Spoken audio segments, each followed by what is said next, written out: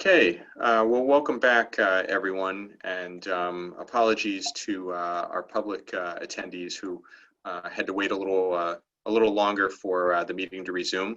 I want to welcome everyone once again to the first meeting of the academic year 2021 school year here at the Boston Public Schools. I hope folks have had a relatively restful few weeks here since our last meeting. Out of practice for the school committee, but we met all summer due to the ongoing needs of the coronavirus public health emergency in Boston. But we've been able to make a lot of headway in the last few weeks and months with respect to getting our schools ready to open safely and cleanly, and welcome back our staff in the next week and welcome students back next month. So I want to thank the district for its hard work and to date, and acknowledge that we have much more to do, and we will certainly hear much more about those plans as we move through the meeting this evening.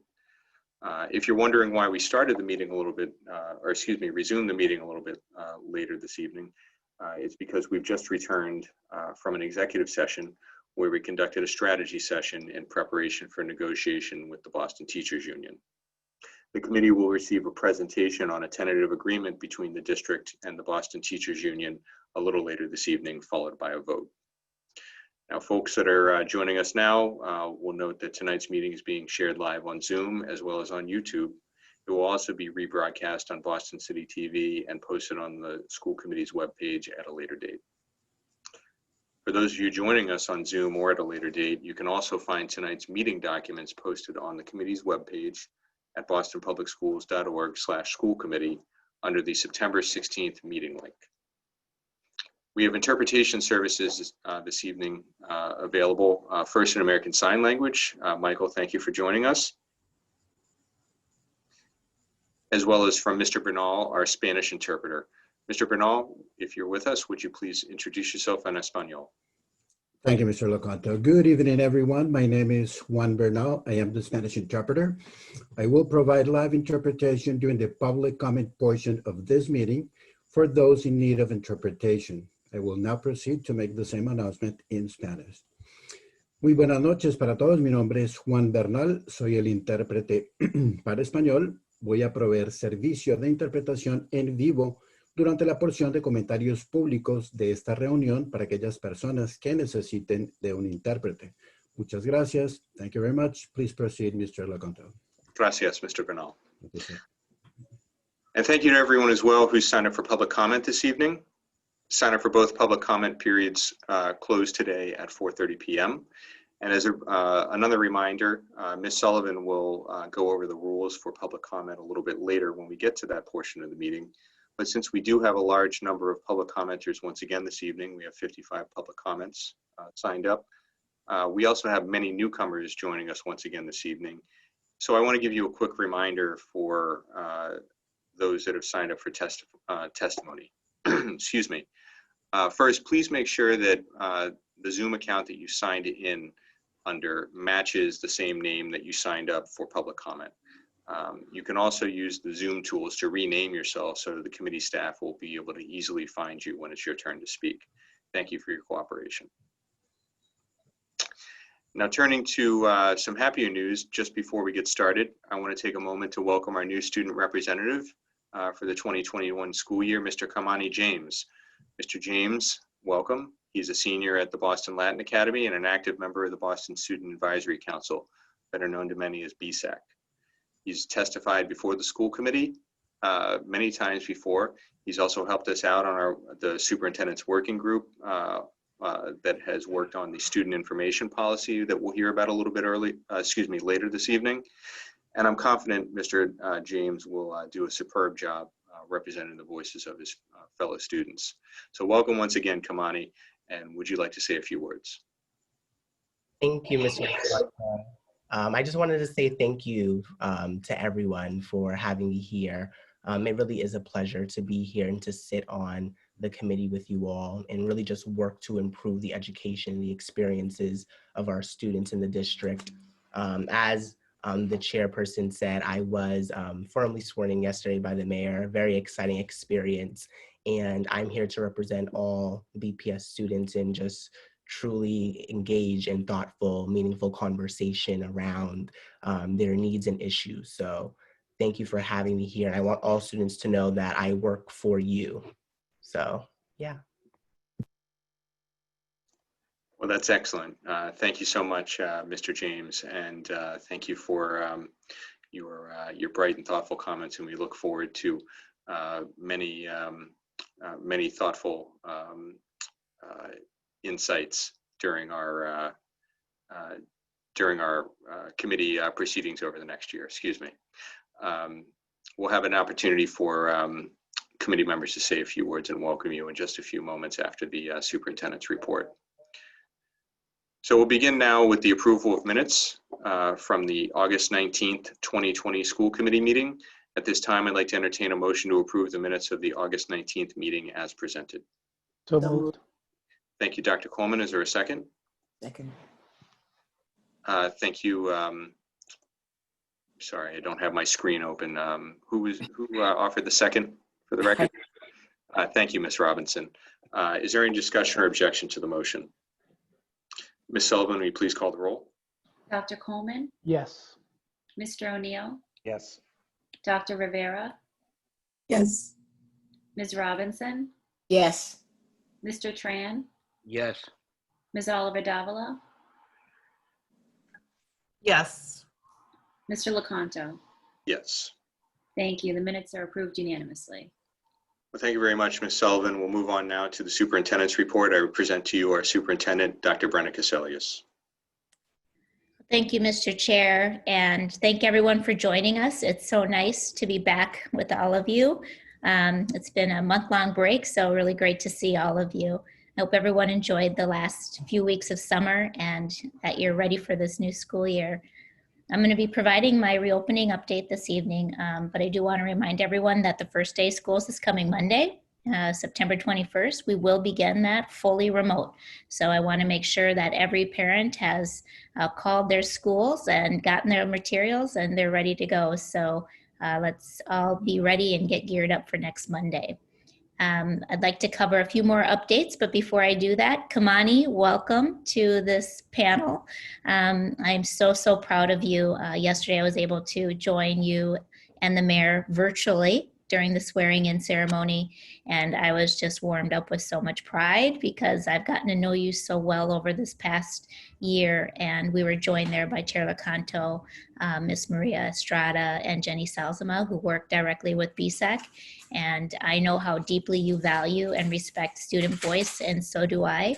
And we are just going to be so lucky to have you here because one, you are a debater, and so you have such good, clear, concise arguments and opinions and thoughts. And I know that you vet those with all of your BSEC members who now represent all of our high schools for the first time last year. So that's just wonderful.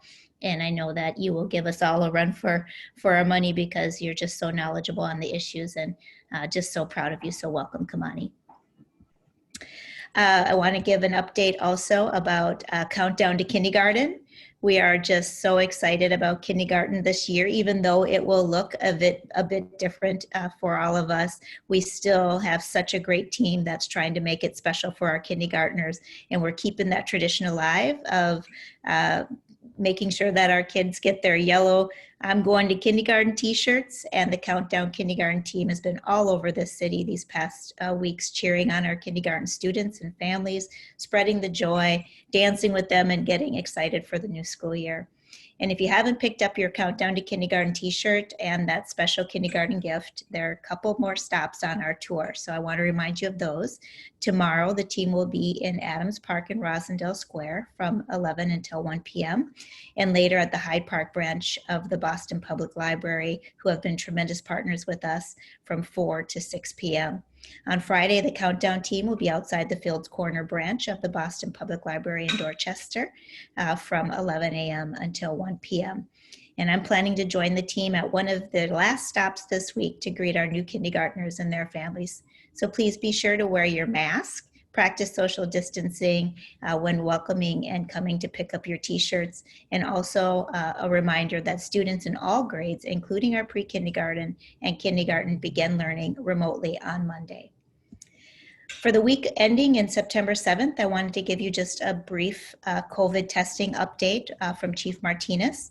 Our 7-day average positive test rate for the city of Boston was 1.6%, and it continues to move in the right direction. We've always said that we are going to open safely and based on science, and so it's good to see these numbers headed south for us. And as you know, we were pretty concerned about East Boston several weeks ago.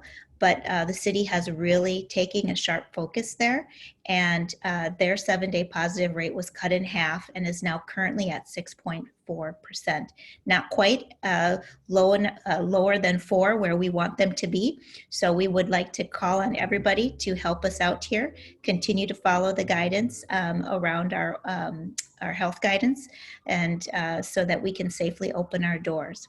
As a reminder, the City of Boston's COVID-19 mobile testing site is now located at Central Square Park in East Boston, and this site will be open through this Thursday. Testing is available at no cost to our families or anyone for that matter, for both symptomatic or asymptomatic individuals. No appointment is necessary, but registration is required. So please pre-register and please call 617-568-4500. 617-568-4500.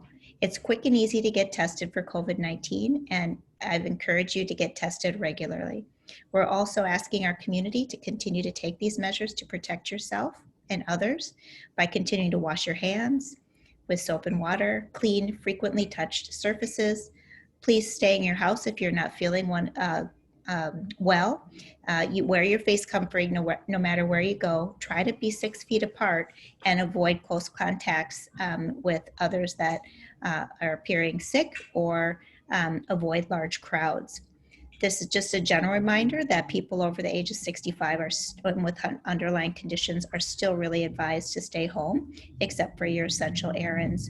So, and please, please, please, everybody, be as safe as you possibly can. If you need more information, you can go to boston.gov/coronavirus, or simply call 311 for more information about this testing site and other testing sites throughout the city. I am so proud of our food nutrition team, as I've mentioned every single time since we closed our doors, the incredible amount of work that they're doing. We've served nearly 1.9 million meals, and it is just an incredible team effort getting all of the summer feeding done and now transitioning to our new school year, and then kind of all of the advocacy that we did around the waiver. I want to thank member Mike O'Neill for his advocacy with the Council for Great City Schools too, and ensuring that all of our school districts across the nation got this waiver. And so we are going to continue to serve single meal lunches to both breakfast and lunch during school, whether we're in hybrid or remote. But starting this Monday, September 21st, BPS Food and Nutrition Services will reduce the number of our BPS meal sites across the city from 34 to 21. We're calling them now our super sites, because the difference will be we will provide 5-day meal packs, 5 breakfasts and 5 lunches on Tuesdays and Wednesdays from 10 a.m. until 6 p.m. for students learning remotely. When we phase in hybrid learning for students, beginning with our learners with the highest needs, on Thursday, October 1st, Food Nutrition Services will increase the number of staff to meet the needs of our students on site. Food service staff will provide breakfast and lunch meals to students on campus on the days that they're in school. But based on their school, meals are offered in 3 different models. They'll be grab and go from the cafeteria, grab and go from remote locations that are not the cafeteria, and then just direct delivery to the classroom. And schools will be providing that information to students and teachers. Staff will also provide a 3-day meal pack, 3 breakfasts, 3 lunches for students as they leave on the last day of the week for their A-B group, Tuesdays for Group A and Fridays for Group B. Super sites will continue to provide 5-day meal packs on Tuesdays and Wednesdays from 10 a.m. until 6 p.m. for remote learners. While we are reducing the number of sites, the sites that will remain open were all previously mill sites for Excel High School, South Boston, and Madison Park High School in Roxbury. These locations were added after recognizing the need in the area. So you can expect these new sites to pop up: Excel High School, South Boston, and Madison Park High in Roxbury. The full list of sites will be available on bostonpublicschools.org/free meals after our current sites close for the day on Friday. And I just, again, want to thank our food nutrition staff and operations staff for ensuring food access to our community, to our students and their families. Update on technology. We are working to make sure all of our families have access to adequate technology and dependable internet. Our team has been working around the clock all summer to ensure, as you know, we get a lot of new students who come to Boston public schools, and sometimes we have late registrants. So we are working to get access out to those families as soon as possible. Around 4,500 incoming families so far were invited to pick up their Chromebooks from September 8th until this Friday, September 18th, at 6 pickup sites across Boston. Families are provided with instructions to log into their Google account and access Clever.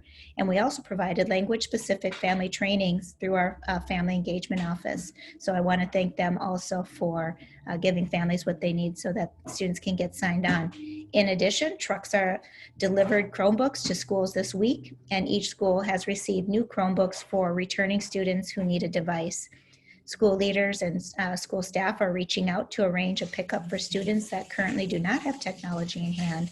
And we have already delivered 5,000 new devices to schools this week, and we anticipate another shipment of 20,000 new Chromebooks in the next 2 weeks as we continue to work through all of our new students and returning students, or students who are returning and maybe have Chromebooks that have broken over the summer, and to get those fixed and exchanged. So that may take us some time over the next week or two as we try to settle into our new routines. You may have read that some items, including Chromebooks, are experiencing shipping delays, and we are working closely with our vendors to continue to expedite our orders while we know that we still have work to do, and our early actions in the spring and this summer have led to 34,754 students with a new Chromebook this year.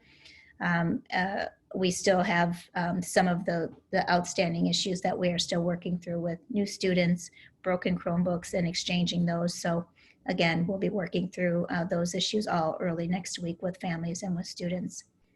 As for educators, preparing their classrooms for their learning with their students, 650 cameras arrived last week, and another shipment close to 3,000 cameras arrived this week. And so those have speakers and video and should really assist in the teachers being able to deliver education to students who may be learning remotely.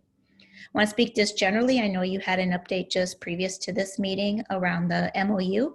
Last Thursday, we announced an agreement with the Boston Teachers Union to ensure the safest return possible for our students and staff.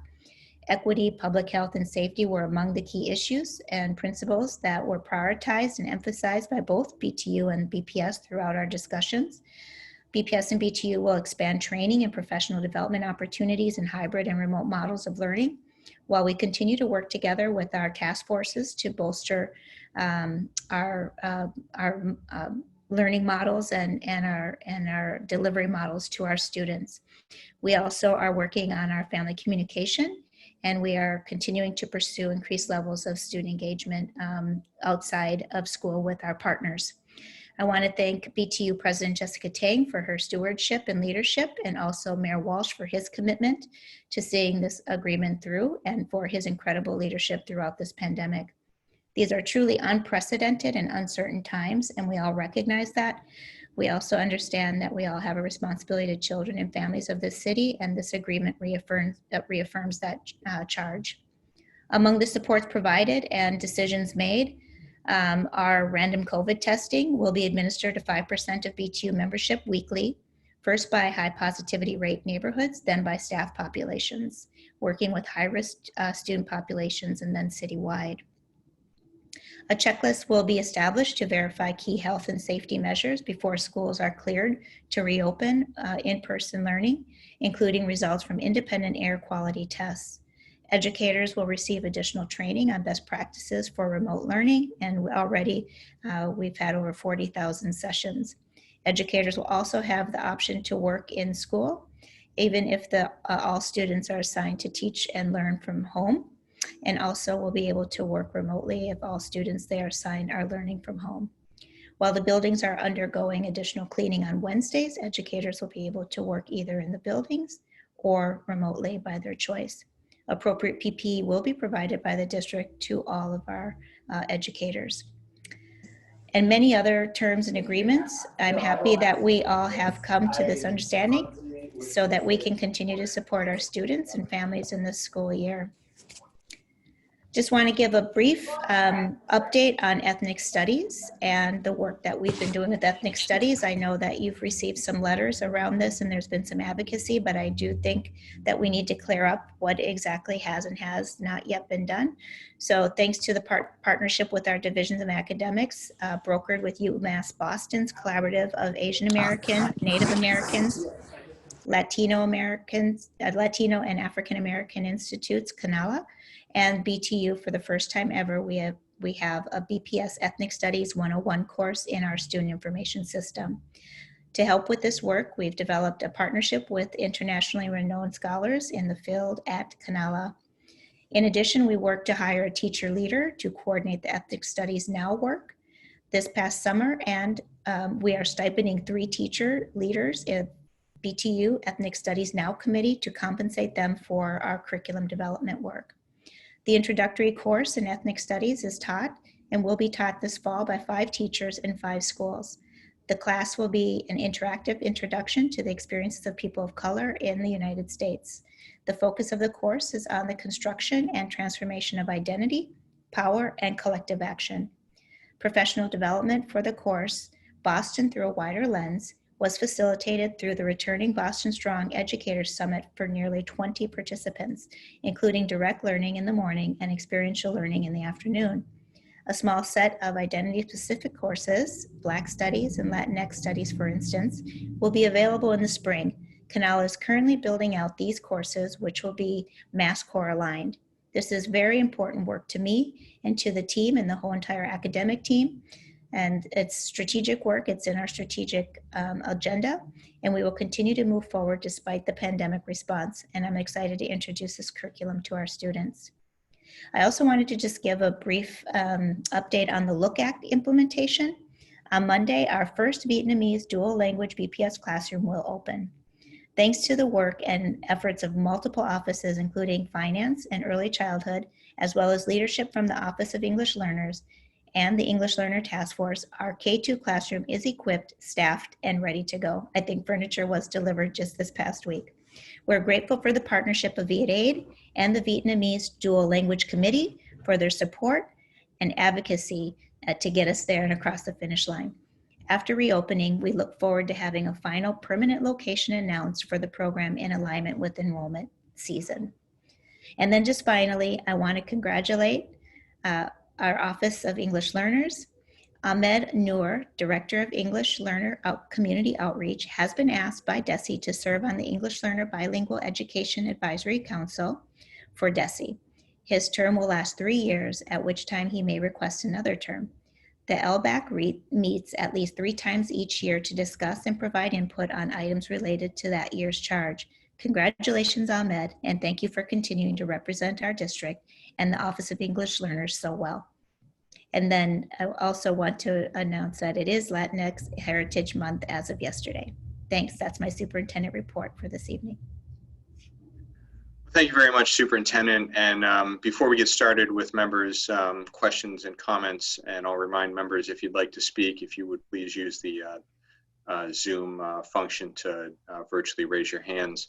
I wanted to note that a couple of members have been having trouble with internet connection. I'm sure we're all no strangers to that in this world of Zoom. So typically our open meeting law requires us to have visual presence during our meetings. So I apologize in advance if members are not visible on the screen. They are certainly with us audibly, and will turn on their cameras if they proceed with any questions or comments. So with that, we'll move to questions and comments. First, we'll go with Dr. Rivera. So thank you, Dr. Cassellius, for your report. And also want to welcome Kimani. I'm looking forward to working together.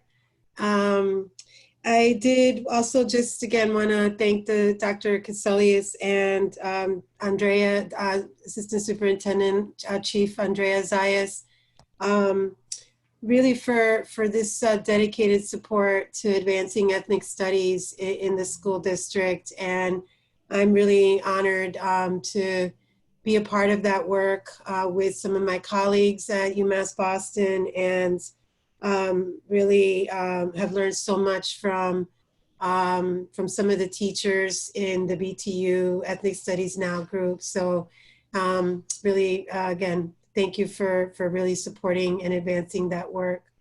Also with the Look Act, looking forward to, working with the English Learners Task Force in also advancing some of that work under the new leadership that we will have soon.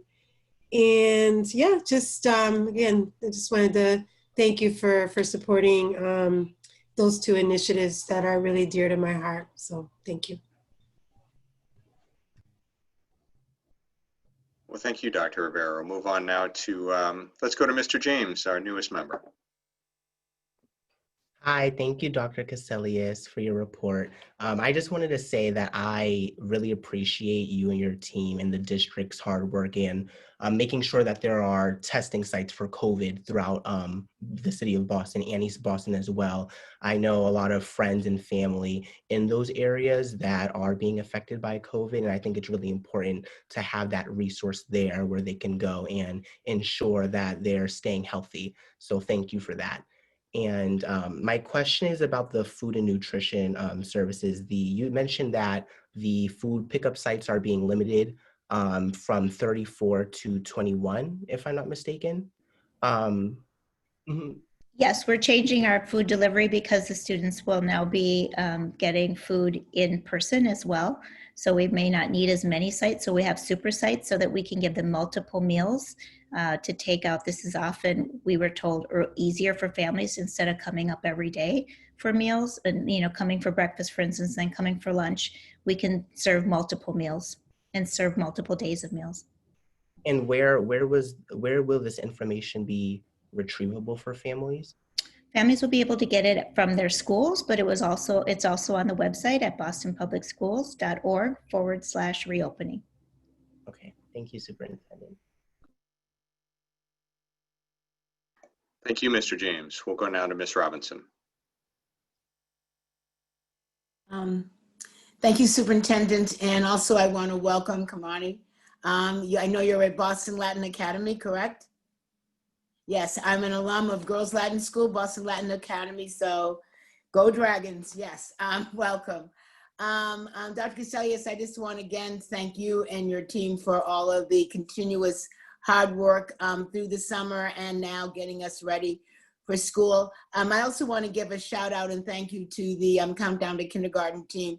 This is the first time in 21 years we've not been able to have our citywide celebration, but the team has made up for it by singing and dancing in every single neighborhood across the city, giving out t-shirts and welcoming families. So we know even though it may be a virtual beginning for many of our children, they're already feeling welcomed into the BPS family. So thank you.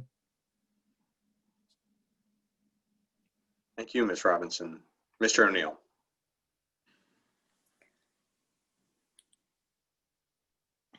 Thank you, Mr. Chair. And like my fellow members, I just wanted to also welcome thank you, Superintendent, for your report, by the way, and for the work that the team is doing. I know it's going to be quite busy couple of weeks, but I, in particular, wanted to welcome Mr. James. He and I have had a delightful conversation already, and as he knows, we're delighted that BSAC now represents all of our high schools in Boston, including our alternative high schools, and we hope that that record continues this year. So Mr. James, if any high schools aren't being represented, let us know, and we'll be glad to push the school leaders on that, as I know the superintendent will as well, to make sure that you truly represent all of our students. So we're delighted to have you here, and also wanted to say, as I informed you, that you're going to be representing BPS on a national scale at the what will be a virtual conference this year, the annual conference for the Council of Great City Schools. There is a student panel where we typically have about 5 to 6 students nationally speak, and Mr. James, at Dr. Casilius's recommendation, was chosen to speak on behalf of BPS students at the student panel on race and social justice issues on Friday, October 18th, I believe it is. So we're looking forward to you to moving on to the national stage as well very quickly, and but looking forward to working with you. Welcome. Thank you, Mr. O'Neill. Vice Chair Oliver Davila. Thank you. Good evening, everyone, and I apologize for my terrible internet connection. I have to keep turning off the camera so I can hear because I keep missing things. So thank you for your patience. I first want to say a mi gente, feliz mes de la herencia hispana. Es mi placer ser parte de esta comunidad. So I just want to say happy Latino Heritage Month to my fellow Latino community. I'm a proud member of this community. I did want to say thank you to all the BPS staff. I know they have been really, really hard at work on many, many logistical details, from central office, you know, down to our custodial staff. So I want to thank everyone, and City Hall also, for all their work, and welcome Mr. James as well. I had the pleasure of working with him all summer on the student sharing information policy committee. So I'm really looking forward to, I think it's so important that we always have young people's voice at the table, because I think, you know, need to continue to have them at the table. They have a lot more energy than we do, and a lot better ideas, as we can see right now in the world, as they push things forward. So welcome. And I did want to just say a couple of comments. I was glad to hear about the food pickup continuing, and also the time, because I know I heard from a lot of families about the times is really great. And I also joined Dr. Rivera. I just want to really thank Andrea Zayas and her team for working on ethnic studies, as well as the BTU for all the work. And I'm really, really glad to see that we're working with our local expertise. We have so much expertise in this city to be able to work with UMass, and you know, there are other colleges as well, but I think we have that knowledge here in our community, and that also includes you know, the knowledge of other community-based organizations. And I will say, you know, I do work, and everybody knows that, at Sociedad Latina, and the young people have been talking about ethnic studies for many, many, many years, and testifying, and they're also working on having statewide legislation. So it's really, really important to us. My comments around that are that I know that we're putting forth some dollars towards ethnic studies, but I think given where we are in our history in this country, I think it's really important that we actually have more staff than what we have slated to run ethnic studies. So I really would like for us to really look at fully funding this if we're really have more staff than what has been assigned.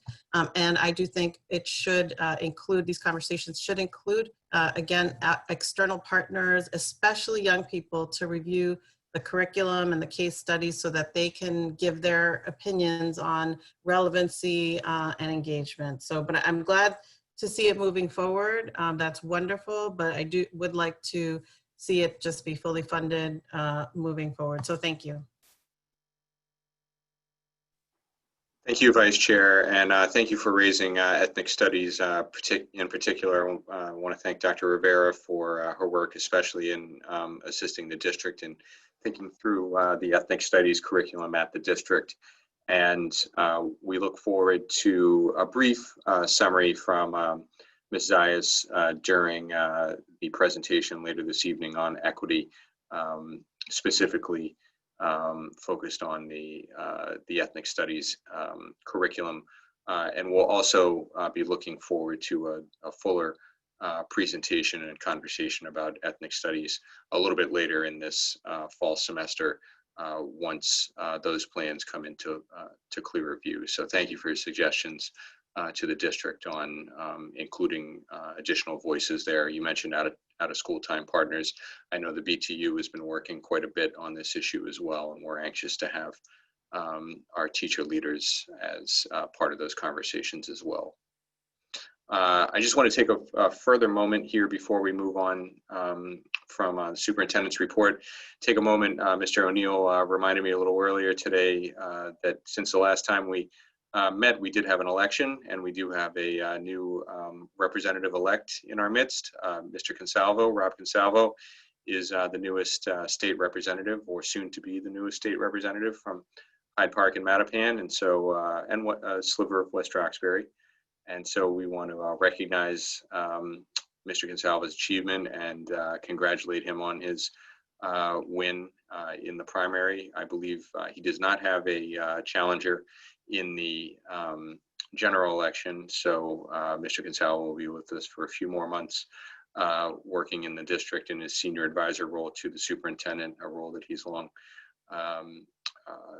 inhabited here at the district, and will then move on to the State House in January. So congratulations, Mr. Consalvo. And we're happy to have you moving on to the State House to represent us and represent the interests of all Boston families and BPS families. Well, looking around, if there's no further comments or questions, I will entertain a motion to receive the superintendent's report as presented. So moved. Thank you, Dr. Coleman. Is there a second? Thank you, Ms. Robinson, and thank you, Mr. O'Neill. Any discussion or objection to that motion? Ms. Sullivan, will you please call the roll? Dr. Coleman, Yes. Mr. O'Neill, Yes. Dr. Rivera, Yes.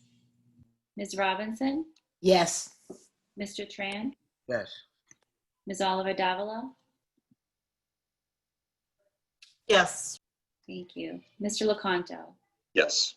the report is approved unanimously. Well, thank you very much. Excuse me. Thank you very much, Ms. Sullivan. This is typically the point in the meeting where we move on to public comment, but given the issue that I'm sure many of the attendees in the public are waiting to hear about this evening revolves around our school opening planning, our ongoing school opening planning. We've reordered our agenda this evening so that we can hear an update from the district on those reopening plans.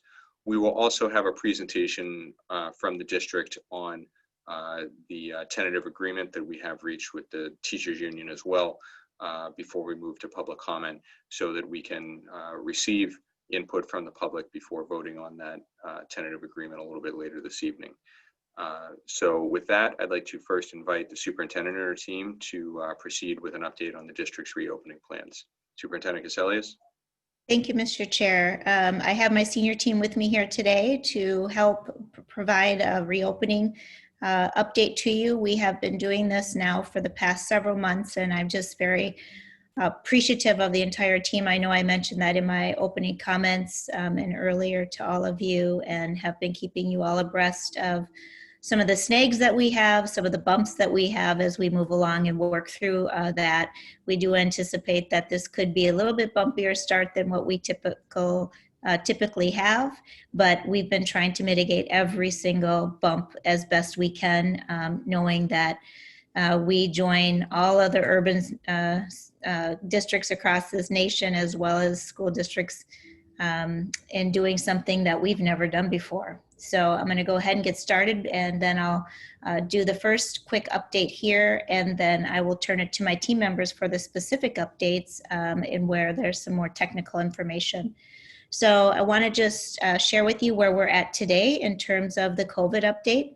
For the week ending September 7th, 7-day average again was 1.6%. I gave some of this in my comments, as well as seeing East Boston come down about half, from 6.4 to 11.4. I mean, from 11.4, it was actually 12.9 several weeks ago, and so now it's 6.4, which is the right direction. But there's a lot more work still yet to be done, and I mentioned that before. So also, as of September 7th, the combined 02121 zip code and 02125 zip codes in Dorchester and Roxbury had a slightly elevated rate of 4.1%. So I just bring that to the public's attention and to your attention, that we will again shift and continue to focus in neighborhoods as we see neighborhoods spike up. As you know, Boston has a number of neighborhoods, and we want to make sure that we're addressing this citywide, and not just looking at one citywide number, but also really looking at communities too, as we try to more strategically deploy resources to continue to monitor this virus. Next slide. Again, just a reminder of our phase-in. We are prepping right now for all of our start, which will begin next Monday for all students remotely. So I know that typically we start a little bit later for our K0, K1, and K2 students, but they are going to be starting with everybody remotely on the 21st. So I just want to make sure everybody knows that. Then we'll start it again with prioritized students. These are our Group C students. We notified families if you are in this group. And so we want to make sure that you can come back October 1st, and you will start in AB. We will start October 15th then, 2 weeks later, with our K0, 1, and 2. And then again, just 1 week later, we will expand to this early elementary group, grades 1 and 3 on October 22nd and 26th. Then we'll wait another 2 weeks, and we will start November 5th after the election with our grades 4 through 8, and start our middle schools and our middle school grades that are housed within our senior high schools. And then 1 week later, starting to expand that phase in to the older students. This gives them a little bit time to phase in the younger students into their schools if they have them. And then starting with the 9 through 12, November 16th and 19th. I do want to say that on October 1st, we will be activating the passes for our students on the MBTA, our high school students. And so I want to make sure that they know that those passes are going to be activated October 1st. I know Kimani would be interested in that and getting that word out. Next slide. So just to be clear, first in-person is on October 1st and 5th for the hybrid group B to start first on October 1st and 2nd. And then the hybrid group A would start. These are our highest needs students, of course, group C, starting in person on October 5th and 6th. And then hybrid group B remains in person on October 8th and 9th, with all students that are A and B to increase to 4 days if the family has selected that to in-person, starting on October 12th for students who are in Group C. Next slide. So on October 12th, Group A and B increased to 4 days of in-person. If they are able to, learning based on their choice and availability. Students in-person priority who are eligible for up to 4 days of learning in school are students who are in our public day schools, and students who are in substantially separate classrooms with disabilities. Students with disabilities in inclusion classrooms with complex needs as identified by the student's individual education plan. Students with limited or interrupted formal education, English learners on language development levels, services, levels 1 and 2, English learners who have disabilities as defined by the student's individual education plan, students experiencing homelessness, and students who may be in the care of the Department of Children and Families. So those are students we are prioritizing for coming back October 1st for 2 days. Then we will have parents tell us whether they would like to have an additional 2 days to come the full 4 days. And then they will begin October 12th. Next slide. I'm going to throw this over to Monica Roberts, who will talk about enrollment. Good evening. The Office of Welcome Services has been continuing to enroll students during the closure, and we are preparing to open our doors on September 28th so that families may come in person if they so choose. And we'll continue to maintain our remote services and expand it due to support of our family liaisons across the 40 or so schools that have them. I'm happy to report that we've been able to work with our Office of Instructional Technology and English Learners to ensure that all families are able to receive services in the language that they prefer by leveraging the telephonic system and being able to integrate that into the phone system that we're using to register families. So that's something that we're really happy about. Just quickly on the data, what you'll see to the right on the slide is that this is the, we're continuing this year the downward trend we've seen in terms of of enrollment. There has been somewhat of a decline over prior years, and we believe this is primarily due to COVID. One thing that we do know, particularly in the summer months, which is our second busiest season and has been much slower than historically, that a lot of our families actually coming new to the state and new to the city during that time, and because of travel restrictions and other things, we believe that that has contributed. In addition, we know based on some information from the Mass Association of Superintendents that their public school enrollment is down across the state, and so this is in keeping with what what they're seeing as well. Next slide. All of our families have received their schedule for assignments, whether they're going to be an A schedule or B schedule. And additionally, families that are prioritized for 2 additional days have received that information. And we're asking all families to who are able to select an additional 2 days to do so on September 25th. So that work is underway. Students who we do not hear from, in all cases will be defaulted to a 2-day hybrid schedule, as it is easier to start with hybrid, and then if families want to move to remote, they can. All families are able to now make change requests if they would like to change the sort of learning that they've opted into, be it hybrid or remote. That is now posted on our website, and we will be reviewing those on a weekly, reviewing and approving those on a weekly basis. The start time of that shift will depend on the school's capacity and where applicable our capacity around transportation, but that is currently available at bostonpublicsschools.org/reopening, along with many other documents. Next slide, please. One of the things that is now on our website is an FAQ, which provides a lot of information that families have been asking. We've been collecting questions both from our learning sessions that Parent University has been offering, as well as our community engagement sessions.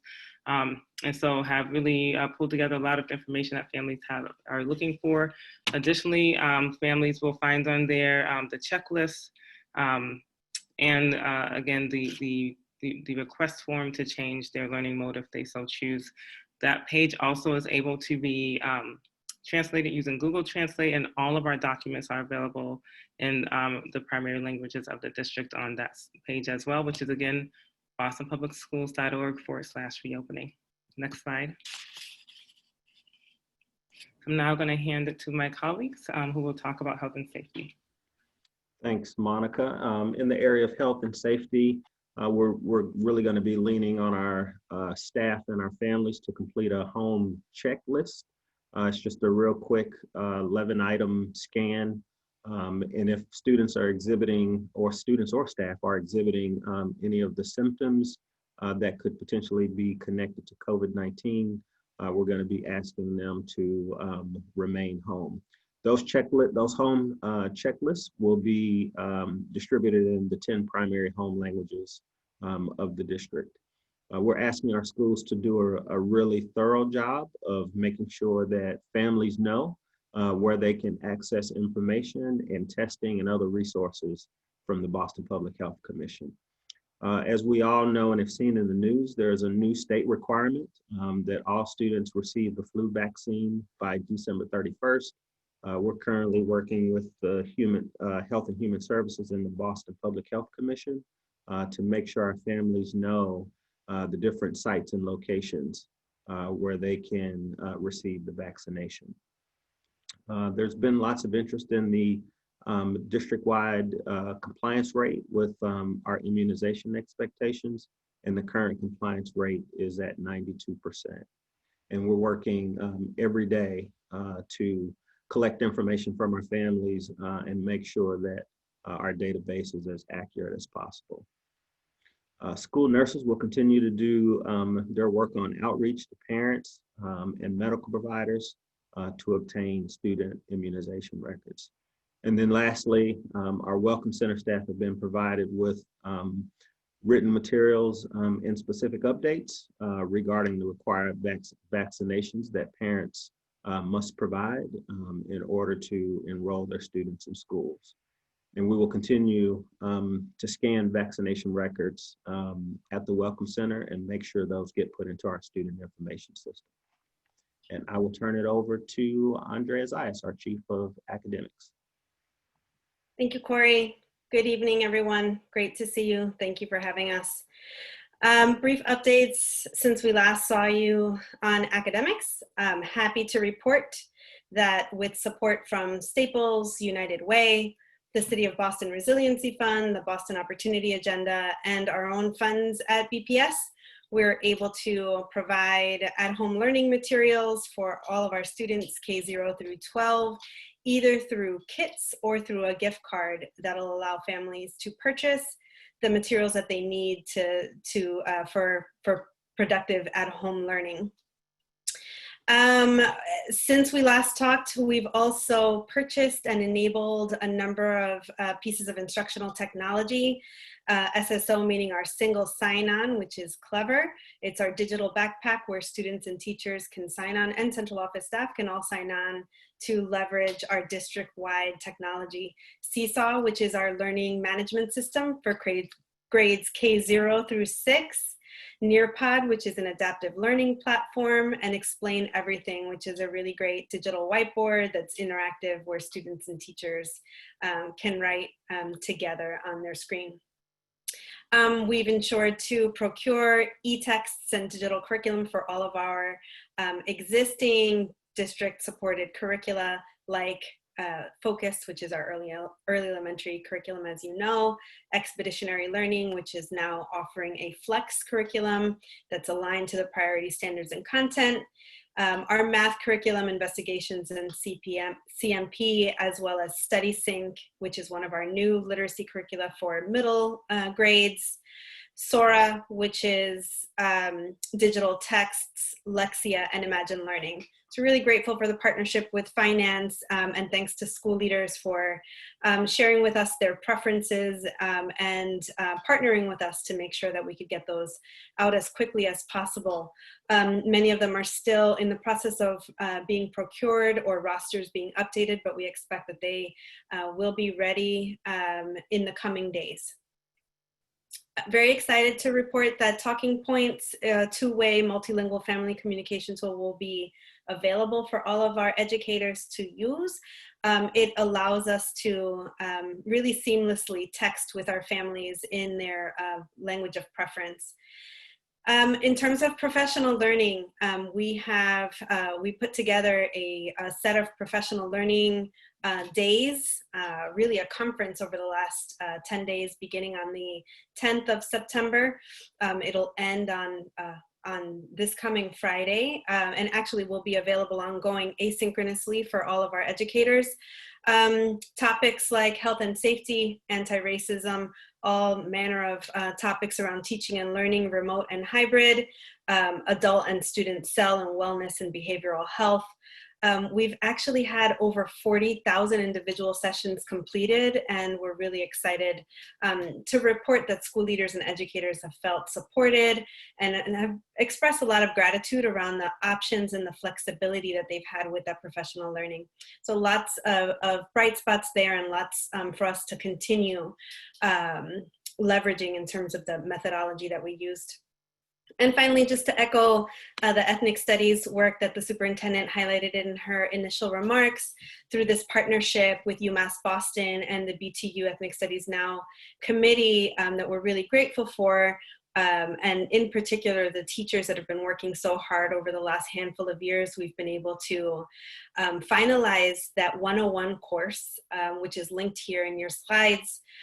It is now available for credit in Aspen SIS, which is only one portion of having a really solid plan in place. The other piece includes training and ongoing coaching and development. So that training kicked off this summer with the Boston Through a Wider Lens place-based training, which really specifically focuses on Boston, the Boston context, specifically for people of color. I'm grateful for Dr. Rivera and her colleagues' partnership and their expert guidance on that training and the course development. The course will be piloted this fall. We will continue to check in and make adjustments to that course. The website is now up that houses units 1, 2, and 3, and Kanala will continue developing for identity-specific courses over the course of this coming year. We're really glad to announce that work, and happy to support it as well with a 0.5 FTE instructional coach moving forward. So with that, I'll turn it over to my colleague, Sam DePina, to talk us through athletics. Hey, Andrea, before you go, could you just speak briefly about autonomy in terms of schools being able to choose if they want to use these products or not? Oh, sure. Briefly. Absolutely. Yeah. So I will say that for all of the platforms that I was just talking through, first and foremost, Talking Points is available to all schools, regardless of autonomy, that are in the Boston Public Schools. Seesaw, Nearpod, Explain Everything, those are available to autonomous schools that have opted into curricular support. Schools that opted out of curricular support receive a financial outlay during the budget season, and those dollars are already in their budget. So in order to participate in those instructional technology products, we ask them to contribute a per student, to contribute to the cost on a per student rate, which was calculated based on the overall cost of the technology and based on the overall cost of the technology. So that's essentially how autonomy is working in connection to the instructional technology. Because it may or may not match. So like Alexia, for instance, may or may not match what that autonomous school is choosing to do for their literacy program. Therefore, they may opt out of it, right? That's right. So some Okay. schools may opt out and may not have opted in, or may not have remaining budget in order to purchase. Thank you.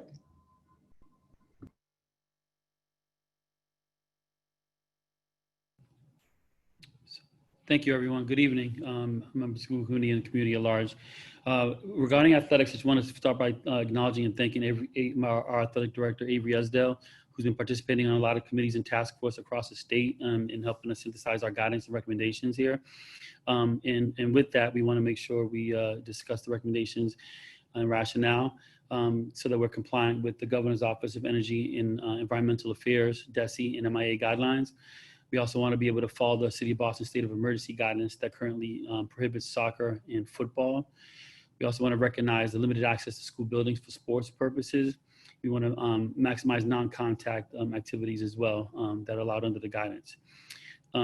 Just to be clear, a lot of this guidance from specifically DESE and MIA we received around August 18th. And it designates districts as different color categories. The high school districts learn remotely at the start of the season, may delay their seasons. And currently we're at a yellow category, so folks know. So in our yellow category, we have some options that we can pursue. And our recommendation is to move forward with offering cross-country and golf beginning September 21st. We want to organize non-contact, physically distant fall sports activities throughout the months of September through November. We want to postpone soccer, volleyball, and swimming until late February, early spring 2001, as well as postpone football and cheerleading until early spring, late February 2001. So that's our current recommendation for athletics. Next slide, please. With regard to building readiness, again, want to just start by thanking the members of our facilities team, our custodial staff, our A&R managers, alteration repair crews, HVAC staff, and Catherine Walsh and those guys. They're doing this amazing job. But with regard to that, over the last couple of weeks, we've been spending time basically showcasing a lot of the preparation that we've been doing. We've conducted media walkthroughs at Mildred Ave and the Mather School.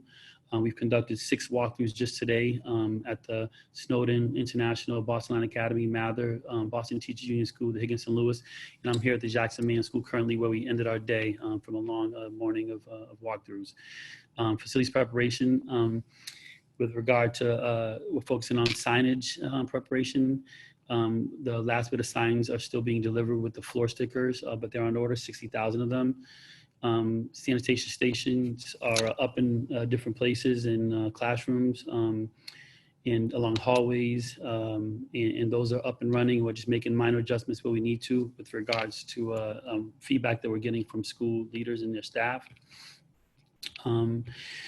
We are due to receive reusable mask orders due on September 24th, and we'll be spending September 24th to October 1st delivering reusable masks so that each staff member and students have 2 masks. So the schools are going to start receiving those deliveries.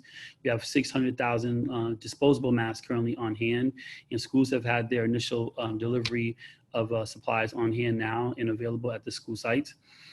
And those will continue, and specialty teachers will receive their PPE as well. Air quality testing has begun on September 4th, and we're due to complete the independent audit of our air quality in all our buildings, and that should be completed by October 1st. So that's the update there. Next slide, please.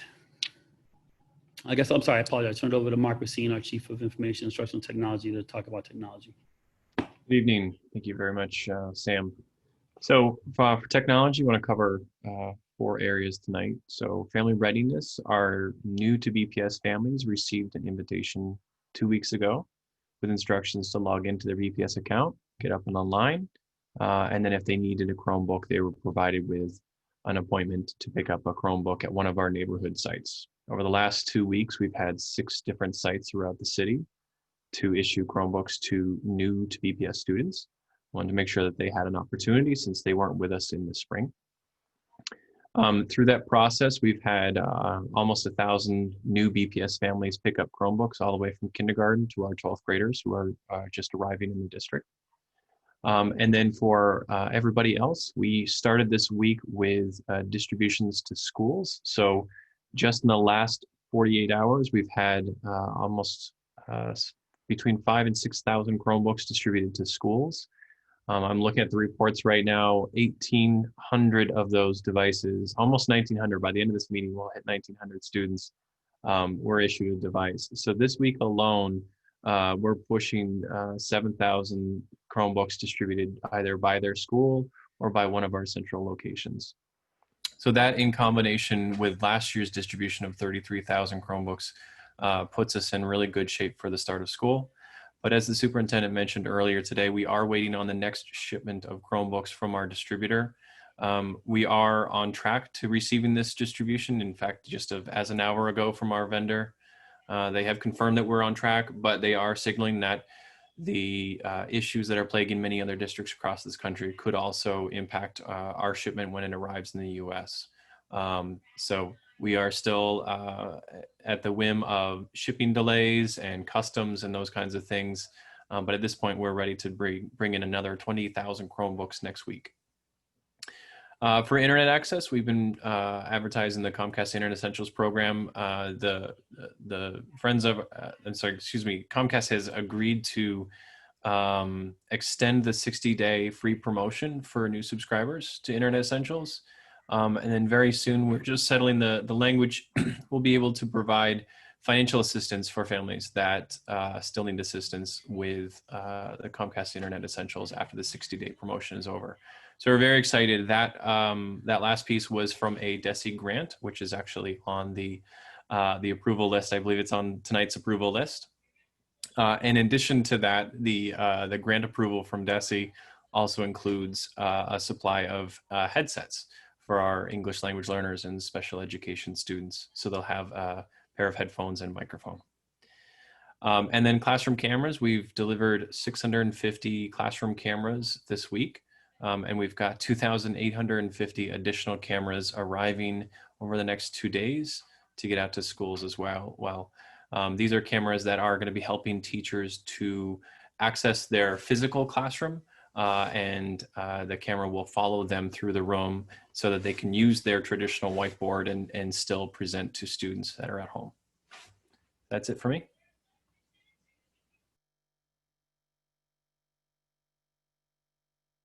Thank you, everyone. I'll be picking up from here from transportation. But before I start with transportation, I just want to make sure I speak about the fans in our window work that I neglected to mention in our facility slide. I just want to let folks know that we do have 6,000 fans and 6,000 cords being delivered overnight in 3 18-wheel trucks that'll be arriving at the Campbell Resource Center in the early evening. And we have a distribution plan to get those out shortly after on Thursday and start delivering those to schools. We also have completed phase 1 of our window repairs. Out of all of our 27,500 windows, we've completed about 300 repairs so that at least 1 window is operable in every classroom. And now phase 2 of that work has begun over the recent weeks, where we're repairing an additional 7,000. So there's enough more air filtration coming through all of our buildings. And with that, I'll start with transportation as well. With regard to our routing, all routing for students arriving on October 1st is on track. The drivers and bus monitor bids are scheduled to occur between September 23rd and September 26th. We're scheduling 1 to 2 weeks dry runs for the phase-in approaches that we're having in October and November. And we're having a minimum of 3-day dry runs for routes with an October 1st start. And routing is currently underway for all the in-person priority student groups scheduled to start 4 days a week on October 12th. Our labor negotiations, those are ongoing with both our bus drivers and our monitors union. With regards to TransDev preparations, with regard to the facilities upgrades at the bus yards, 2 of the 3 are on track. The one at the Reedsville is a little behind schedule, and we're working with the company and the city inspection services office to make sure that the work is complete in an expeditious manner. Bus inspections and driver hiring is complete, and I just want to stop and publicly acknowledge the mechanics at TransDev who had a 96% completions and approval rate for our buses the first time when they went to go get inspected. So I just want to give a shout out to the mechanics, the bus drivers, the TransDev from Yard. In regard to the PPE purchasing that's needed for the school opening plans for the buses are all on track. We don't foresee any issues there. With our MBTA M7 pass distribution, Superintendent mentioned it earlier that we're going to start distributing those to schools beginning on October 1st, so students can have access to that and be more mobile. And regarding family communications, all families will receive their transportation assignments by mail if we have their information on file shortly as well. And with that, next slide. I'll briefly talk about food nutritional services. Superintendent mentioned much of this earlier, so I will try to be brief. We just have 21 sites that we're going to be opening up citywide, opening at staggered hours based on the feedback that we receive from families. Students will be able to pick up meals between 10 a.m. and 6 p.m. On Tuesdays and Wednesdays. Meal service for hybrid will be ramping up staffing so that 492 staff will be on site on September 8th to prepare for students returning. Again, we'll have breakfast and lunch available at the schools, and students at school sites can pick up the food that they'll need for the days that they'll be remote. Important announcement around the PEBT. Um, there's additional approval for funding that they're going to cover for the times that schools were delayed in opening for BPS. That totals around 17 days. And the average cost that we anticipate is about $100, a little under $100 for each student. We're currently in the process of submitting our enrollment information that's due this Friday, and we'll be on track for that. Any families that have any questions around the PBT cards can contact our partner, Project Bread, at 1-800-645-8333, and they can answer any questions you may have around the PBT service. So again, that's a really huge help and benefit that we receive from the state again. And with that, I will turn it over to my colleague, Al Taylor. Good evening, everybody. In staffing, we're doing pretty well. Roughly about 963 teachers and guidance vacancies. We have 95% of those filled with 3% in the queue, which means roughly 94% of those vacancies are filled, with just 6% remaining active. 54% of our hires identify as people of color, and 57% in the queue identify as people of color as well. We've added 6 additional nursing positions. We have 2 of those already filled and working to complete the other hires. Our substitute pool, roughly about 714 substitute teachers that are listed currently on the roster, and working to hire new subs every day. We've been working with the cultivation and recruitment team and really working diligently to increase that number as well. Our leaves right now, we have 264 employees on leave. 118 of those leaves are parental, paternity, maternity, with the other a mixture of personal illness and/or educational leaves. And with that, I'll turn everything back over to Superintendent Dr. Cassellius. Well, thank you, everybody, and thank you, team, for your incredible work. And I'll turn it back to Mr. Chair for any questions from the committee.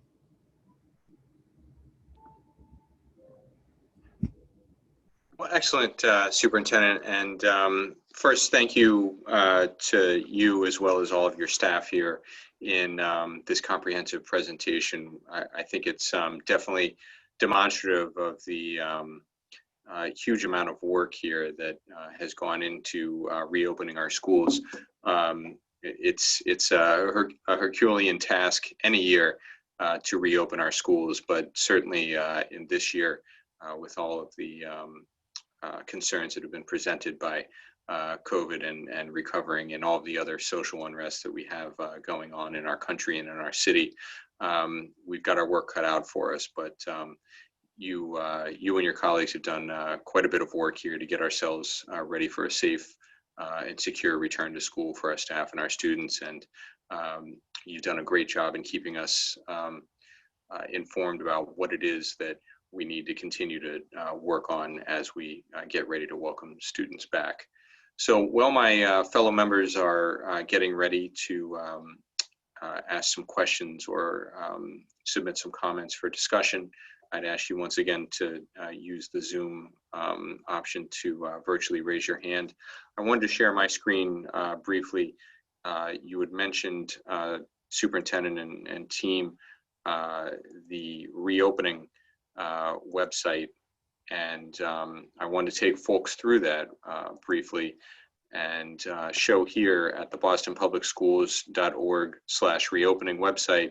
You can see the frequently asked questions that were mentioned in the presentation, and I want to thank the Vice Chair for suggesting this option to help direct people to one uniform location that can answer a number of the questions that have been coming up all across our school communities in Boston. And if folks want to take a look at this throughout the meeting or after the meeting or at any point while we're returning to school, you can see there's a wealth of information. And as members of the public, members of our school communities, and parents and others continue to share those questions and concerns with us, the district will continue to update those FAQs for the public. So with that, I hope that was a helpful share. We want to move over to the committee for questions discussion, as I mentioned. Why don't we start with Dr. Coleman? Thank you very much. Again, I want to echo the commentary that this is really a remarkable amount of work done and very complex. As you say, it's difficult every year to open, and this year is much more. And clearly, as we embark on this incredible experiment about opening in the middle of a pandemic, I want to support, recognize how flexible and responsive you, Dr. Casellas, and your team have been to changing circumstances and how difficult it is. And my empathy for all of us, the whole community who's anxious and worried about what could happen. But I think you're moving forward in the best possible way, and we'll have to respond to the actual experiences. As people say, this is a hammer and a dance. So, we'll be dancing around trying to figure it out, and then we have to be ready to shut down as more threat comes to our children and our staff. So within that, I just have one question, and it's to Mr. Taylor, and that it looks on the surface that the fact that the majority of the hires we're bringing in are people of color is a significant movement forward for the district. I would love it if you could share that data over time. So over the past 5 years at this point, what were the percentages of people of color hire? Because as we know, there's a critical mass that we need, that we're working to achieve to make that kind of transformation in our ability to do the ethnic matching with our children, which research is demonstrating more and more is an important element in closing the achievement gap. So you don't have to give that to me now, but I would love to, if you could send the committee at one point the trend over the past 4 or 5 years for that percentage of hire, if it could be broken down by full-time teachers, paraprofessionals, that'd be wonderful. But I think one of the things that we need to keep track of is the trend analysis, as well as moments of individual success. But once again, a remarkable amount of work for everybody, and I deeply appreciate the time and energy you're putting into this. And Mr. Taylor, I'm really pleased to see that you're pushing us forward on the human capital efforts to diversify. So thank you very much for your time. Well, thank you, Dr. Coleman, for bringing that up. Mr. Taylor, I do think that you have the numbers on the family liaisons and also the social workers available. I know that those are extremely high numbers with staff of color. I think we're almost at 100% of our family liaisons, and they were also linguistically diverse. That's correct. And then the social workers were, my data might not be correct, like 79% of them, or 80%, over 80% of our social workers. I think you're correct. I don't have the numbers in front of me. Okay. But yes. Dr. Casellas, you were working way too hard for us to expect us. Well, this is the reason I know it all is the because time. I was so proud of it. I was proud of the team for the incredible work that they did. And this was especially important because these folks, our social workers and our family liaisons, work so closely with our families that it was really important to me and to the entire team that we, Sarah and Daly and the whole recruitment team, to just try to get as many diverse folks that look like our student body and to match our demographic in this particular area. And I do think we also are higher than we have been previously in our overall teachers of color as well. So we'll get you those numbers for my next superintendent update. And we hope you're a good model for your higher ed partners to have that same percentages in their classes as well. Thank you. Well, thank you, Dr. Coleman, and thank you, Superintendent and Mr. Taylor. I'll move on now to Ms. Robinson. Great. Again, thank you for all the hard work that's been going into all of this. I have a couple of questions. One, in terms of the communication, I noticed that you all listed about 9 different new technologies that you would be using for various kinds of sign-on to work with kids in programming. How are we simplifying all of this information for parents who are struggling sometimes just to get on, never mind understanding all of this, the various different platforms? Is there any kind of focused PD for parents, particularly parents who are going to have their children 100% remote during this period of time, to help ease them into the facilitating of all of this different stuff. Thank you, Ms. Robinson, for that question. That's one of the things we learned through the spring was that families really needed to be supported differently. And Ms. Roberts has been working with her team and also working with Mr. Racine so they can both speak to that, as well as Ms. Zayas and Faye Karp in our OEL office and some of the tools that we're using for our English language learners, which are, I think, extremely promising and may be something that can help us accelerate the learning needs of our EL learners. So Ms. Roberts, if you want to talk about Parent University and the trainings that you've had, Mr. Racine and Ms. Zayas could speak to some of the technology tools that we're going to be introducing to our children. Sure. So we've been doing trainings over the last month, and we'll continue to do so over the next month. A lot of our focus has been really introducing our families to the technology that they will be using to support their children. So Seesaw, Clever, Google Classroom, and we've been doing that in collaboration with the Office of Instructional and Information Technology, as well as the Office of English Learners. So sessions are provided on weekends in the languages that our families speak. They are also being recorded in every language and will be posted on our website. As we move into the school year, we will continue to provide these sort of supports, but also then begin to move in supporting your learner at home around the content area and in partnership with our colleagues in academics and the other offices. Great. Thank you. I can speak next about the technology before I turn over to Ms. Zayas. I'm very pleased with the collaboration between our offices this summer to identify applications that our schools were used to using, they were already using, they were comfortable with. We were very deliberate about the decisions that were made this summer to adopt platforms that really were an expansion of current usage. So Seesaw and Nearpod are applications that many of our schools are using, and we were able to expand the usage and the licensing for those tools and make sure that we're providing technology or PD to our teachers first and foremost, so that they're familiar and comfortable before the parents and students start to jump in. Great. Really appreciate the question, Ms. Robinson. I think what we heard a lot from families was, where do I find the links for all of the classes? I have an email here, an email there, lots of confusion. And so our desire to select 2 learning management systems for the district was really important. So Seesaw will be the landing place for our early elementary and early childhood grades, and Google Classroom for secondary. So essentially, families will have one place to go to for their class. Their students can help them find that. They've been offered training through Ms. Roberts' office, and obviously lots of support from their teachers. So really kind of reducing the amount of clicks and links and emails down to just one that will then lead them to all of the information that they need. Great. Thank you. My next question is about, Ms. Robinson, there's only one other piece that I don't think they mentioned was Mark, the earphones and the actual hardware technology, and then the talking points and how that works for our EL learners. I know we said talking points, but I'm not sure everybody knows how talking points actually works.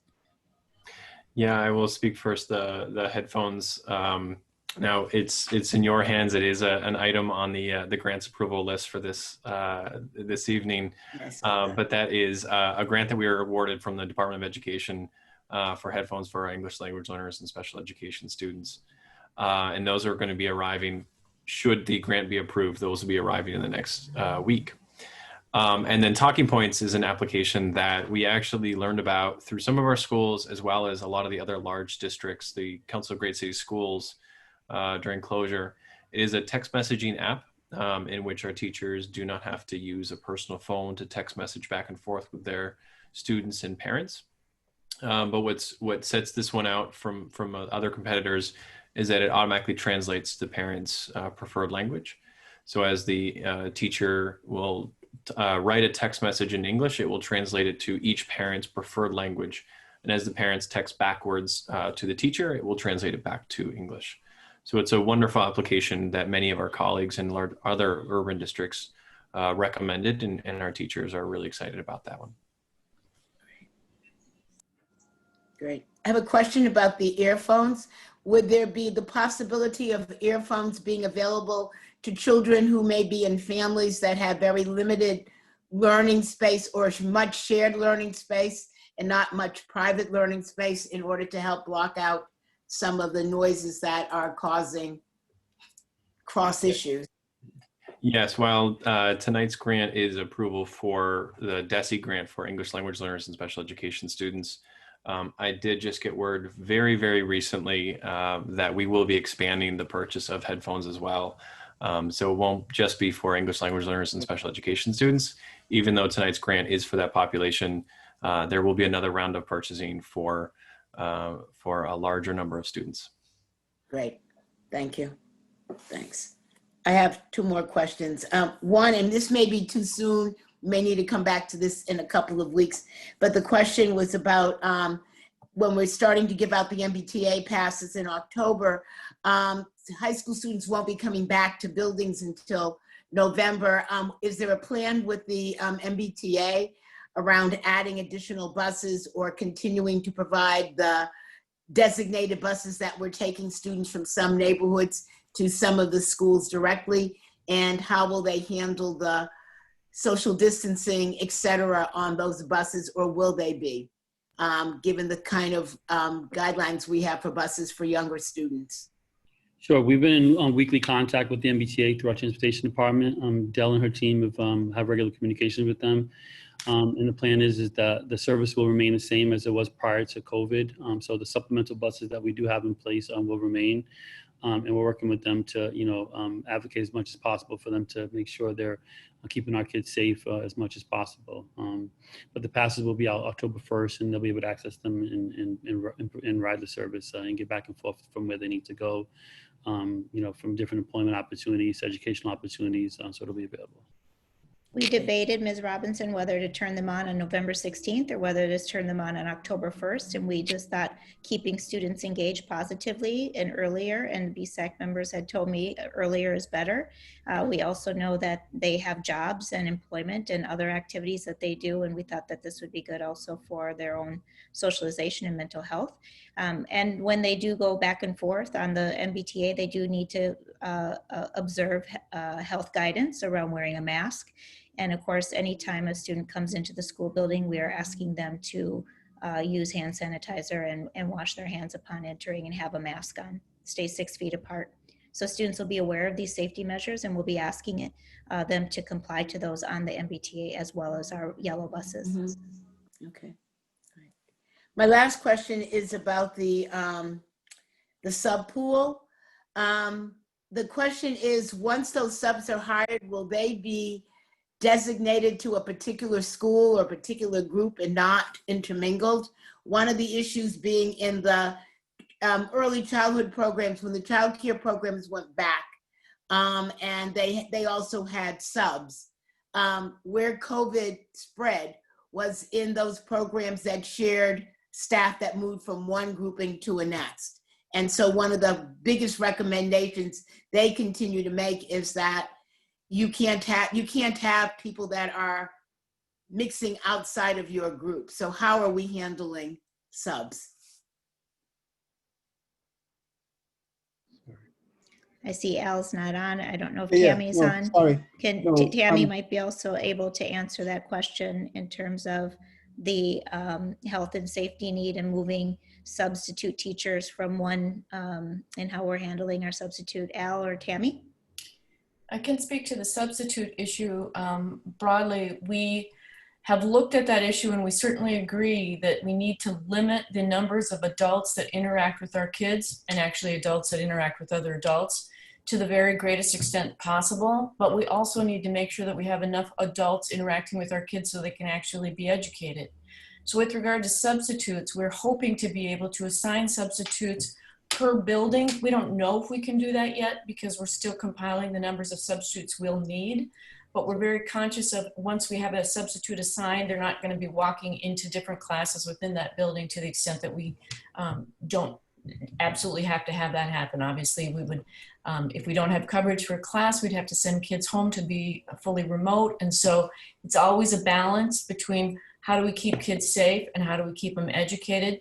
No matter what we do with regard to subs, they'll be wearing masks, they'll be 6 feet apart, and they won't be interacting in a way that doesn't comply with all of the public health guidance for our kids so that we can keep them as safe as possible. And we're in the process right now of registering about 109 of them for all of the training that the teachers are getting as it relates to health and safety protocols, the technology that we're using, and some of the instructional academic professional development that we're doing as well. Great. Yeah. Thank you. Thank you, Ms. Robinson. Go now to Mr. James. Good evening. Thank you so much for that. That was very, very helpful. And thank you to the district, the superintendent and her executive team for just working tirelessly on this fall reopening plan for our students. First I want to give a shout out. Andrea Zayas brought this up earlier. I want to give a shout out to Staples because I actually went there 2 weeks ago to buy a couple notebooks for my own classes in school, and they asked like, oh, do you want to donate $5 or $10 to a basket that would go to a BPS student? So I thought that was that really warmed my heart. So I just want to give a shout out to Staples for that and the district with partnering with them. So my first question is about the MBTA passes that are going to be activated October 1st. Since high school students wouldn't be going back to school until November, how exactly will students be receiving these MBTA passes? Sure. So we're working with the schools to get them delivered to schools, and you also have the option to kind of coordinate like you typically would. So we're going to be delivering to them, and then you can kind of make arrangements to get to the schools like most schools typically, school students would every year like you normally would. Okay, is there an option for students to possibly get them mailed to their houses if it's not possible for them to go to school? We can explore that option. We can think that through a little bit further if that's helpful. We'd have to think that through a little bit more and think through the logistics of it, but we can have an offline conversation about it. Okay, thank you. And going off of that, I know since high school students are primarily the ones taking public transportation to schools, is there a sort of a maximum capacity of people who are allowed to be on the MBTA bus? And if so, are we going to be putting more MBTA buses on routes? That's an MBTA dilemma that we're thinking through with them. Typically what happens is bus drivers will let folks know when the bus is full, and sometimes they don't even stop when they are full. So when they are full, they'll proceed, and then they'll expect the next bus to come. So in some cases, they're doubling up where they see high traffic areas, but as you've seen in the news recently, the ridership is really low on the MBTA. So I think coming into the school year, we may have some benefit in some space capacity because the ridership is low. So as our school reopens and more of our students start riding the T, we'll probably more than likely be the ones increasing their ridership.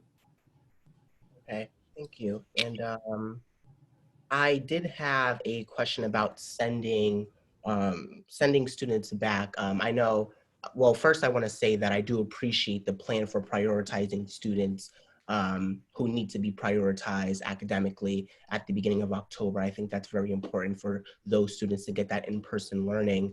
I am a tad bit concerned and curious around sending students back in, other students back in October and November when flu cases start to rise throughout the country. And, according to the CDC, since symptoms of COVID are almost synonymous to that of the flu. So how does the district plan to sort of counteract, sending students back during that height of flu season?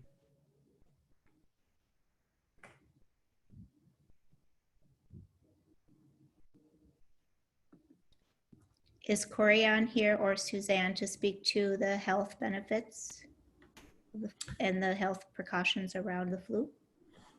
Yep. So as it relates to flu season, we'll continue to have to work with the Boston Public Health Commission and the Health and Human Services to make sure our families get to the flu sites.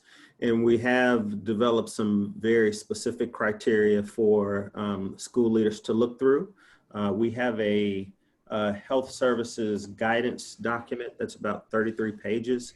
And it really identifies some very specific steps for nurses to take in order to really distinguish between COVID-19 symptoms and flu symptoms. Last week, we spent 2 days training our nurses on some of the very specific look-fors to try to distinguish between the two. But again, we're really relying heavily on our staff and on our parents to really go through that health check. And if there's any doubt, we're really relying on parents and staff to stay home. And what consists of a, thank you for the response, and what consists of a health check for parents with their children? Good question. So there are 11 items. One is fever, 100 degrees or higher, cough, difficulty breathing or shortness of breath, loss of taste or smell, sore throat, headache, muscle ache or body ache, nausea, vomiting, diarrhea, fatigue, nasal congestion, or if the child has been in contact with, or child or staff has been in contact with a household member who's had a positive COVID-19 diagnosis.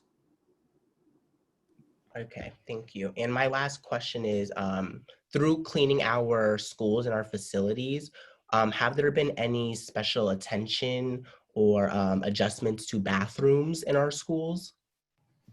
Yes, so we make sure that we have plenty of supply first and foremost on hand, because I think that was the major concern and feedback that we've heard over the months.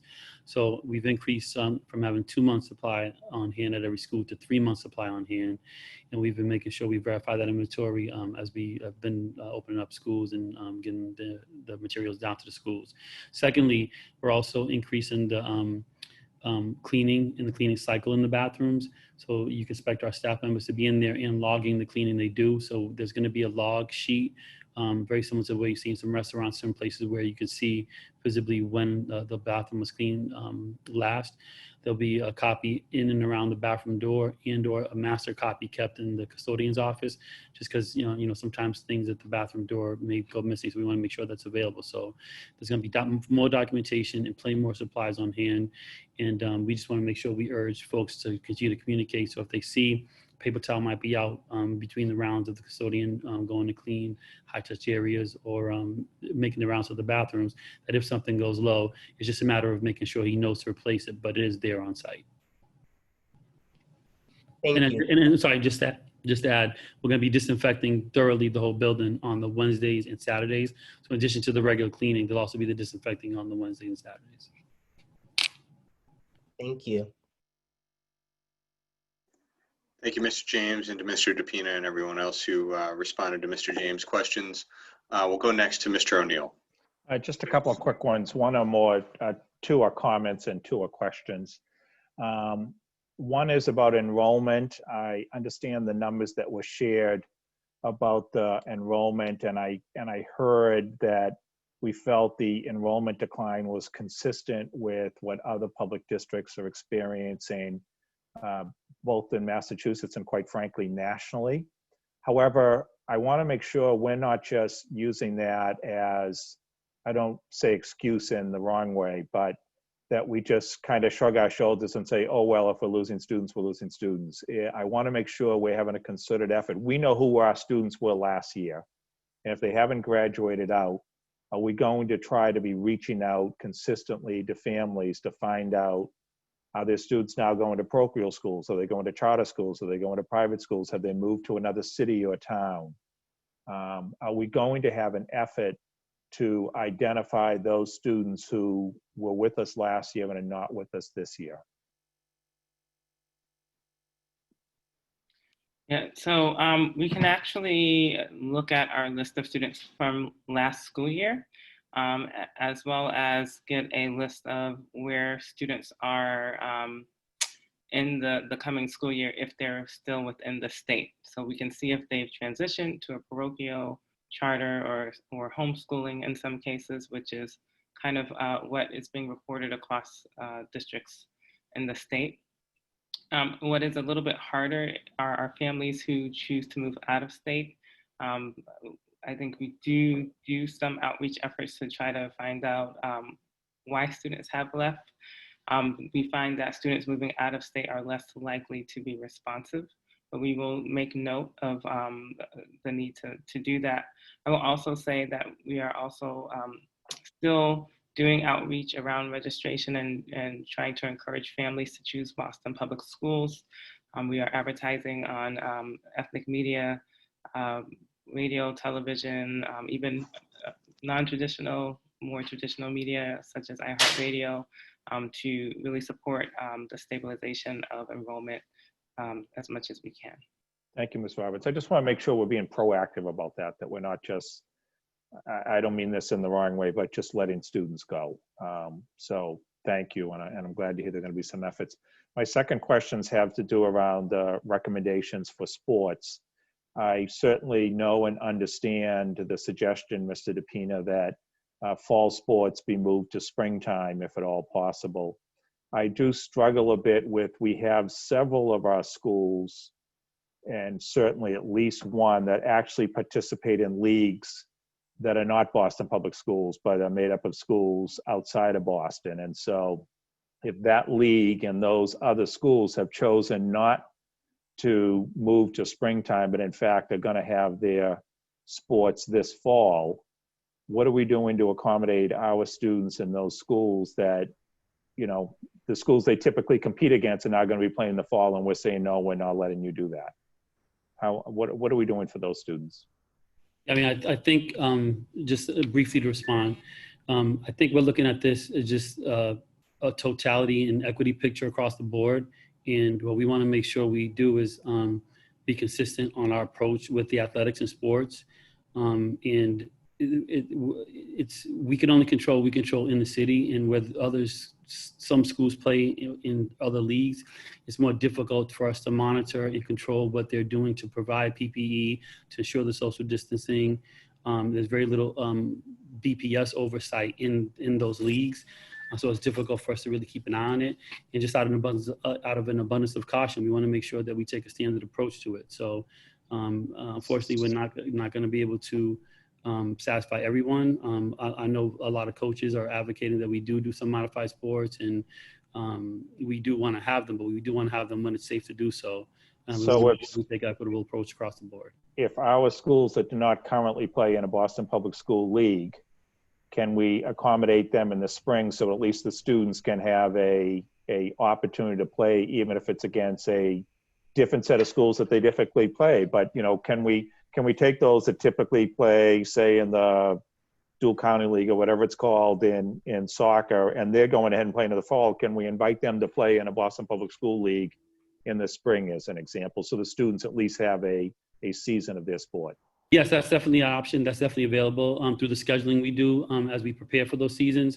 A lot of coaches make those requests in those considerations, and it's definitely possible. Okay.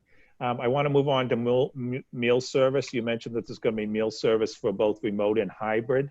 Could you please send us what the menus are going to be and what the food is going to look like for both remote and hybrid?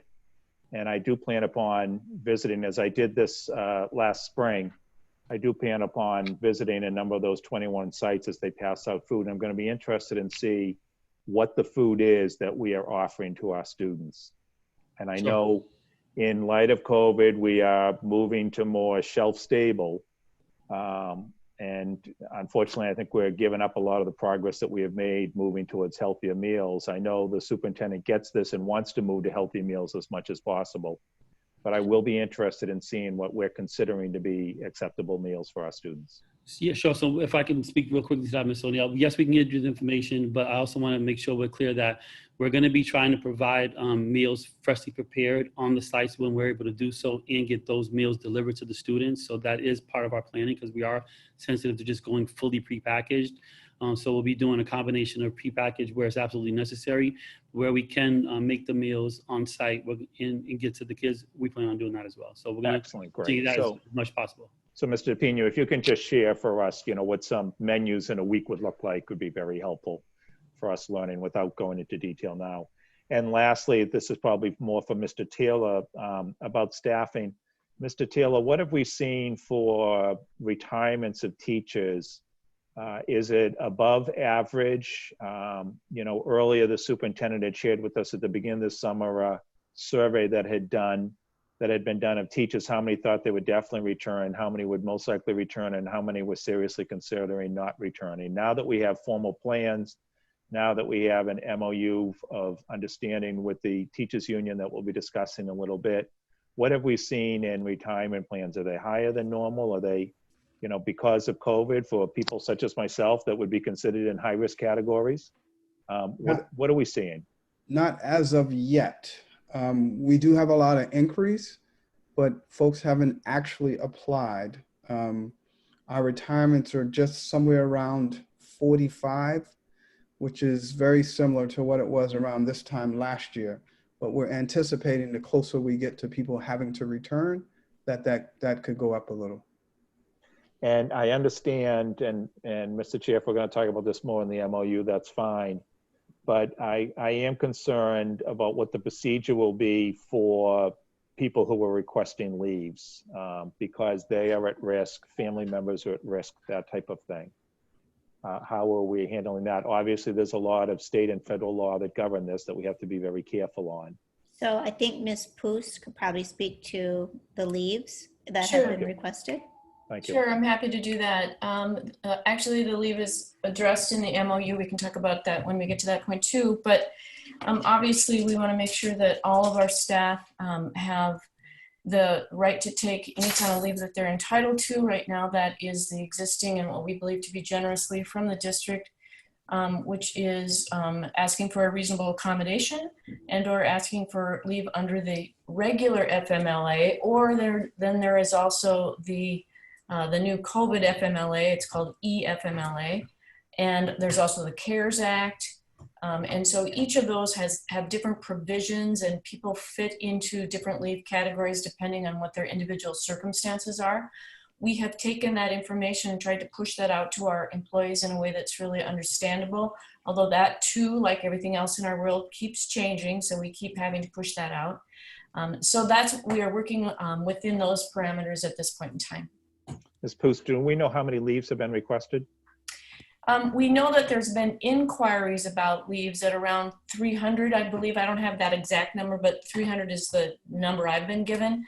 But those are a lot of inquiries that are a large bucket of different kinds of inquiries. Some related to reasonable accommodations related to pregnancy, others related to different kind of disabling conditions. And again, at this point in time, they're inquiries and we're processing them as we always have through the Office of Equity. And so we have standardized processes that they go through. We are also, because we're anticipating these numbers getting potentially bigger, we're making sure that we're standardizing our processes with the City of Boston as well to make sure that we are actually following the law to the greatest extent that we should, because that's what people's rights are. Thank you, and I understand, and I do understand trying to follow applicable law. I also know we're in uncharted territory now, and I think long and hard about the teacher who spoke at public comment at the beginning of the summer, and I'm not going to say his name, though I recall it, where he talked about his wife who is at high risk, and he was deeply concerned, even though he is healthy, about being put in a situation. And I know there's a difference. Yes, we're following the law, but also I think the law is going to be evolving over time as we think about these circumstances. So, I'm not going to push you now for an answer. I'm glad it's on your radar screen. It'll be interesting to see how we work through with the BTU on these issues and with the city and with the legal counsels involved. Yep. To be understanding of our teachers that are facing some difficult decisions for their family right now. Right. And again, I say this as someone who is considered high risk myself. So these are the exact same conversations about my wife being in her office, et cetera. Right, and I just want to say it's important that we not only follow the law, that we also have a heart.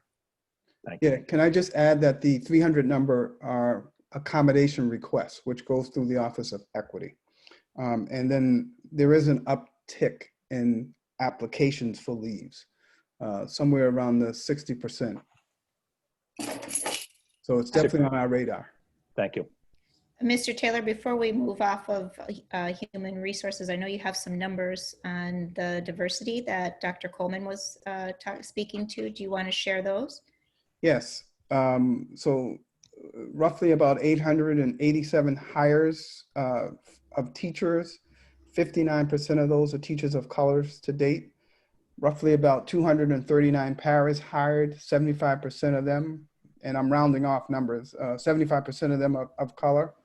Social workers, 78% of them that we hired are of color, we hired 63 of them.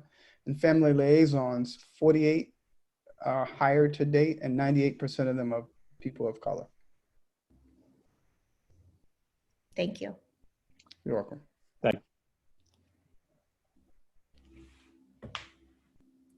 Thank you, Mr. Chair. Thank you very much. Thank you, Mr. O'Neill, and thank you for raising that question, Dr. Coleman. Thank you for that prompt response, Mr. Taylor. Those numbers on the family liaisons, as a matter of fact, are incredibly inspiring. The work that you've done to go out and find a population that reflects the diversity of our district. We'll move on now to Vice Chair Oliver Davila. Thank you, Chair. And again, I apologize if I get disconnected. I've been disconnected I don't know how many times tonight. If worse comes to worse, I'll write my questions in the chat. So I just want to thank the team because I know you've been working really hard, and I feel like I need to say that again so people know how much work has gone into all of these conversations. I also just want to thank all the school staff in advance of coming into school. You know, you are working with the treasures of our community, so I just want to say thank you.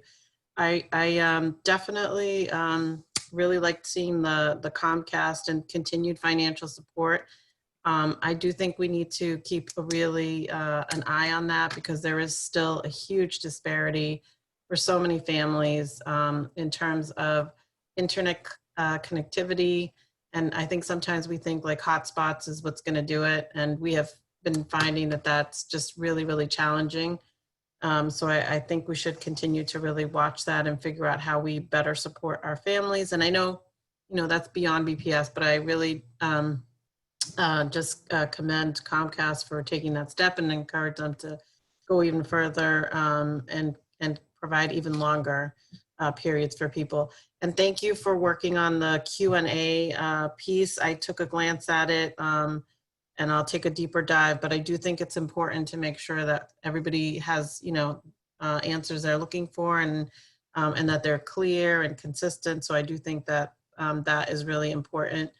And I just want to commend Mr. Taylor and his team for the increase in staff of color. I too would like to see a breakdown, although I think it's great to have the family liaisons be reflective of the community. I think it goes beyond that into, you know, the teaching staff, et cetera. So I'd really love to see that breakdown and also the retention, but I do commend you on that and please continue that great work.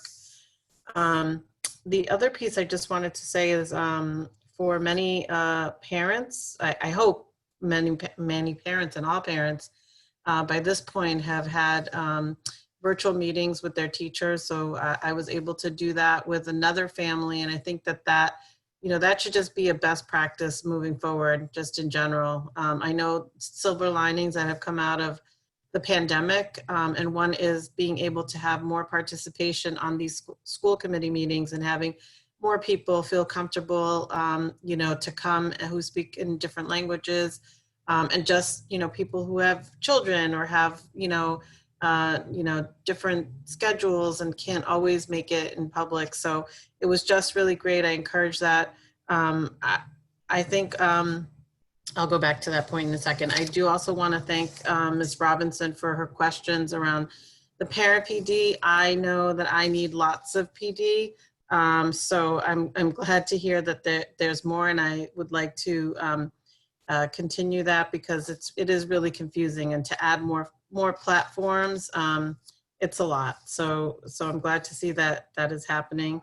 I do want to make a suggestion. I know that during the scheduled school day, my understanding is from talking to teachers and school staff that there will be breaks for students. But I just want to suggest that we really take some social breaks, especially for those students who are remote. And what I mean by that is so many students are disconnected, and I just look at my own experience of what's happening in my house, you know, not being able to interact with other kids except like school. Like we need to create those spaces where they can actually come together and be social. You know, if it's 10 minutes before class, 10 minutes after class, but really figure that out. And one of the parents, we had my virtual parent meeting included another family, which I thought was so great because I also got to interact with another family that I didn't know. That family, the woman made a great suggestion because we were talking about this exactly and said, you know, even though students are in person and then some remote, you know, is there a way, given that we have headphones now, et cetera, that even in those small groupings, the remote kids are still working, the in-person kids, so just so that it feels like it's really truly a classroom. The other last piece two pieces that I want to say is I understand that our focus is so much during the school day and that is really important and that we are Boston Public Schools. But I think the thing that was super missing for me in this presentation was any mention of out of school time or after school. So I think that many families, when I was on the call in my daughter's school, asked about after school and they were told, oh, we don't know. And I understand we don't know many moving things.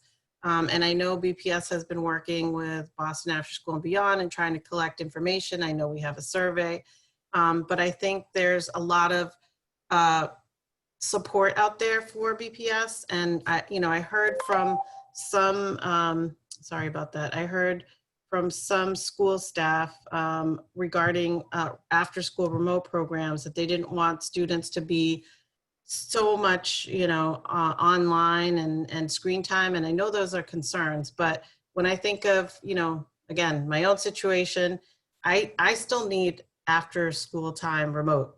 I do. I still have to work, the day ends at 2 or 3 o'clock. I still need to have, something for my daughter. I need support in that. So I just think we have this wealth of external partners. And the other pieces that I have also heard that many schools aren't going to be using their partnership dollars, and I'm very concerned about that. Those are partnership dollars that should stay in partnerships, and so I want to make sure that we are tracking that and that those go back to partners and we figure out, again, how to work with partners. And then my last question is just around, I know for parents, who maybe just have different circumstances. They're creating their own like pandemic pods or little pods, et cetera. And even for if there are pods that happen with external partners, I just wanted to ask, like, how are we working with those pods? Like, how are we, what's our district approach around working to make sure that like all, because at the end of the day, even if they are in a pod, we're still like responsible for those students. So I just wanted to ask, have we thought about that? And then for the future, if we can have some reporting back on what's happening with out of school time. I know I had suggested that there be a list put together when teachers are meeting virtually to be able to tell families, hey, here's programs you can access. So I hope that is still happening. And sorry for the very long comments. Thank you for your patience. Well, thank you, Vice Chair Oliver Davila. Couple of things. One is we are really excited about the partnership with our BTU teachers and home visiting. So yes, we hope that this is going to be practice moving into the future, our virtual home visiting. We had a number of teachers trained these past couple of weeks, and they're engaging in this virtual home visiting. I know that Monica's team is also very deeply engaged in this, which is wonderful. Apologies for not having the partnerships on the slide. I am so proud of the work that we are doing with our partners and out of school time.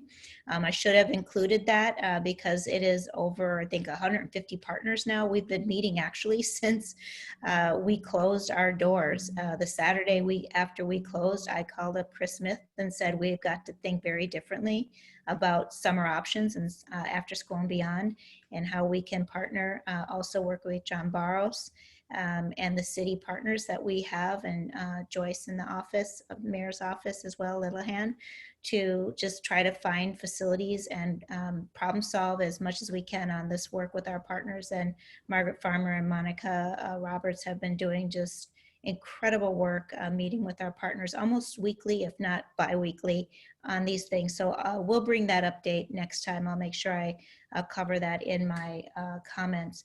As for the partnership money, Ms. Roberts brought that to me the other day, and we are saying you need to continue to invest in your partners, especially this late in the game. So that is not an option. And then in terms of Ms. Rivera's question on linguistic diversity for our staffing, we are still trying to capture, it's a little bit trickier to capture the linguistic diversity. We're hoping to have that by October for the committee. So I'll make sure that I come back and bring that around, what the linguistics of diversity is. I can tell you on the family liaisons, where the schools are 50% one language, we did require that in the hiring of those family liaisons. And then, let's see, was there another question that you, breaks. And the social emotional well-being of our children. So, you know, the teachers and our school leaders have a saying that says Maslow before Bloom. And so you probably hear that out of our teachers, that we're really looking at the social emotional well-being of our children. We understand masks are hard for not only adults, but also our children. And so I'm sure that they will have frequent breaks for children where they can socially distance and do so safety. That's why we brought them back earlier in the school year, to be able to practice these things and work together and come up with these creative solutions, which I have full confidence our teachers are going to be having morning meeting, taking reflective breaks, having peer social time, taking masks breaks, going outside as much as they possibly can be outside, and incorporating play in their lessons. So just to answer some of those questions that you put out. Oh, and then the pods. And so they'll be, if kids are assigned and enrolled in Boston Public Schools during the day, they'll do their full day. And if they're in a pod, then they'll be getting instruction from their teacher.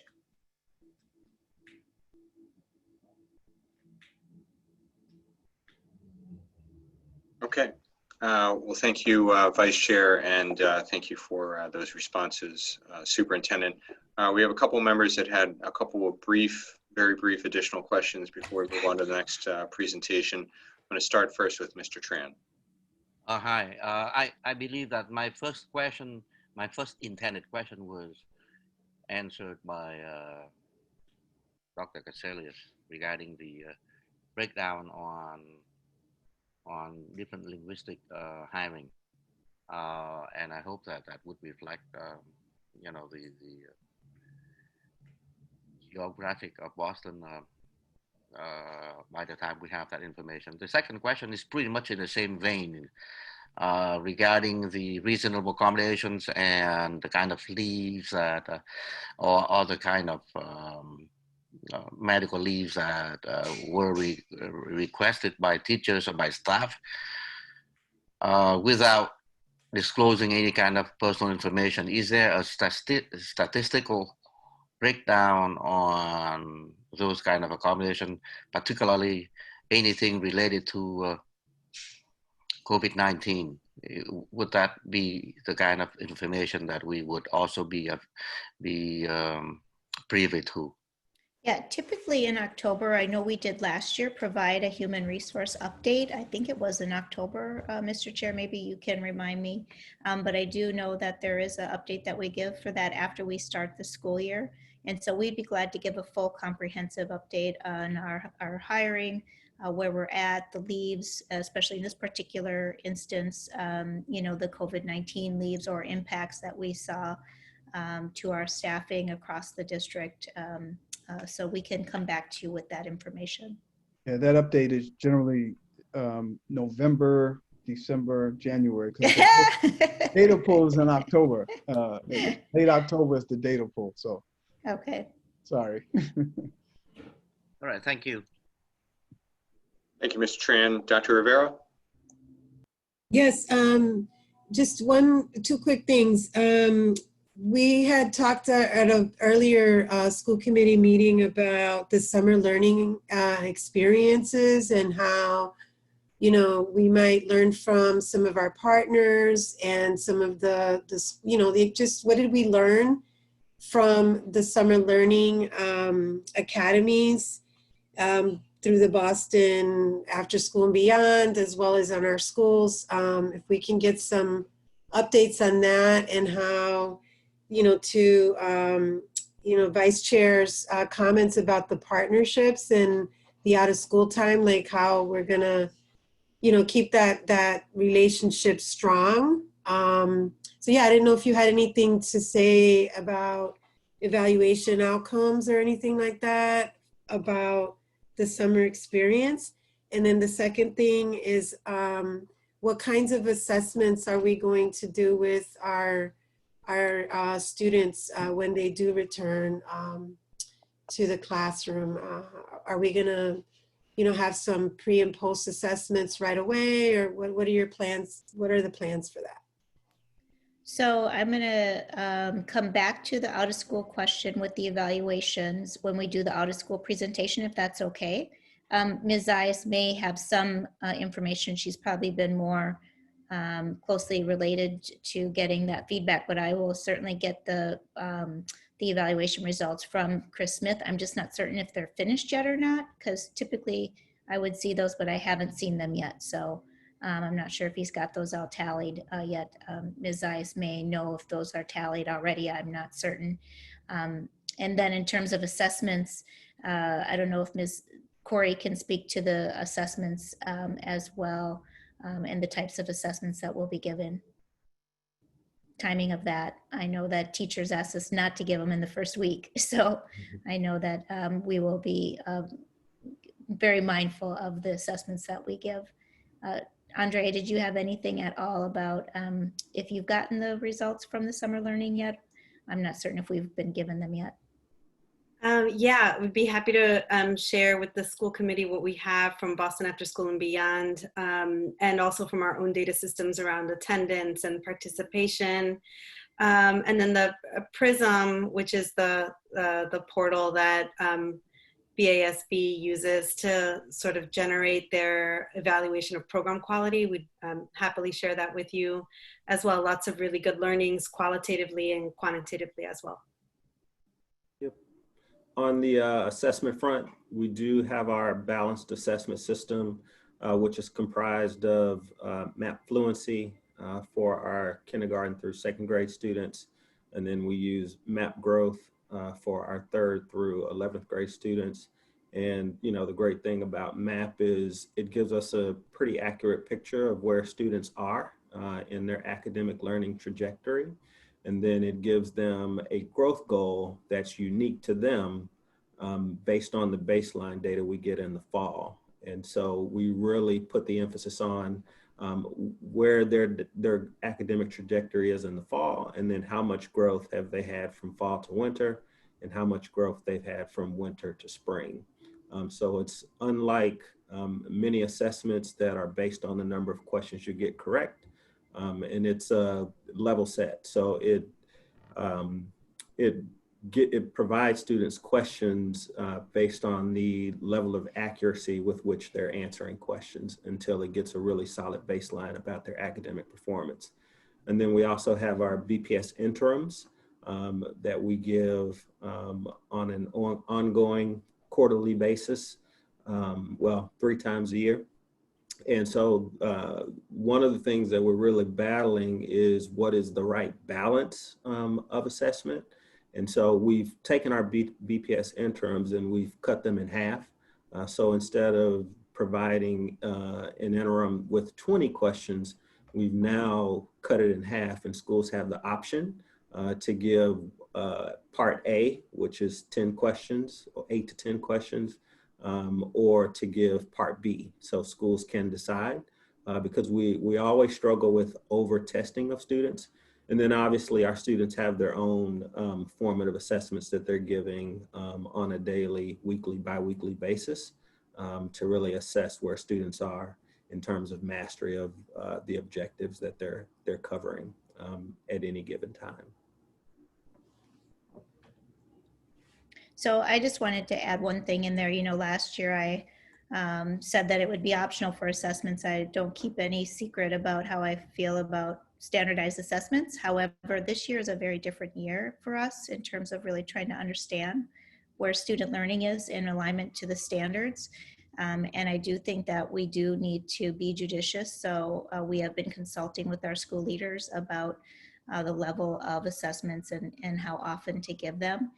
Because I do think because some kids are remote, some kids are in person, that we need some sort of better understanding at the district level and some use of the formatives and the interims. And we'll continue to look at what's appropriate.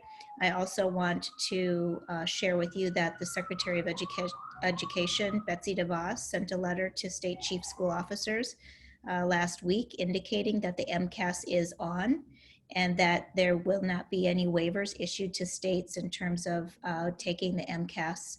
And so this is taking it out of the hands of our state and saying that it will now be a federal requirement that all students test. It was also made a federal decision that we will continue to give the NAEP test as well. That's the National Assessment of Educational Progress, which is often called the nation's report card.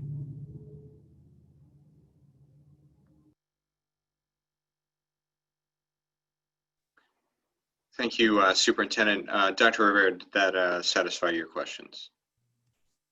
So are we gonna protest this issue with the MCAS, or what is there going to be some actions from Massachusetts on that? Do you know, Dr. Cassellius? I don't know. I know that this just came out last week to the state chief school officers. And so maybe Mr. O'Neill, because he is the chair of the Council for Great City Schools, can speak to it as well. I was a bit disappointed that that's where the secretary's attention is right now, rather than being on feeding our kids and getting reopening going and supporting us in that and getting us some funding. So I'll let Mr. O'Neill speak to it. Thank you, Dr. Cassellius. I will simply say this matter has obviously caught the attention of a number of the superintendent and a number of her peers across the country that are members of the council. I will say that at least one recent action by Secretary DeVos has been overturned by 3 separate court opinions in the past several weeks, which had to do with about the funding around the CARES Act funding. And that has been applied, and the most recent ruling has been applied nationally, that the money can only be going for Title I students, not how Secretary DeVos tried to rule. So this matter with regards to assessments is being looked at by the council, and we're determining what the steps are to get it back to state decisions and local decisions versus what the secretary has attempted to mandate. So no promises yet, but it's a matter that's being looked at closely. Mm-hmm. Thank you, Mr. O'Neill. Dr. Rivera, anything further? No, thank you so much for your answers. Thank you so much, Mr. O'Neill. Well, we'll go back to Mr. James for a brief additional question, and then I'll wrap things up before moving on to our next agenda item. Thank you, Mr. Lecanto. My question sort of points to what Ms. Robinson was bringing up earlier about students that may need headphones and head accessories if they're in sort of a noisy or distracting environment. I'm just wondering if BPS is partnered with Boston Public Libraries, and if so, if so, what are we sort of doing to ensure that students still have that space to work if they so choose? And if not, is that something that we could possibly do? So that's a really great question. We are actually partnering with BPL on some space usage and tutoring supports. And so I don't want to get ahead of any announcements that may or may have not gone out yet, but they are partnering with us, Kimani, so really good, good suggestion. And then in terms of headphones, we do think that we're going to have headphones available for our students, not just our EL and students with disabilities. So look for those coming. We have to get them ordered now and get them, now that we've secured the funding, get them ordered and get them get them out. Thank you so much, Superintendent. Thank you again for that follow-up, Mr. James. So I do want to be brief because I know we have a number of other reports and critical votes tonight, as well as a number of folks waiting to testify in public comment. But first of all, I want to say as a parent, I'm very excited to have my children returning to their education next week.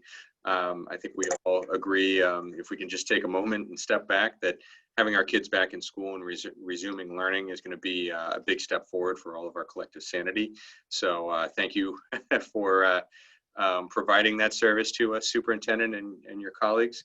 I'm also excited because I think, you know, we're going to have an opportunity to change the dynamic here around how we've been experiencing the pandemic. And, you know, we have a lot of uncertainty. You know, I don't want to give short shrift to that, but, you know, we certainly have thought out where, how we're going to approach and how we're going to make better the remote learning experience that we had in the spring, as well as begin to phase back in our students for in-person learning, particularly those that need it most in that group that's been prioritized for in-person services. So I just have a couple quick notes. First, I don't believe I heard it in the presentation tonight, but there was a lot of information that was covered.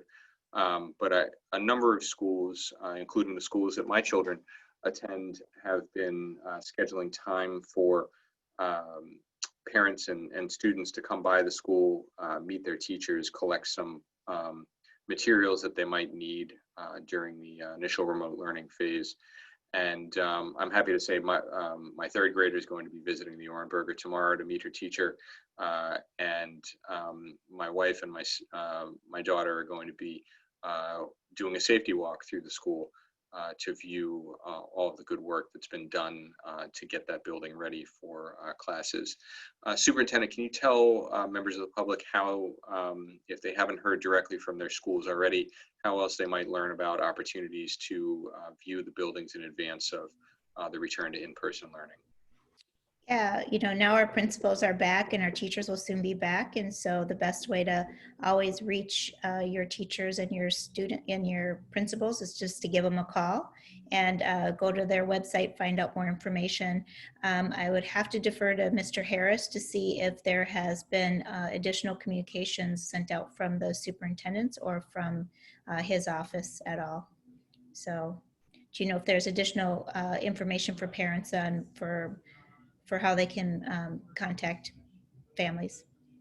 There has been no additional information sent out from our office as of yet. Currently, what we're doing is confirming with all school leaders that they've connected with all of their students and families.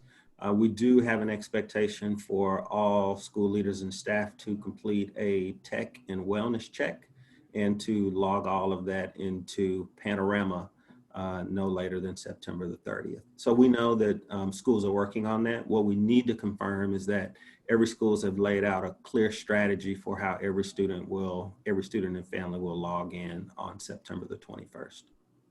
So pretty confident that that has happened, but we're in the process of confirming that that's happened at every school for all families. Okay. And Mr. DePina, you appeared there just for a second. I did want to take a moment just to say thank you to you and your staff and the collaboration that you've had with the city over the last couple months to get our buildings up to code and provide a safe and welcoming experience for students and staff when they return to the buildings. Thank you for going in depth on that work. I know this is different work for everyone, and particularly for your staff in the way that we've managed our buildings in the past, but we're breaking new ground and we're looking to ensure that we have a safe environment for our kids and for our staff. Superintendent, I wanted to ask another question about, and this might be a question for Ms. Roberts as well. For, as you mentioned, the assignments went out on Monday for A versus B cohorts. What happens if a family didn't receive that assignment? What steps can they take to address that issue? Happy to answer that question. So families who have not received their assignment can reach out to our family hotline. The phone number is 617-635-9520. Again, that number is 617-635-9520. And we have staff available to answer phones in the languages of our family. Additionally, families may reach out to their school leader, who also have their list at this juncture. Excellent, thank you. And is that information also available through the SIS system? And I will, yes. On that, I think it is. Go ahead, Mark. Yes, it is. Okay. It is. Thank you, Mr. Racine. So if you have the capability, families, to log on to the SIS system, you can also find your AB assignment as well. So thank you very much for that. I appreciate the presentation also spoke to the next steps for families that might have a need to change from their A to B assignment or their hybrid to remote or vice versa assignments. That's all available on the website, Superintendent? Yes, there is a survey form for them on bostonpublicsschools.org/reopening, and it's the front page that you actually showed earlier today. And they can go on there and fill that out. We've already had 1,500 responses from families who are talking about their preferences, and we are readjusting as we're able to. Excellent. And would families also be able to call in their native languages on that phone line that Ms. Roberts shared just a moment ago to make the same requests? Everything is in the multiple languages, yes, and so is the form. And they can also call their school, who can also help them with that. Very good. And I know the next step here, just for folks that are following along, we've talked a little bit about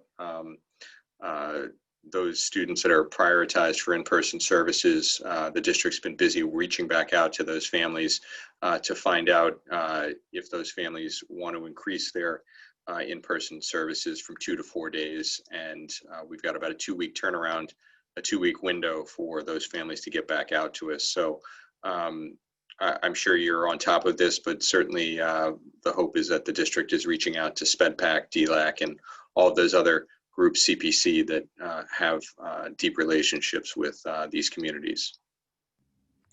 We're trying to reach out and back to as many groups as we possibly can on all of this information as we put out information to try to make sure that everyone is fully informed. There are times when we might miss something and we continue to learn. And so we'll continue to try to saturate as much as we can all of those different groups who are invested in our schools. Very good, thank you. One final question, and this would be for Mr. Harris. Corey, you spoke a little while ago about the daily screening questions, which I think for a lot of us that have been going to work every day seem very familiar. But you know, I will note that those are 11 questions. So it can be a little bit hard for folks to remember, and we're not asking folks to certify those questions every day anywhere. We wouldn't be able to manage that for 55,000 students and another 10,000 employees. But you know, I wonder if the district has looked into any opportunities to use any sort of apps or distribute apps like I think we mentioned in a meeting a few weeks ago, the Buoy health app that the state and the city has been distributing to help people diagnose themselves for potential symptoms. Would we be able to push that out to families to use as a helpful guide? And I'm, you know, again, I haven't looked deeply into what the free options are or what the state options are, but anything that might be able to provide some sort of linguistic support as well would be appreciated. Mr. Chair, I think that might be a question for Mr. Racine. I don't know, Mr. Harris, if I know I've pushed a couple of apps to Mr. Racine to review to see if that was a possibility in terms of on a smartphone or something quick that could be sent around. A couple of my colleagues, superintendents across this nation have been using some of these apps. And so I don't know, Mr. Racine, if you have anything to say about the apps. Yeah, we did look at a number of apps over the summertime, but the translations was the biggest challenge is being able to find an app that has multilingual support for health checks. A lot of them are very technical in nature and were designed more for higher education. And so it is a challenge to find one that fits the K-12 community in multilingual support. Understood. We'll continue to look though, because it is a really important piece of ensuring the health and safety of our community. Certainly, and you know, at the very least, I'm sure you've planned to print these questions out and send them home in backpacks, again in native language to the extent possible, to help families. You know, they can tack it up on their refrigerator as a reminder every day to ask those questions. So, Mr. Harris can probably speak to that. Yeah, that's exactly the plan, is to send those checklists home in the family's preferred language and really encourage them to tack that to their refrigerator or some frequently visited place in the home. And it's really not 11 questions. Many of them are just single words. So I think it'll be pretty easy for families to run through the checklist and see if their students have any of the symptoms that could potentially be associated with COVID-19 diagnosis. I do want to say this again, and I know I've said this before, Mr. Chair, a number of times, but it's worth repeating. We are really partnering with families here, and we are really asking families not to send their children to school if they are not feeling well. I know that sometimes I was guilty as a parent to, send them when they had a, tummy ache. I had to go to work anyways. You suck it up. You're going to go. But if they are not feeling well, we really do need you to keep them home. Right, and I thank you for raising that, Dr. Cassellius. I feel like a scold in some sense in raising it myself, but I think we all know as working parents that sometimes it feels like you have that opportunity to, a kid wakes up with a fever in the morning, give them some ibuprofen, maybe you can get a few hours of school out of them while you get some work done before they come home at lunch. But, folks, we know COVID is the real deal here. And, that's just, it takes a village here to defeat this disease. And, we need everybody's help and everybody's cooperation.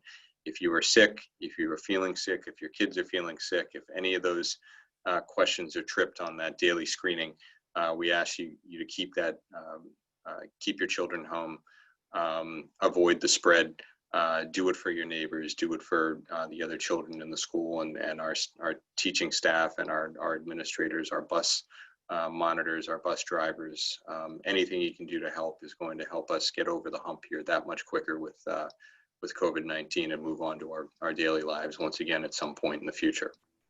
And So Mr. Chair, I just want to mention one other thing that came up in a Globe story about high school parties. So I'm going to ask Mr. James if he has any wisdom for us here around, just high schoolers are so cooped up, right? They have been in their bedrooms, in their homes with their parents going crazy.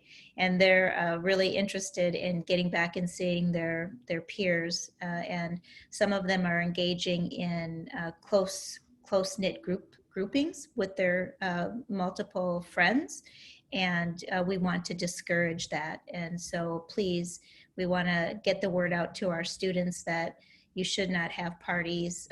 You should be masked whenever you go out. You should stay 6 feet away, practice hand washing. And so, we do understand the need to want to socialize with your friends, but we want you to do so safely.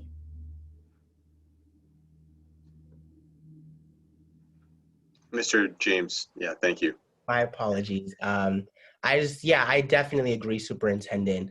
I think that my advice that would go out to the district and to high school students and really any students watching is that I think the number one main concern, the number one main issue is the sort of just the media and how the media is conveying the seriousness of the virus and how our federal government is conveying the seriousness of this virus. You know, we all saw that a lot of students were taking it very seriously early on in the pandemic. And then as we got into the summertime, there were media reports going out that, you know, and some of our government officials saying that, you know, this virus will be defeated because of high heat and just all this, you know, just all these facts, well, all these opinions that weren't facts, that, you know, were just being upplayed in the media. So I think definitely just educating our students and making sure that they're keeping up with facts and not opinions is really important.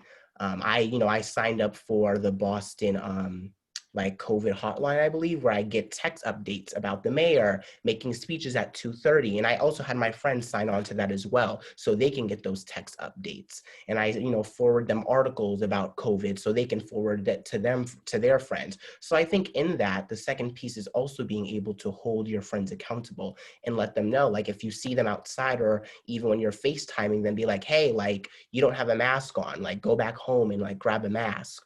Or like, you know, encouraging them to get tested and encouraging them to tell their peers to get tested when they've been around other people who may have been infected. So I really think it's about putting out the right facts and really just, you know, putting in front of them, here's where we are, here's how many cases we have, here's the seriousness of it. And then the second piece I definitely think is accountability. Thanks so much, Mr. James. Again, you know, as we all know, the students will lead us here, and you're certainly an example of that. But you know, that's part and parcel. You know, parents need to rely on other parents. Students need to rely on other students to keep us safe. And so, with voices like those leading the way, we know that we can succeed and get ourselves back to school and get ourselves back on track. So thank you for that. Looking around, I think we've hit on all of the questions from my colleagues here. I want to thank the district for taking so much time to be comprehensive and giving us an update on reopening and humoring all the questions that the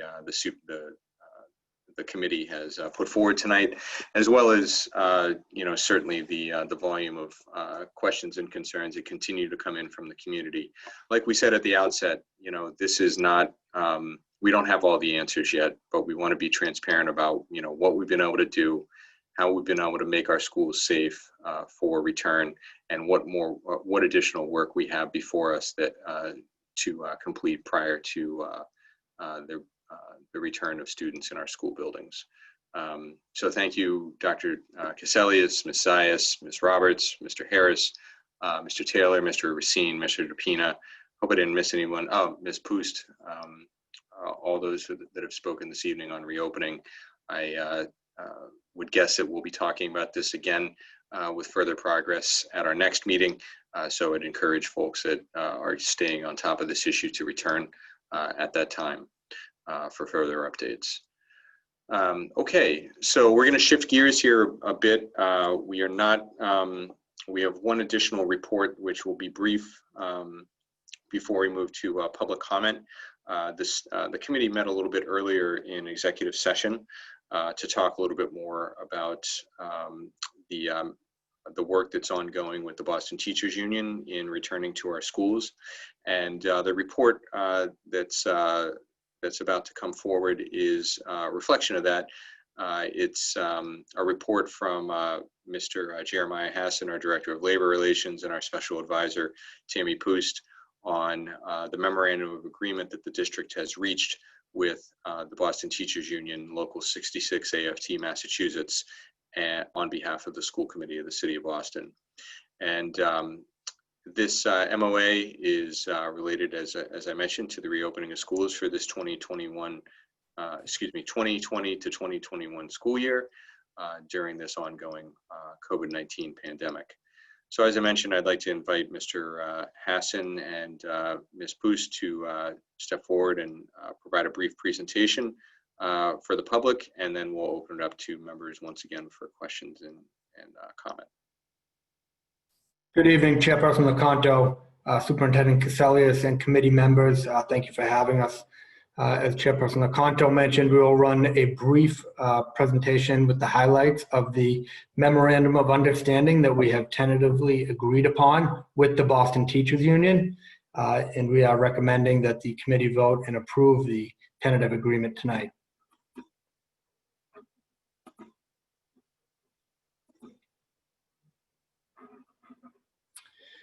So,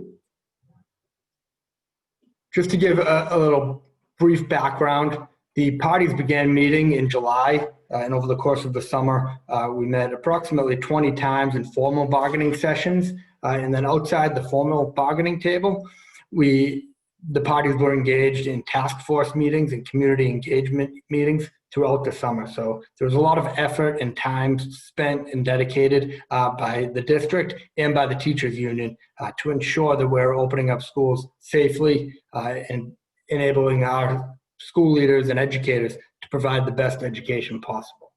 So looking at the highlights of the MOA, well, we ensured, one of our primary goals was to ensure that the collective bargaining agreement between the parties would exist unless it was expressly modified. Specifically, that means that we will be able to operate with the same workday and educational requirements that we typically have during a traditional school year, a typical school year. The parties also agreed that the district would provide the appropriate PPE in compliance with DESE standards, that it would maintain social distancing and sanitation protocols in all of our school buildings. The parties agreed that on September 18th, all BTU members will be reporting to their buildings to have a walkthrough led by their school leader and to begin their classroom setups so that they're prepared for in-person learning, which will begin with our students that are recognized as having the highest needs on October 1st. So the parties have also agreed that the health and safety teams set up by the schools will have walkthroughs on tomorrow, September 17th. And again, the tours for the teachers will be conducted on September 18th. The parties agreed that teachers will work remotely. They'll have the option to work remotely from September 8th, which is the first day that they reported to work, until their students report to, until they have a student who reports in person on October 1st. The parties agreed that when teachers have, or BTU members have assigned students, and I'm sorry, I may not have been sharing the slides. So here's the highlights. And running through the teachers, the parties agreed that teachers will work from their buildings when their students report. During the hybrid, after October 1st, that should be on Monday, Tuesday, Thursday, and Friday. And then during Wednesday's remote sessions, teachers will have the options to work remotely. The parties agreed to use their established task force to explore the options for alternative work options. And what that means is allowing teachers to do remote scheduling. So we look forward to continuing the conversation with the union to listen to their creativity and the creativity of our school leaders and our district leaders to come up with potential options that would allow staff members to work remotely. Those recommendations should be directed through the task forces, and we look forward to hearing them, which they're due by November 1st and may be implemented around November 16th. The parties agreed that BPS would provide testing for 5% of their teachers that we selected at random. The parties agreed that the leaves and accommodations process that is already established will be maintained this year. So regular leaves, if you're a teacher seeking a leave, you should contact the Office of Equity. And if you're seeking a reasonable accommodation, you should contact the Office of Equity. In addition to the typical benefits of the collective bargaining agreement, the district has agreed to offer an option for teachers to bring their students to the buildings with them while school is fully remote. So teachers will have to sign a waiver to be responsible for their children, but they will have the option to bring them to their learning spaces with them if they cannot find childcare. So those are the high-level highlights of the MOA. Again, we believe that we've worked really hard with our union partners to come up with a strong agreement that will enable our school leaders to provide a great reopening for our students and that they can do it safely and in the best manner that we think is possible in this situation that is obviously not ideal. So with that, we recommend that the school committee vote to approve the tentative agreement. Tammy, feel free to add anything if you have a...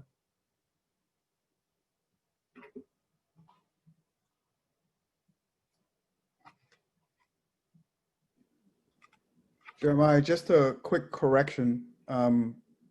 Teachers that are applying for leave have to get in contact with the leave team in OHC. You made a mistake and said that equity. So just a point. Oh, I'm sorry. Yes, the leaves you should reach out to the Office of Human Capital, as is the standard procedure in any given year. I apologize. I was on mute, but I'm here to answer questions. Nothing to add. Sorry, I didn't want the public to be confused. Thank you, Mr. Taylor, for that correction. Thank you, Mr. Hassan, for that brief and concise presentation. We will open it up now to members for questions and comments, bearing in mind that we'll take action a little bit later after public comment this evening. Mr. Chair, I would just like to thank the team for their incredible hard work and just publicly thank them and thank President Tang for coming to the table in good faith.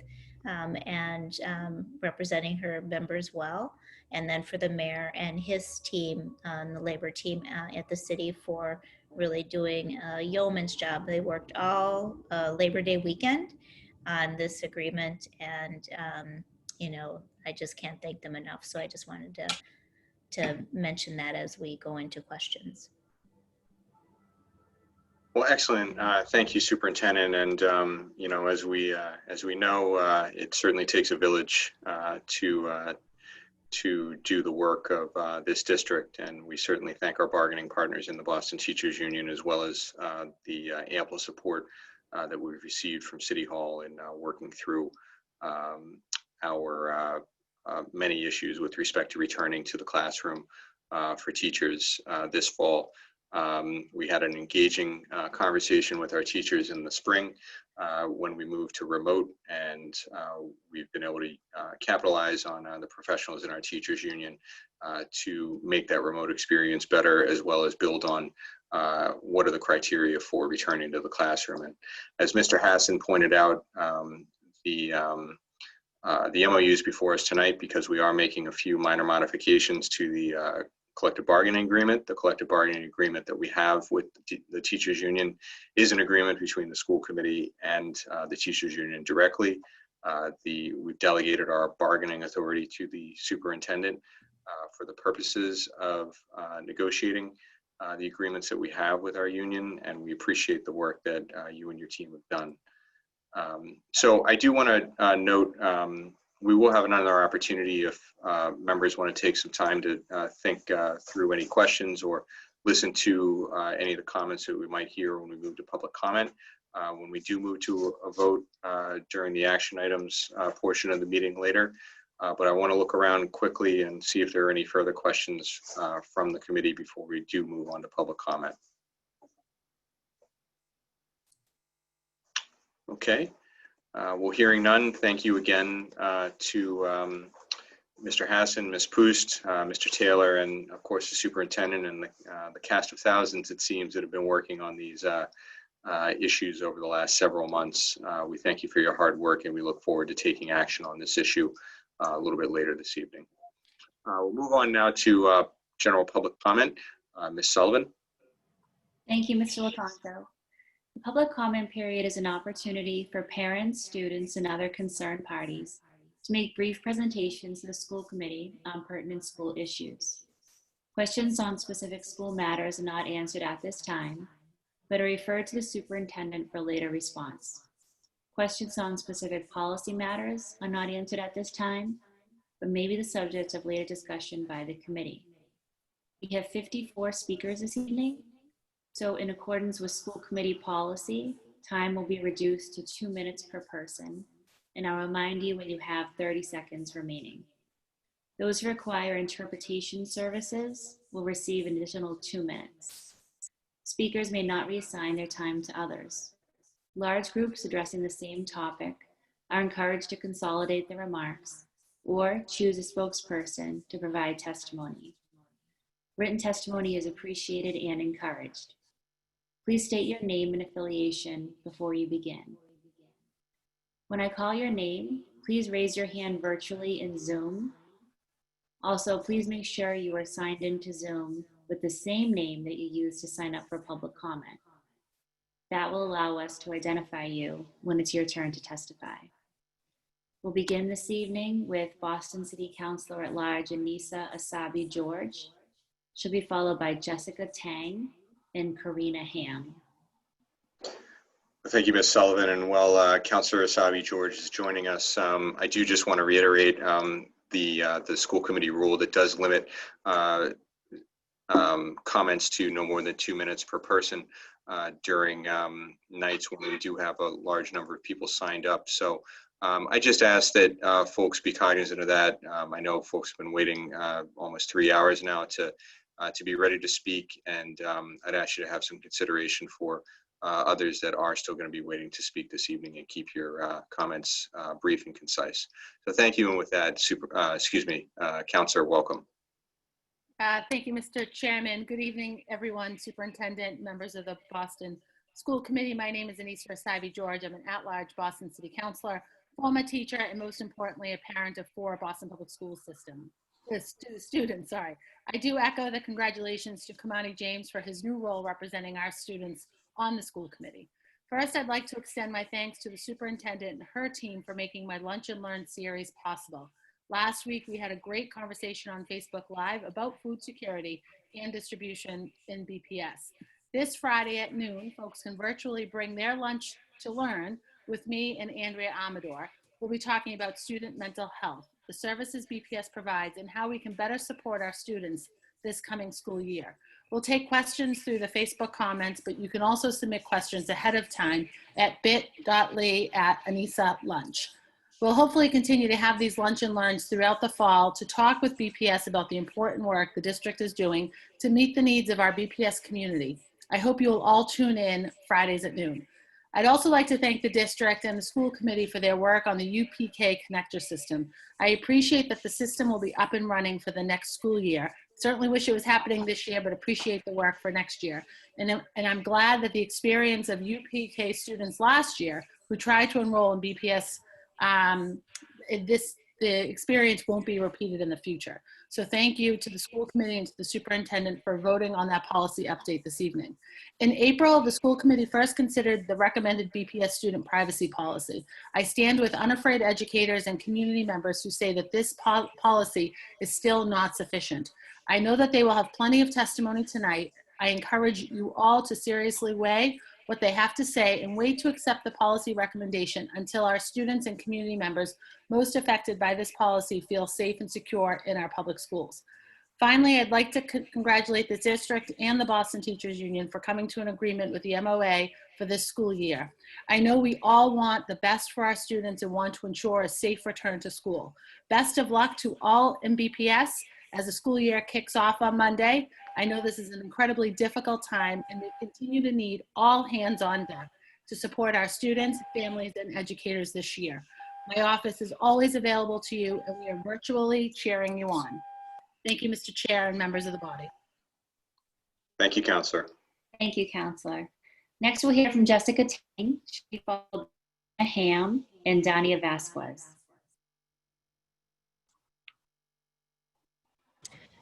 Hi, good evening. This is Jessica Tang, President of the Boston Teachers Union.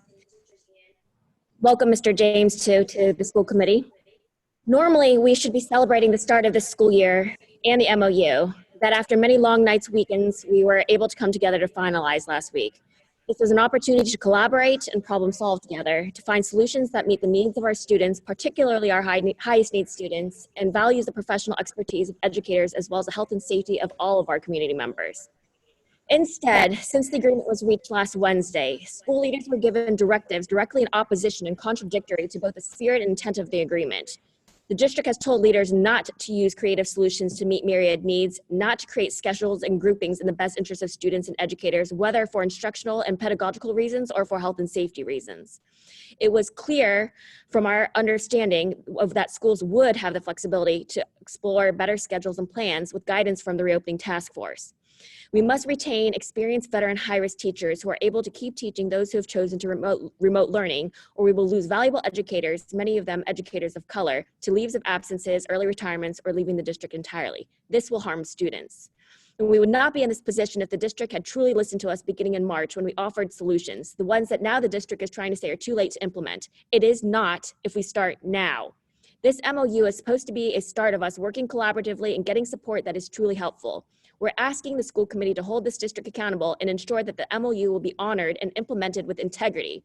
If you can do that, I hope you do vote for it. If not, I hope you don't, because it will just be empty words on paper that further inflame the distrust that already exists. We need the school committee and district to make decisions not out of fear, based on what is right, equitable, and needed. Take precautions, yes, but we cannot afford directives that instill fear and stifle creativity and collaboration when we desperately need it at this time to get our students what they deserve throughout the year in the best way possible. Give guidance on how to just make decisions equitably. It can be done. Equity does not mean everyone gets the same thing. It means getting people what they need. I have lots of examples of this, and I know I'm running out of time, but it does not mean catering to the predominantly white families who want in-person schooling at the expense of the majority of families of color who disproportionately make up the system, who have asked for high-quality remote education. It does not mean simultaneous hybrid instruction. That is not a best practice instructionally for the students who are in person or who are remote. Does mean giving opportunities for special education students most in need of services and inclusion done right as soon as possible. There's a lot more to say about what we can and should be doing, but bottom line, for our educators, students, families, and schools, please support us. We need the resources. We need the thoughtful public plans that are implemented honestly and communicated clearly. We've sounded the alarms all summer. If you didn't hear us then, please hear us now. We've got to do better. Thank you, President Tang. Thank you. Our next speaker is Karina Ham, followed by Dania Vasquez and Lisa Thoreau.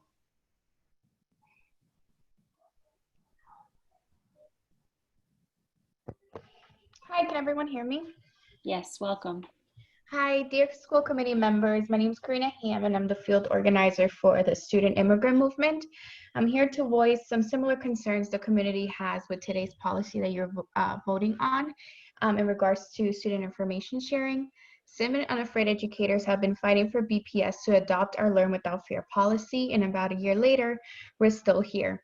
I cannot be here and say that we have not made any progress, because we have. A working group was created to work on a policy, but the policy that came out from those closed meetings did not satisfy the community. In addition, these meetings and conversations would not have happened if it was not for the dedication we've put into making these changes. I care about this issue deeply because as the field organizer for SIM, I work and meet many young, amazing people. Many of SIM's members are current and former BPS students. And so I continue to fight today because there's also SIM members who go to different school districts. If sharing students' information to law enforcement happens in BPS, there's no doubt in my mind that this happens in other districts at different levels. I care about this issue because all the young people I've come across and all young people I haven't met deserve a better future and deserve to be respected and cared for. That young person from East Boston High School who was deported due to BPS allowing for the criminalization of their students to happen, his education was halted and his life was put in danger. What if that young person was given opportunities through his school to help him work towards his future? Rather than criminalizing him, what would his life look like now? I care to protect the youth because this is just one public case. How many other cases of young people being deported or sent to jail due to a school report are there that we do not know about? The proposed policy that is being voted on today, it would not have protected that student from being deported. I urge the school committee members to advocate more for the safety of the students at BPS and include us in these conversations to work on the next steps. Please take consideration of the policy concerns sent in this week and why we're still pushing for something better. Regardless of the outcome, we will still not stop fighting to protect the youth. Thank you. Thank you. Our next speaker is Dania Vasquez.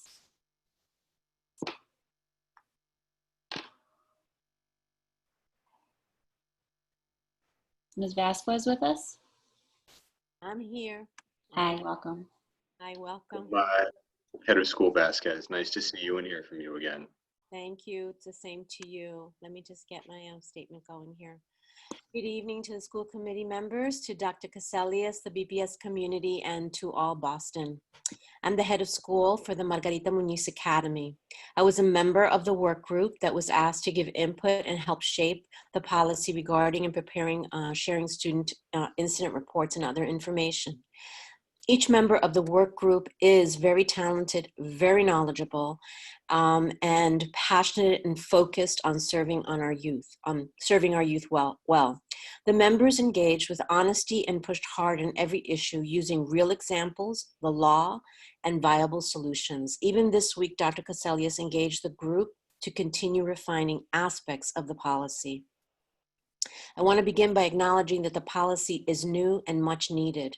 The intent of the policy is to protect all our young people, especially our youth of color, our immigrant students, and our more vulnerable populations. The policy is a strong first step. I want to emphasize a first step in what we all hope will be ongoing work as we monitor data and drive positive change in how we engage our youth and families. In the big picture, the policy is asking us all to use a racial equity lens and participate in establishing effective practices that include all the members of the Boston community, BPS staff, school leaders, safety officers, our partners in BPD, and other agencies in the city. The policy is a good start in that direction.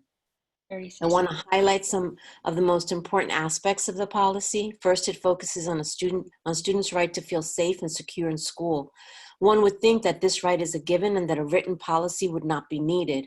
In the critical moment of our nation's long history, we find we must codify this concept.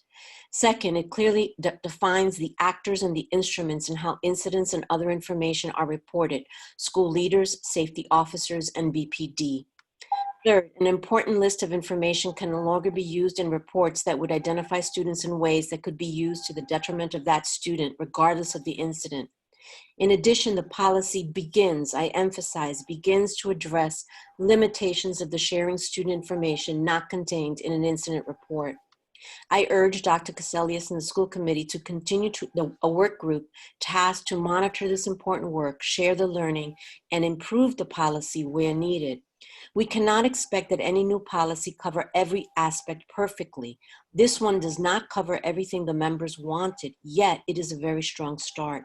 Where the language does not go far enough for some of us in the group, I do believe that the final sections of the policy regarding audits and training will be the foundation for learning more, evolving this policy, and ultimately ensuring that all of our young people indeed feel safe and are safe, so they can engage in the purpose they join us every day in school: to learn, to thrive, and to change the world. Thank you. Thank you, Ms. Vasquez. Our next speaker is Lisa Thoreau, and she will be followed by Robert Jenkins and Travis Marshall.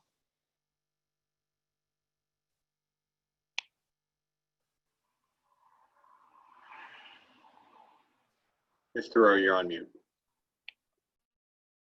Thank you very much. My name is Lisa Thoreau. I'm from Strategies for Youth. I spoke about the information sharing policy in August, and I'm back again to say that I support the policy to the extent that I want to make sure it's in place and protecting students at the beginning of this school year. I support the policy because it prohibits and severely restricts the disclosure of information on the BPD 1.1 reports filed by BPS school safety officers that would put students at heightened risk of being investigated and deported by federal agencies on a whim or suspicion. Unfortunately, this risk is not completely eliminated by the policy and requires continued focus on the logistics of its implementation. This policy also is worth considering and supporting because it eliminates the dual system of reporting by school safety officers and BPD officers. and moves significantly closer to the kind of data collection that will enable all school stakeholders to examine and assess the impacts of police presence on all students. I'm also supporting this because I believe that Dr. Casilius and this board, this school committee, will take the moral high road and prioritize protecting students in the Boston Public Schools over the interests of the Boston Police, ICE, and the Department of Homeland Security. I hope the school committee and the mayor of Boston will support Dr. Casilius in maintaining this high moral ground, and that the city, which claims itself to be a sanctuary city, will act in such a way as to protect the students in its school system. I remain concerned by the question that was raised repeatedly during the working group, and that is being raised across America, about whether or not there should be police in the school. And I'm particularly concerned about this because this policy permits the continuation of arrest of children for minor offenses that would best be handled by the school code of conduct discipline system. I don't understand why this policy continues to be included. And finally, we have asked repeatedly and still haven't gotten a satisfactory answer regarding why there are so many databases of unclear provenance which are shared in ways that no one quite knows, and why those databases are not fully transparent to us as advocates or stakeholders trying to understand how this information is collected and shared. Thank you very much, and I appreciate Dr. Casilius's commitment to this transparent and open effort of the working group today. Thank you, Ms. Thoreau.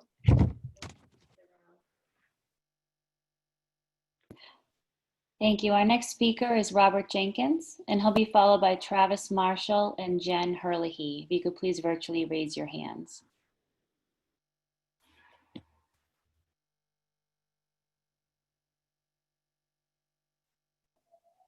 Mr. Jenkins? Y'all gotta be quiet, please. Hello, this is Robert Jenkins. How you doing? Can you hear me? Good evening, school committee members. Good evening, school committee members. Also, Dr. Casilius, I would like to, commend you and your hard-working team on definitely the great job you guys are doing to get us ready to go back to school. It's needed, definitely. It's needed to go back. Kids need to go back to school. Again, I'm a SEAC member, Community Advisory Engagement Council. I'm on the Madison Park transition team, as well as a school site council member. But also, most importantly, I am a sports official. And I did hear that there's a possibility of football in the spring. And, I just want to bring up that, a lot of our officials double up on other sports. So that has to be really looked at. And they do a number of sports in the spring. So be aware of that, as well as also being aware that a lot of our officials are of age and they're at risk. So also take that into account. Another thing that I want to talk about again is the youth on the bus. I did a flag football tournament a few weeks ago at Tech Boston. Over 500 youth were out there and they were not wearing masks. I, of course, was, and I social distance. But again, it's like what Kamani said, and Kamani, welcome to the committee, getting the youth, making sure they understand the importance of wearing the mask and social distancing. And that is a problem. Again, these kids have been holed up and, they want to come out, and social emotional learning, and activities have been cut back. But anyway, again, I just have to commend your staff, your team, working hard, and I look forward of working. Another thing I really didn't hear a lot of is family engagement. I know you guys do that, and that's why I'm going to help as much as possible.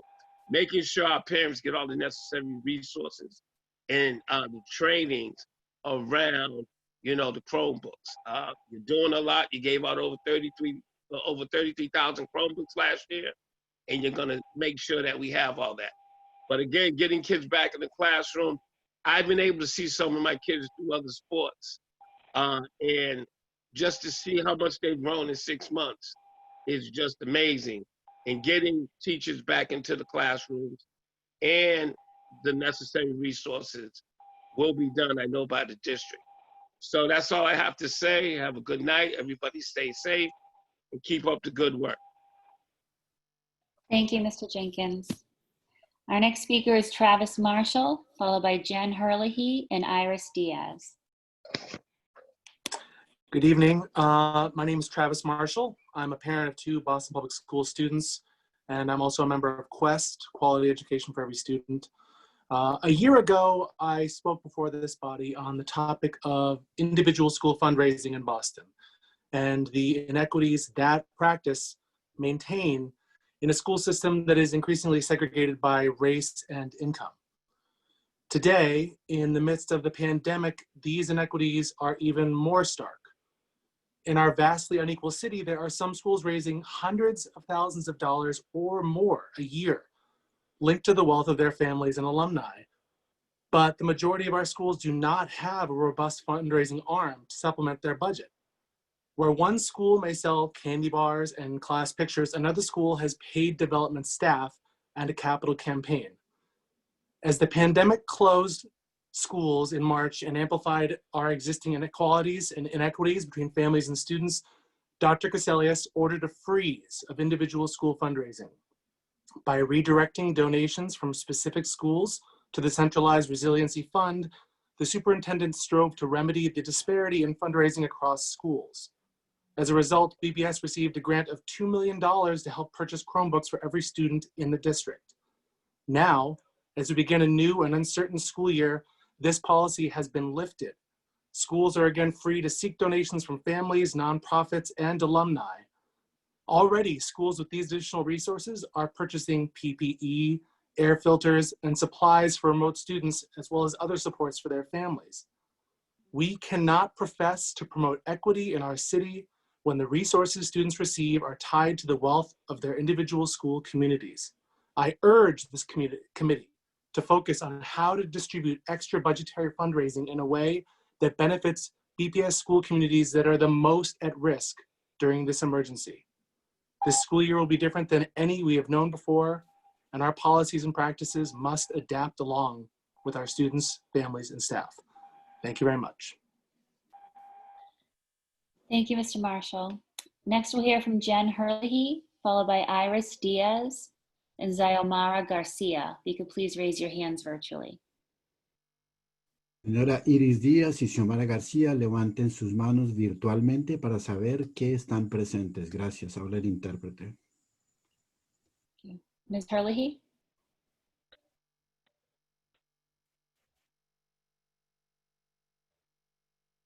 Ms. Herlihy?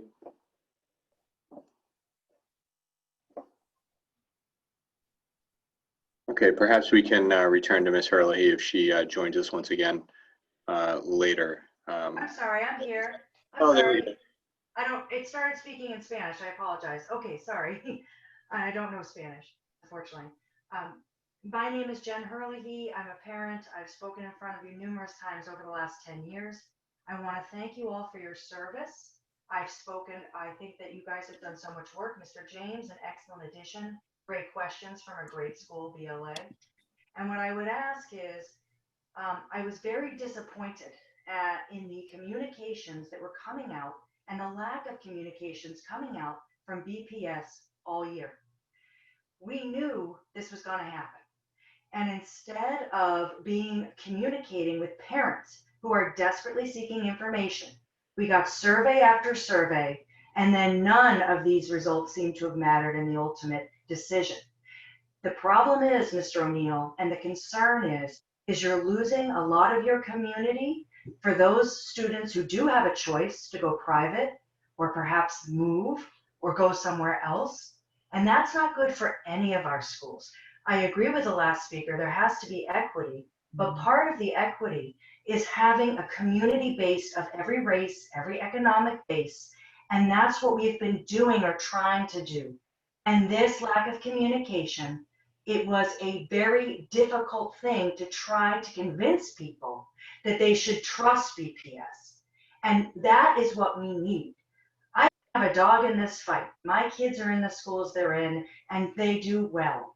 But a lot of parents who are dying to get into schools, the lottery process, the uncertainty, add to it this, no communication and a delay start of 2 weeks only to go remote. I just think it's very important that you look at it from a perspective of a parent that we want to keep in this community. As Mr. O'Neill suggested, we want to find, why are people leaving? Because they don't know who to trust. They don't get the information they need from BPS, and we lose them. And you're going to keep losing them. So I'm here to give you the reality check because I advocate for BPS all the time. And every year, my job becomes more difficult. So please make my job easier. Make people trust BPS. Thank you. Thank you, Ms. Rosen.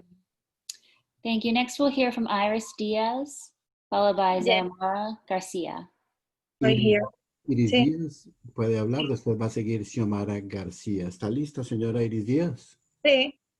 Well, she's ready. And for clarification, it was the interpreter speaking before instructing the speaker to raise their hands virtually. I am the interpreter. Adelante, señora, un par de frases. Pause, por favor. Tome su tiempo para que yo le pueda interpretar. Puede comenzar. Ok. Buenas noches. Mi nombre es Iris Díaz. Good evening. My name is Iris Díaz. Good evening, everybody. Estoy aquí alzando mi voz por todos esos padres indocumentados y que se tienen que esconder detrás de sus miedos. So the reason I'm here, I'm actually raising my voice and representing every single parent that is hiding, trying to hide their fears. Estuve cerca de un caso donde un guardia escolar amenazó a una estudiante por ser indocumentada, la cual la madre... I was actually close to a security guard that threatened a student because of the fact that the student was undocumented. La cual la madre, por miedos, no envió más a la estudiante a la escuela. Which caused that the mother did not continue sending the student to school because of this. Fue algo injusto, It was porque very un unjust. guardia escolar está para brindar seguridad a los estudiantes y planteles escolares. A security guard is there to provide safety for the students and to guide them through school. Y no para amenazar y meter miedo. A security guard is not there for the purpose of threatening students to instill fear. That is not their purpose. Hoy día estamos frente a un estudiante So we have students in front of us. That's what we are confronting. que puede estar en un salón de clase, So it could be a student. The student could be in a classroom. como mi hijo, que nació en Puerto Rico y por eso no tiene problemas que tienen muchos estudiantes con sus papeles. For example, my son, he was born in Puerto Rico. He does not have any problem in terms of documentation. So is the case with many students that could be in the classroom because they're from Puerto Rico. Quiero hacer un llamado al distrito y a las autoridades correspondientes So I would like to make a call to the district and to the corresponding authorities para que limiten el rol que deben tener los policías escolares dentro del plantel escolar. for the purpose of minimizing the errors and mistakes that security guards could make there at school. Cuando pienso en policía, pienso en alguien que debe hacerme sentir segura. When I think about a policeman, I do think about someone that is going to make me safe. Y no en alguien que provoque mi nerviosismo y inseguridad. Not someone who's there to make me feel nervous and unsafe. Como es el caso de este estudiante, So that was the case what this student had to go through. que le frustraron sus sueños y una educación segura. His dreams were frustrated. He could not think about a secure education because of this. Hoy día supe que ese estudiante So today I did learn that this particular student, está sin estudio y sin esperanza. this particular student is not studying right now. She's not studying and she doesn't have any hope Por temor que a ella y a su familia los deporten. because of the fear that she has and her family has of deportation. Espero que mis palabras no queden en el vacío So I do hope that my words today are not in vain. y que estas palabras le lleguen a sus corazones, And I do hope that my words will reach your hearts. al distrito y a las autoridades de Massachusetts. Likewise to the district and all authorities in Massachusetts. I hope that. Muchas gracias y buenas noches. I thank you very much all, and I wish you all good night. Can we get her phone number, please, so we can follow up with her tomorrow? ¿Cuál es su teléfono, señora, para que la puedan llamar mañana? ¿Lo puede compartir, por favor? ¿Cuál es su teléfono? Sí, 857. Oh, no, not now. Don't share that over the, Yes. we'll have someone follow up. Thank you. Van a hacer seguimiento con usted, señora. No tiene que dar el teléfono en este momento. Van a contactarla para que usted le pueda dar el teléfono. Ok, muchas gracias. Very good. Thank you very much. Gracias. Yes. Thank you. Our next speaker is Xiomara Garcia. Señora Xiomara García, ¿se encuentra presente? Are you present? Xiomara García, the interpreter is asking. ¿Está presente, señora Xiomara García?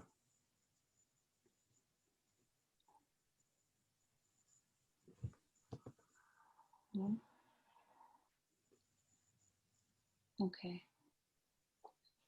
Señora García, ¿nos puede escuchar? Xiomara García. Can you hear us, Miss Xiomara García? Can you hear us? Okay.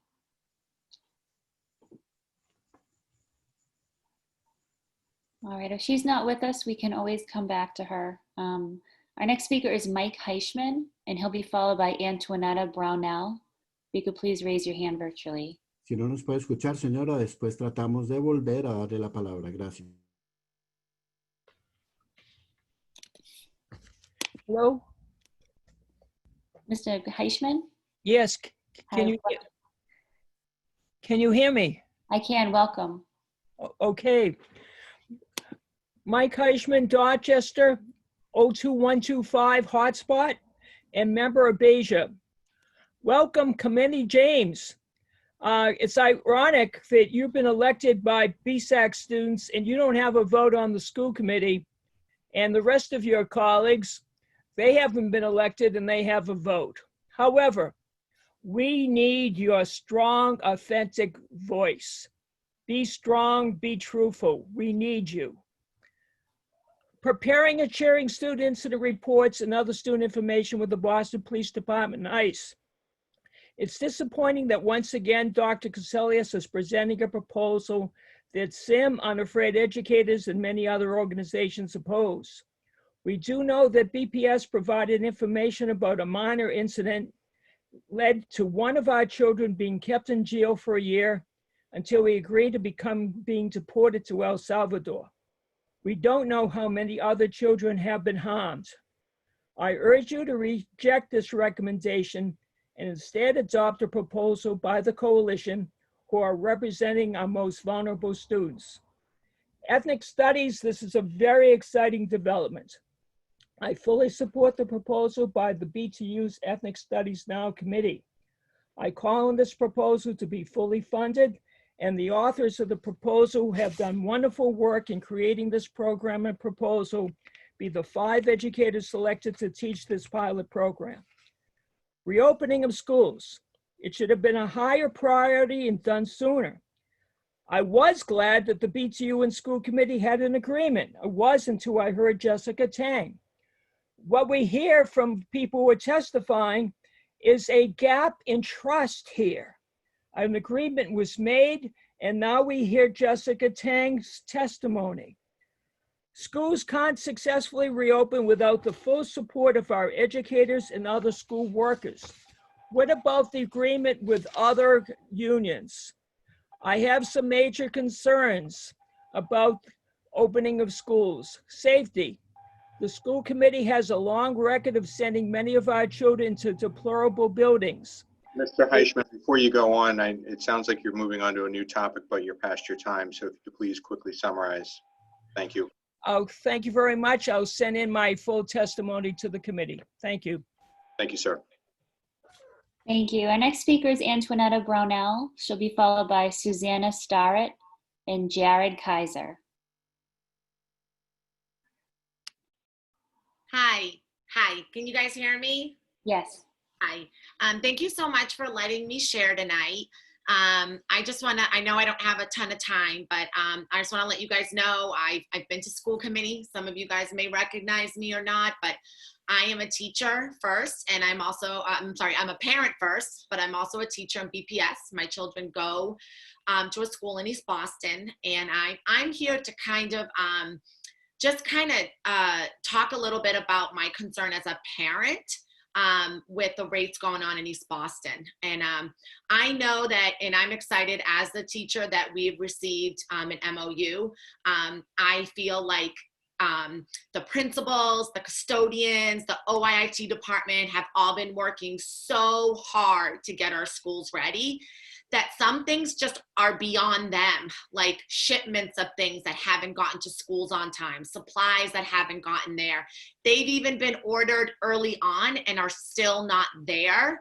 And that is not their fault, right? That's just COVID. And so I feel like, in one respect, I feel like just we're not ready to like really open and make sure the kids and the students have what they need to get started even on Monday. Like some kids still don't have working Chromebooks, and we're all trying really hard to get it to them, but we don't have them in our hands to give to them. And that's speaking as an educator. As a mom of my kids, I'm worried about the rates in East Boston. And I'm going to be traveling to a different school where I'm sending my children in remotely, but I'm worried about East Boston. And I think East Boston should be looked at differently, especially in the MOU. Like, we have to look at the rates. I know it went down from 11 to 6, and that's great, but they're still too high, and they really need to be looked at differently. So I'm just urging you guys to really think about that before we send our kids back. And I'm here testifying for all the kids in East Boston. It really, really scares me because the rates are so high. And so I'm just asking you to really consider looking at East Boston and any place that's over 4% differently, because we really need to think about those students in East Boston as well. And I need my kids to be thought about. They are BPS kids, and they should have a choice as well. Even though I'm a teacher, they're still BPS students. And thank you so much for letting me share. Thank you. Our next speaker is Susanna Starrett. I don't see her in our list, so if you could please virtually raise your hand, Susanna. She'll be followed by Jared Kaiser and Jacarius Davis.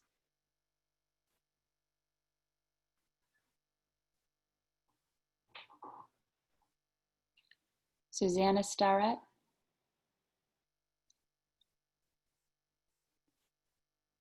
Okay. Jared Kaiser, are you with us? Yes, I am. Hi, welcome. Thank you.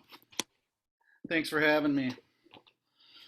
I really appreciate the last speaker, and I appreciate the school committee for having me here today. My name is Jared Kaiser, and I live in East Boston. I'm a parent of 2 elementary age boys who attend the Boston Public Schools. As of today, September the 16th, the Boston Public Health Commission site says 7 neighborhoods are now over the 4%. 1 is not applicable. Our rates, according to that site, as of today, have doubled in the city of Boston. I would like to tell the Boston School Committee why East Boston and the individual neighborhoods matter. Why we should not look at neighborhoods the same.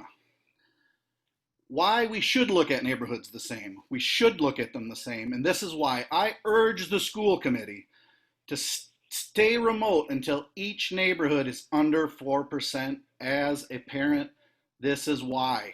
This is why when our children living in East Boston go to BPS schools, they go to 80 buildings in other neighborhoods.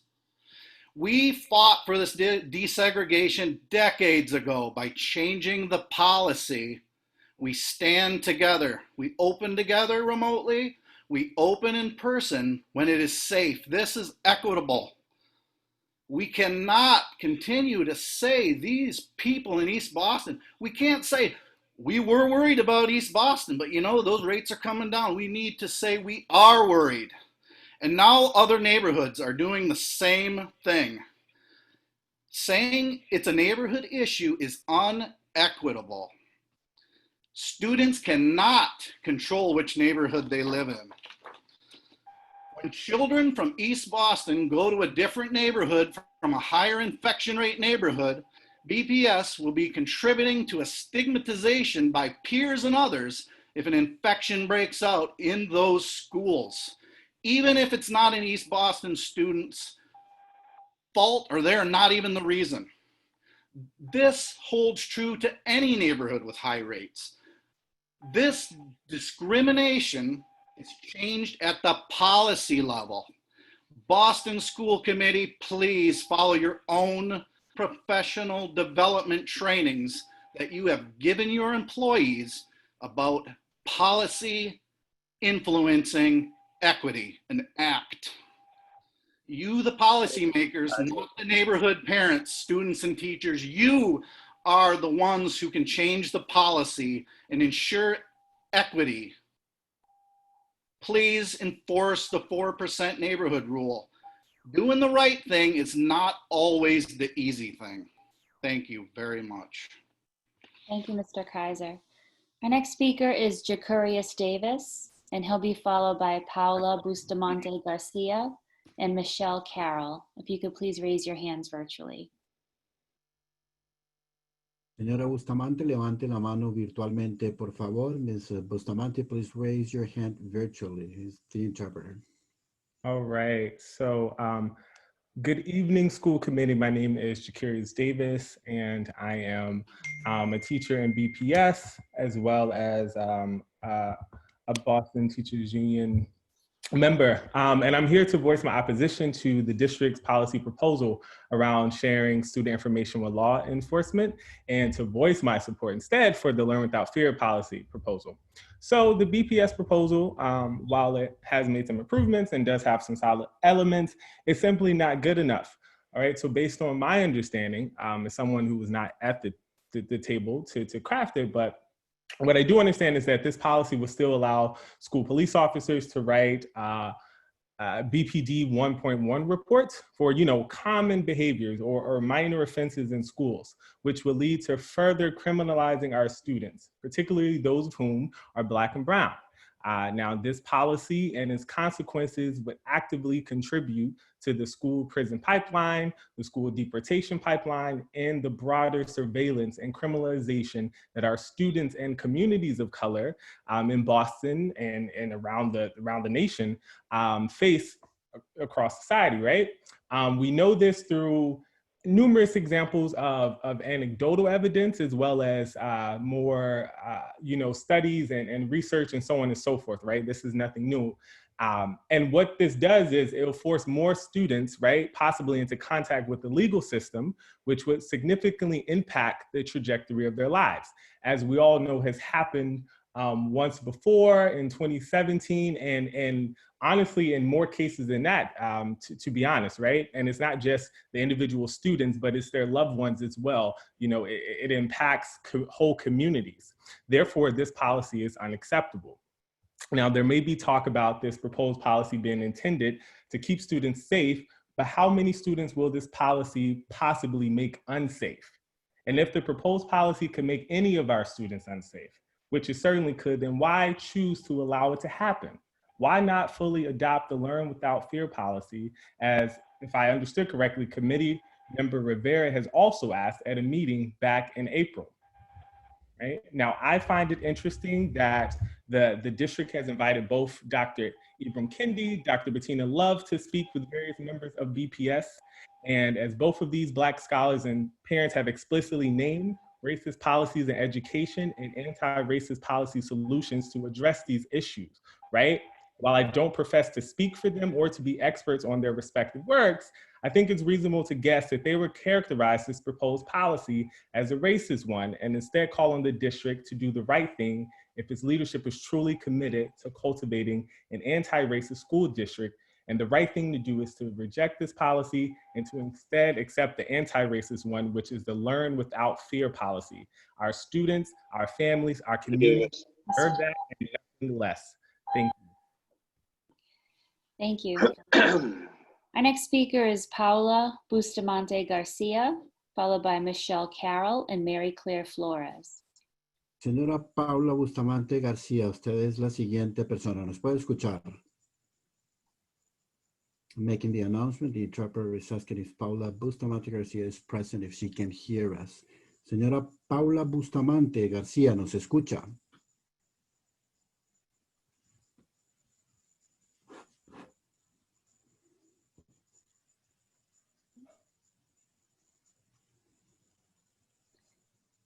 Paula Bustamante García, ¿nos escucha, señora?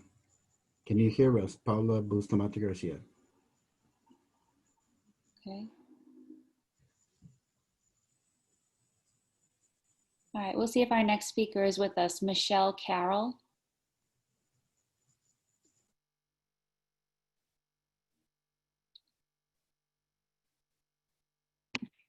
Good evening, members of the school committee.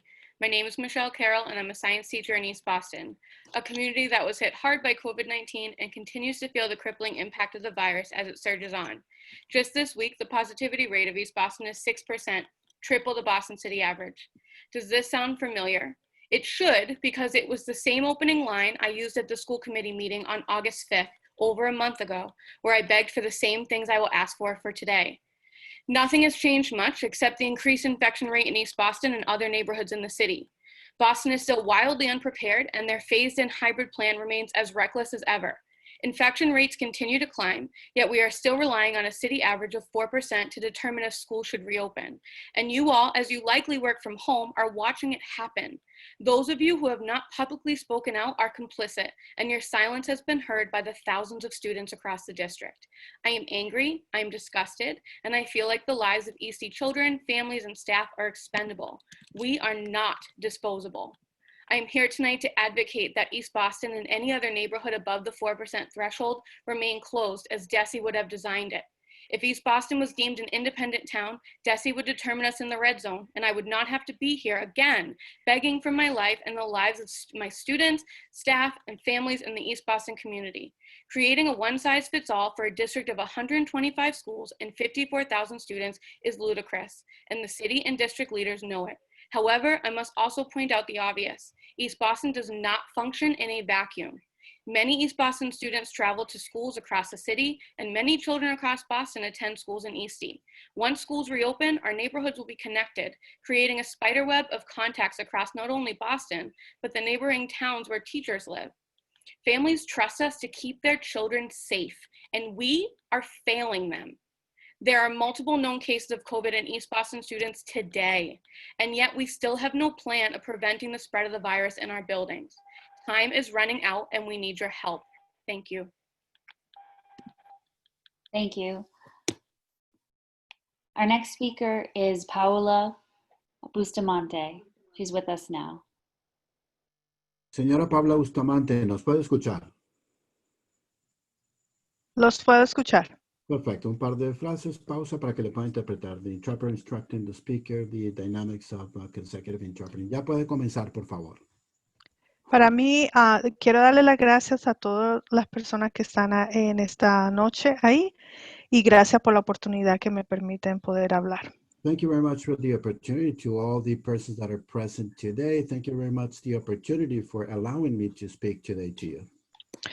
Para mí, como una madre de dos niños que están en la escuela de elementaria, es muy preocupante la falta de comunicación que hay en español. I'm a mother of two children that they go to elementary school. It is very concerning to me the lack of communication that exists in Spanish. Hasta el punto de que hemos recibido información solamente en un idioma que es el inglés. Yo soy completamente bilingüe. Sin embargo, he tenido que abogar para que se hable o se escriba o haya más comunicación en inglés, To the porque point that muchos padres en mi moment, escuela no lo pueden hacer. momento, señor. To the point that I've been getting information in English. I am bilingual, but we have to think about other parents that do not have the language abilities that we do have, that I do have. Y por esa razón perdemos mucha información que debemos que debemos de tener en nuestras manos para poder ayudar a nuestros niños. So for that particular reason, we are missing information that is critical in order for us to be able to help our kids, our children. Algo muy preocupante en mi escuela o en la escuela de mis hijas es la falta de liderazgo bilingüe. Hay personal bilingüe, pero no para personas que tomen decisiones o que ayuden a la toma de decisiones a favor de los latinos. A very important concern that I do have is the lack of Spanish speakers that are actually part of the leadership at school. There is bilingual personnel, but not sufficient leadership or people who speak Spanish who are part of the leadership, who are able to help the Latino population. Y esto se ha debido a los recortes de presupuesto que hemos tenido en nuestra escuela. And this is caused by the budgetary cost or restrictions that we've been having at school.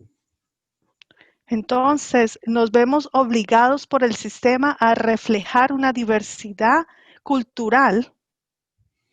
Therefore, we are obligated somehow to reflect a cultural diversity somehow because of the system. Pero, sin embargo, en la toma de decisiones realmente no tenemos un reflejo de diversidad. However, there's no representation when it comes to decision making. Y esto es muy preocupante, no solamente para mí, sino para todos aquellos padres que solo hablan un lenguaje y que no tenemos representación alguna en el liderazgo. So this is very concerning, not only to me, but for all the parents that are monolingual, that do not have any representation in terms of leadership at school or people speaking Spanish in a leadership position. Y para concluir, me gustaría dejarlos con esta pregunta. In summary, I would like to pose the following question for you to end. ¿Qué están haciendo las escuelas públicas de Boston para proveer verdaderamente herramientas que ayuden a nuestros niños y a nuestros padres a obtener un liderazgo real en la comunidad y en el sistema?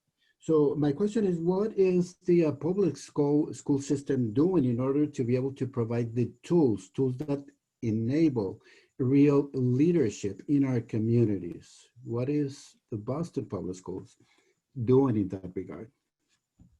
Porque una traducción es solo una traducción, pero no un traductor puede abogar por nuestras necesidades. A translation is simply a translation, but a translator cannot advocate for our needs. Gracias. Thank you very much. Thank you. Muchas gracias, señora. Our next speaker is Mary Claire Flores, followed by Natalie Bruno. If you could please virtually raise your hands.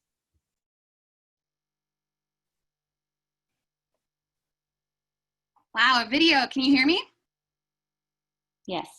Awesome. Okay, so happy Mexican Independence Day and the second day of Hispanic Heritage Month. Raise your hand if you knew that.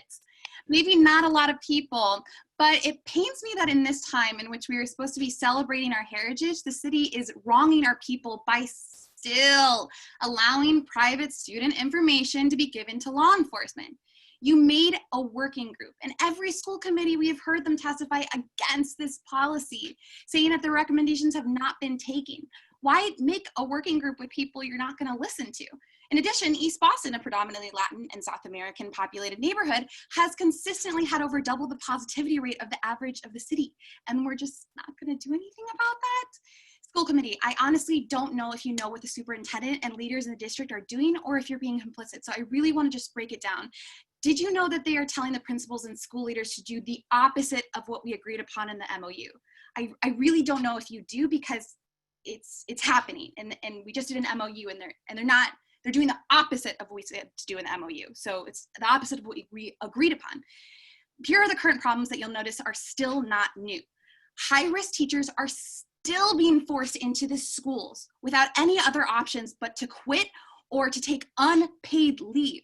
We can't be deciding between our lives and our livelihoods. That's unacceptable. For example, Office of Equity just got back to me after I messaged them months ago about an accommodation due to illness, and I got a response. They were so generous. That was sarcasm, because they said that I would be allowed to go remote and work remotely. That's my accommodation, working remotely until September 28th. And yet all teachers, according to the MOU, are already given the option to be remote until October 1st when their first child comes. So thank you for the accommodation. Again, that was sarcasm, because that's not an accommodation. I don't know if we need an ADA lawsuit or what, but that's not an accommodation, and people are going to die if you continue to force high-risk people into the schools to congregate. Simultaneous teaching, number 2, is still being forced on us when we have said from the beginning, from the spring, from March, that is not acceptable. We can't teach students in person and online at the same time with high quality. It's not going to work. And we need to be honest with our families that if they think they're getting hybrid and the teacher is going to have to teach remotely to the kids on the computers and the kids in person, guess what? Those kids in person are just going to be on the computers because the work is on the computers because there's kids remotely. It's going to be poor quality education. We've told you this from the beginning. Also, Ms. Flores, you're past your 2 minutes. Would you please summarize? Thank you. We don't know that because we can't see the timer and we can't hear anything when we're like this, okay? Okay, So if you could please summarize, we'd appreciate it. Thank you. yeah, so a window and a door is not a safe ventilation system. I've been in Boston for a couple years and the winters are awful. So we still don't have answers of that. Teachers and kids are gonna be forced into the classroom because teachers are being forced in the classroom, so their kids are gonna be forced in the classroom. And the disrespect within this meeting with rolling eyes from Mr. Locanto or from people being patronizing in our profession when other professions wouldn't be patronized and disrespected in this way is unacceptable. It really needs to end. Please. Ms. Flores, I asked you to summarize, please. Thank You're past you. That was my your summary. 2 minutes. All Thank done. you. Okay, our next speaker is Natalie Bruno. She'll be followed by Elizabeth Tonongbona and Lucy Perez. If you could please raise your hands virtually. Señora Lucy Perez, si puede levantar la mano virtualmente. Ms. Lucy Perez, if you could please raise your hand virtually. It is the interpreter speaking. Thank you. Ms. Bruno?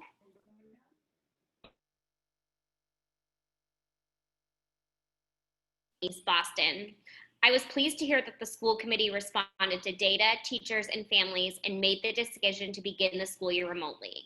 Unfortunately, the lack of safety improvements in my building, the rate of COVID spread in the neighborhood in which I teach, and the absence of safety plans from the district make me confident that a safe return to in-person schooling on October 1st is not possible.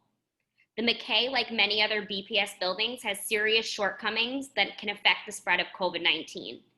In our building, all 803 students use the same 2 bathrooms, and our entire staff uses the same 2 adult bathrooms, none of which have windows that open. Our middle school students travel from the 3rd floor all the way to the basement to access these bathrooms. We have teachers planning to work in closets, teachers pushing into classrooms, including me, furthering the spread of the virus, and teachers working in rooms with only 1 window that opens. I'm still shocked that the requirement for a classroom to be deemed safe to return is that it has 1 window that opens. This is all in a building without an HVAC or ventilation system. These issues are even more concerning in East Boston, where the 7-day positive COVID rate is 6.4%. Returning to in-person schooling in East Boston directly contradicts the guidance that we've heard a million times tonight about when we should be safely returning. As I attempt to plan to keep myself, my family, and my students safe, I cannot help but think of wealthier districts with low COVID rates like Newton, Cambridge, and Milton that have already put in place essential precautions for students and teacher safety. I read that Milton is sending their students home for lunch. Cambridge is updating HVAC and air filtration systems in brand new schools. Newton purchased 400 window fans in addition to their already existing systems. This has become a clear equity issue. Our highest need students and families with the least access to healthcare, with parents who are essential workers, will be provided with the least protection. We need to take serious action and take a pause on this. This issue is truly life or death. Please treat it as such. Thank you. Thank you.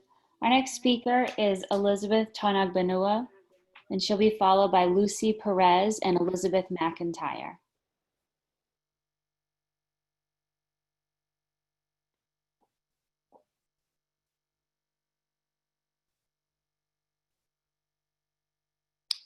Elizabeth, are you with us?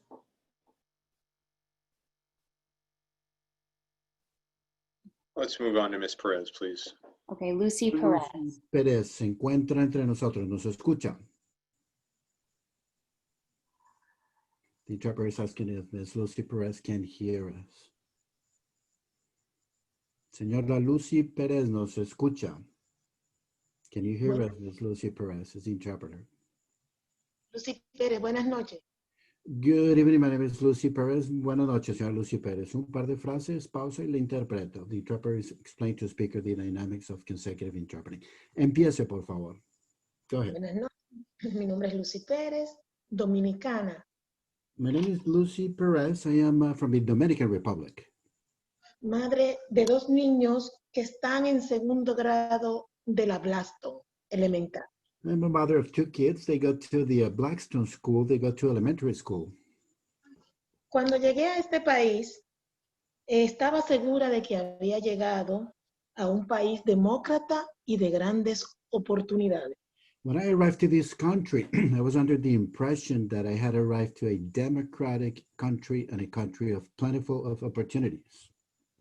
Estoy aquí esta noche porque quiero representar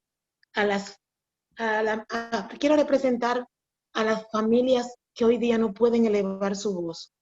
I am here for the purpose of representing the families that cannot raise their voice today. Las familias indocumentadas que We por are talking about miedo, undocumented families.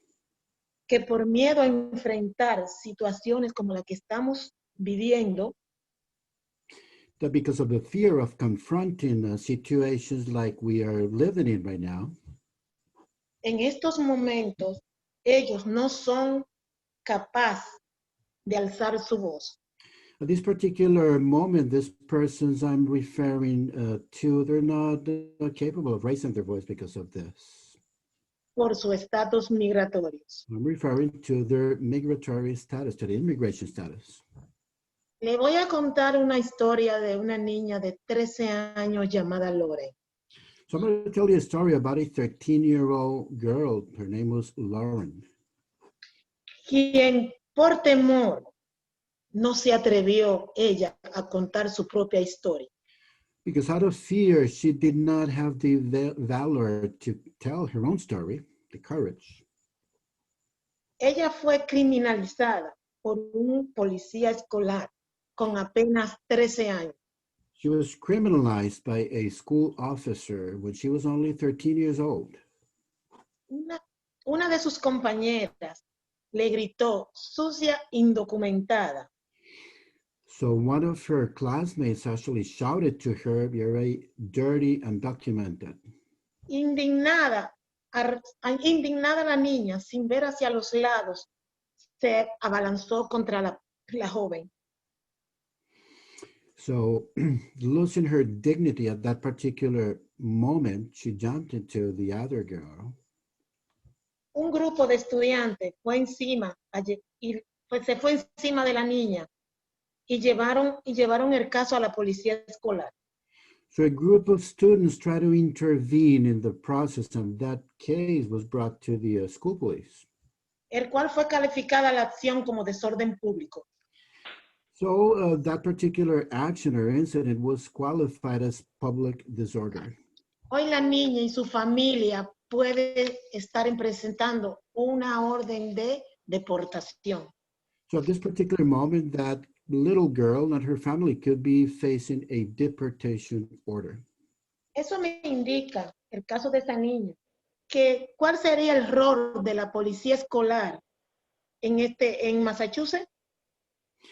So that particular situation brings up the question, what is the role that the police has in Massachusetts? Criminalizar a los niños o dar seguridad.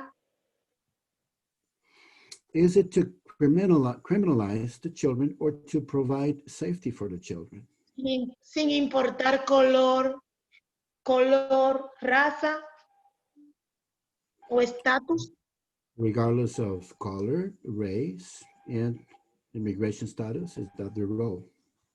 Mi clamor es preguntarle al distrito escolar y a las autoridades competentes de Massachusetts que tomen cartas en el asunto y que de verdad le den funciones que valgan la pena y que nos den seguridad a la policía escolar. It is my position today to talk to the district and to the authorities for them to be able to take a position in this and to be able to provide safety for the students in this regard. What the role of the police is really at the school. Seguridad a nuestros hijos y a todo el que allí labora. Gracias. That is to provide safety to our children. That is the role to the police officer or the authorities and to the children in the school and everybody there. Buenas noches. Good evening for everybody. Gracias, Señora Perez. Thank you. Our next speaker is Elizabeth, and she'll be followed by Kate Peak and Becca McLean. If you could please raise your hands virtually. Ms. McIntyre?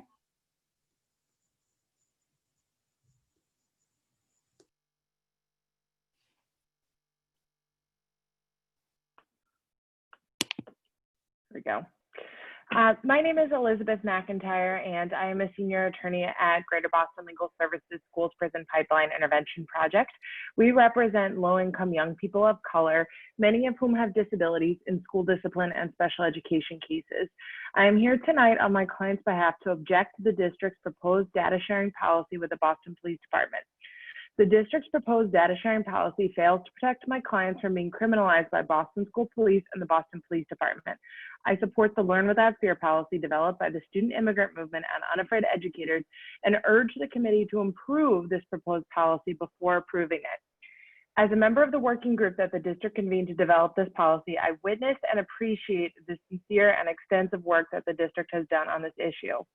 However, I appeared before this committee on August 19th to express my continued objections to this policy and joined a letter signed by 7 community organizations identifying 6 main objections to this policy. Because the district has not resolved those objections, particularly that this policy continues to allow Boston School Police to create Boston Police Department reports, even regarding non-violent, non-drug, non-weapons related incidents, I continue to object to this policy today. I urge the committee to resolve those objections prior to approving this policy. Thank you.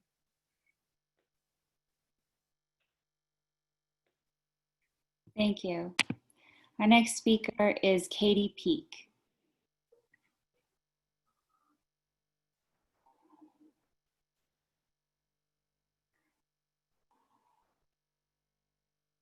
Hi, good evening. I'm Katie Peak, and I'm a teacher at the McKay School in East Boston. Throughout the pandemic, East Boston residents have tested positive for COVID-19 at higher rates than other neighborhoods in the city. In a Boston Globe article, East Boston State Rep Madaro wrote, "Our coronavirus infection rates are higher because our communities are systemically more vulnerable to the spread of this disease. Nearby Chelsea and Everett schools are staying virtual because positive testing rates are in the moderate risk zone at 5%. BPS stated that we will not resume in-person learning until citywide COVID rates are in the low risk zone, below 4%. Yet BPS is asking teachers and students to return to school in East Boston, where rates are at 6.4%. Earlier tonight, the superintendent stated that rates are not quite where we would like them to be, and yet I'm expected to return to my building on Friday. Students and staff commuting to and from East Boston pose an enormous health threat to the entire city. In recent phone calls with families, many parents told me, I signed up for hybrid, but now I don't know if it's safe. They asked, how will kids stay safe while eating lunch or taking mask breaks?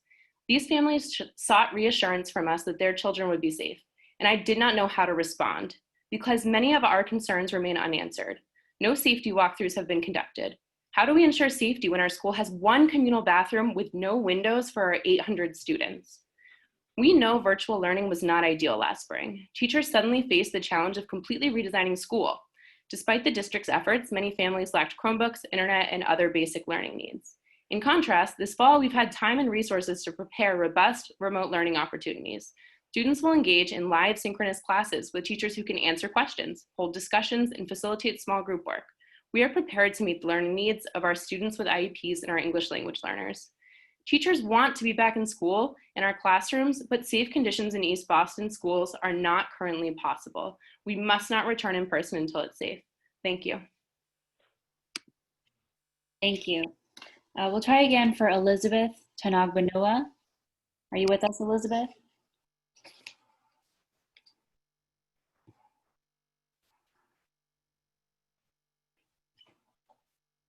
Hi. Hi. Thank you for the opportunity to speak with you tonight. I'm an ESL teacher in East Boston. This year, I'm excited to begin a slightly different role at my school.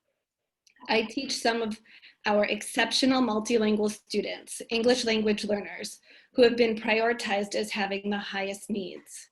I began virtual family visits this week, and I know all too well that nothing replaces being together in person as we begin our time together as a classroom community. Thus far, each family I met with believed remote learning was the right option for their family. Students with the highest learning needs in East Boston also need their physical health to be a priority, as East Boston's positivity rate is and remains dangerously high. I would love nothing more than to teach my new students in person. However, teachers and families need the BPS to prioritize our safety.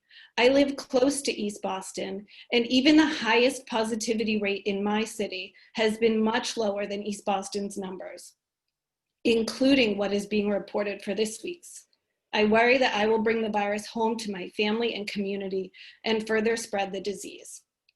The school committee in the public school district where my 2 children go decided the risk was too great for in-person instruction. We need Boston to do the same for East Boston. East Boston is geographically separate from the rest of the city, and the reopening plans for schools in East Boston also need to be distinct. I strongly urge BPS to maintain remote learning for students with the highest needs until East Boston is well below 4% for a minimum of 2 weeks. I believe the community transmission rate must be much lower before we can safely learn together in person. Thank you.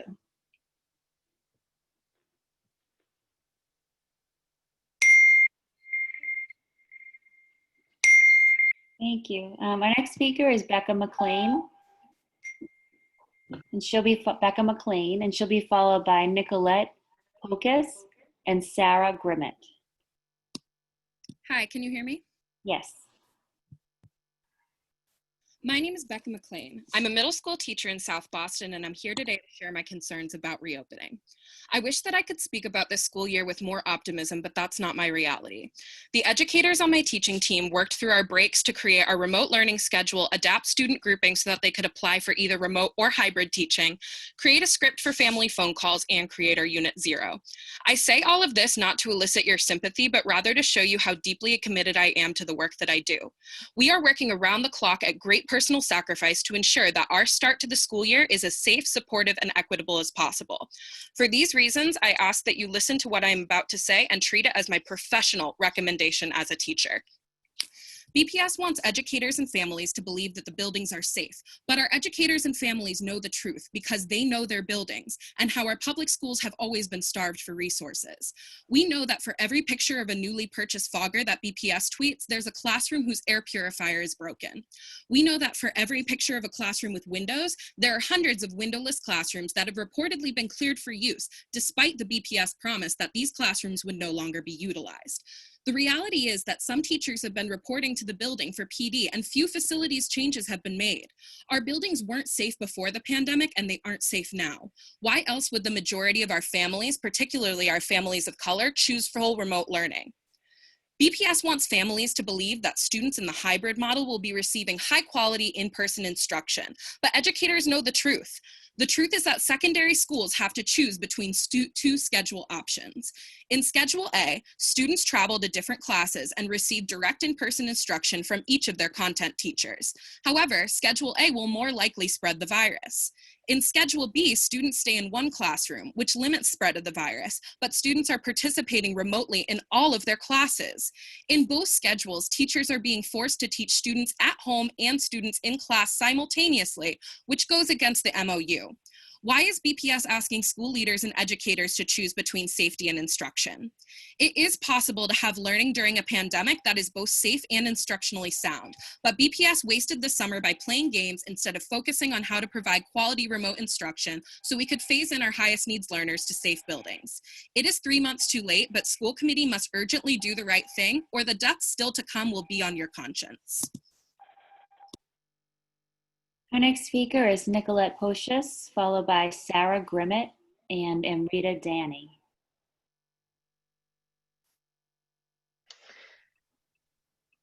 Hi, everyone. My name is Nicolette Pocius, and I am a teacher at the John D. O'Brien School in Roxbury. I am going to be conducting our safety walkthrough tomorrow, but I already know the condition of our school from the spring and from talking with many other teachers. Our school was not safe for students before the shutdown, and I highly doubt that it will be safe for teachers and students now. Cockroaches were common in our water filters. We had mice running throughout the school. Windows wouldn't open. Ventilation systems were broken. In my room at 3 p.m., the heating and the air conditioning system turns off and the airflow actually reverses. There's 2 spots in the room where if you stand, the air is coming in the opposite way and is cold. Our school regularly did not have enough toilet paper, not because of poor action by our custodial staff, but because they're inadequately staffed. And we're now heaping more responsibilities onto our custodial staff, onto our facilities team, expecting them to do more with less, which is what we're expecting of our teachers as well. That's not fair to anyone, and it's jeopardizing the safety of our students, our staff, and all their family members. If we want schools to be safe, there need to be drastic steps taken to make each school safe. While the O'Brien is an exam school, we do receive more funding potentially than other schools, yet our conditions are still not great. We have a stack of toilet paper in a classroom so that students can come in and get toilet paper when there's none in the bathrooms. There's never soap, never paper towels. It's difficult to keep a school clean, even when we are running with all resources. And now that we're in this time of a pandemic, there's no way that our school will be safe enough for our students' return. It is unfathomable to me that all these changes could have been made in this short period of time when I know from being in this school, from talking to teachers, all the things that go wrong, all the ways that things can slip through the cracks and that our students will be harmed. It is selfish on the district's part to expect us to go back into these buildings. Parents are concerned and want to know how their students are going to be kept safe, and I can't tell them that they will be. I'm looking forward to doing the walkthrough tomorrow, especially with parents from my school, so that they know what the school looks like. Thank you. Our next speaker is Sarah Grimmett. She'll be followed by Amrita Dani and Caitlin Gaffney. If you could please virtually raise your hands. Can you hear me? Yes. Thank you. Hello, my name is Sarah Grimmett, and I am a science teacher at Charlestown High School and a proud BTU member. To address some comments that I heard earlier in this meeting, I was shocked and horrified at the implication that BPS is offering a, quote, very generous leave policy. Make no mistake, school staff are being forced into buildings 2 days from now, regardless of their risk level. My close friend and colleague is high risk due to asthma. He submitted an accommodation request weeks ago and has not heard anything back. I've heard the same story from countless other colleagues, not to mention colleagues who live with high-risk folks and won't qualify themselves for leave. To Committee Member O'Neill, we appreciate your concern for teacher safety, but please know that you are being lied to. However, I am mainly here to talk about the current BPS reopening plan through a scientific lens, since I'm a science teacher. When I look at the failures of this plan, I have to think about the scientific skills that I work on with my students throughout the year. So, first, students will be able to use quantitative data to make informed, scientifically backed decisions. Critical scientists understand that a citywide positive COVID test rate is meaningless without analyzing trends by individual neighborhoods. As we've heard again and again throughout testimony tonight, the East Boston positive test rate is at 6.4%. Why would you start sending staff and students into school buildings at this point? Our schools are not sites for experimentation during a pandemic. Critical scientists also look at survey data a little more carefully to make sure that certain voices are not overrepresented or underrepresented during the decision-making process. Second lesson objective. Students will be able to predict the impacts of scientifically backed decisions on the community at large. My students understand that the decisions we make in one classroom, in one school, have implications across the entire city. When my in-person students and I are sitting in my windowless classroom, which, to be clear, has been cleared for use despite the district promising me otherwise, when we're sitting in there together for 6 hours a day, we are increasing risk for the entire city. When my students take the MBTA from Dorchester to Charlestown each day, we are increasing risk for the entire city. Finally, students will be able to explain how viruses transmit and make decisions to minimize risk. COVID is transmitted through the air. All but 35 of our schools lack HVAC systems. A huge number of classrooms, including my own, lack windows. Therefore, our schools are not safe yet. Superintendent Cassellius and members of the school committee, the decisions that you make right now have enormous implications. Your misuse of science is going to cause unnecessary deaths of students, families, educators, and community members. And I hope that you can live with that because I certainly cannot. Thank you. Our next speaker is Amrita Danny.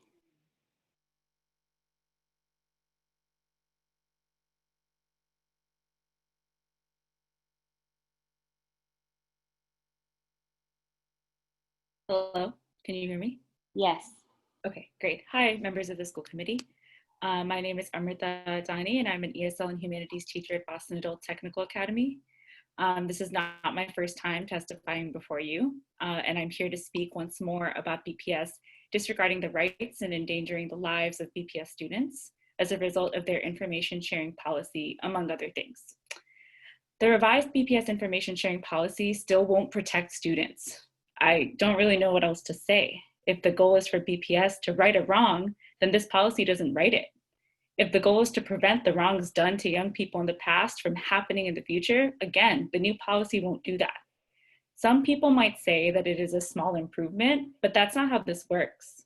If your policy doesn't prevent children in BPS from entering the criminal legal system or the immigration deportation system, it's just not a good policy. I could tell a lot of stories about my students here to illustrate the human impact of the policy. I could talk about their experiences with school resource officers, with the police, with the immigration system that made them feel unwanted, terrified, judged, and angry, but I won't because honestly, you've heard it all before. Some of you, I know, hear these stories and know in your heart that what is just and right is to vote down this inadequate proposal. Vote down BPS's proposal and in its place, adopt in full the Learn Without Fear policy that has been drafted by educators, legal experts, and young people with experience in BPS. It seems to me like they did BPS's job for them. They came together and in a truly collaborative process, worked together to come up with a solution that would actually meet the desired objective. And they aren't the only people who have poured time and energy into drafting proposals that would address in some small measure the inequities and injustices of our system. Take another look at the Ethnic Studies Now committee proposal, for example.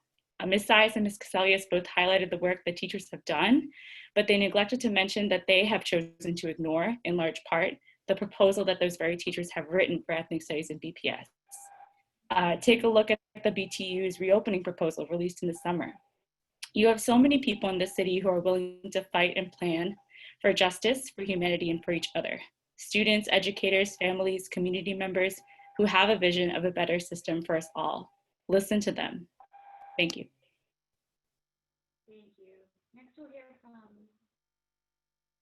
Thank you. Next we'll hear from Caitlin Gaffney, followed by Lady Lawrence Carty and Jim Muncy. If you could please raise your hands virtually.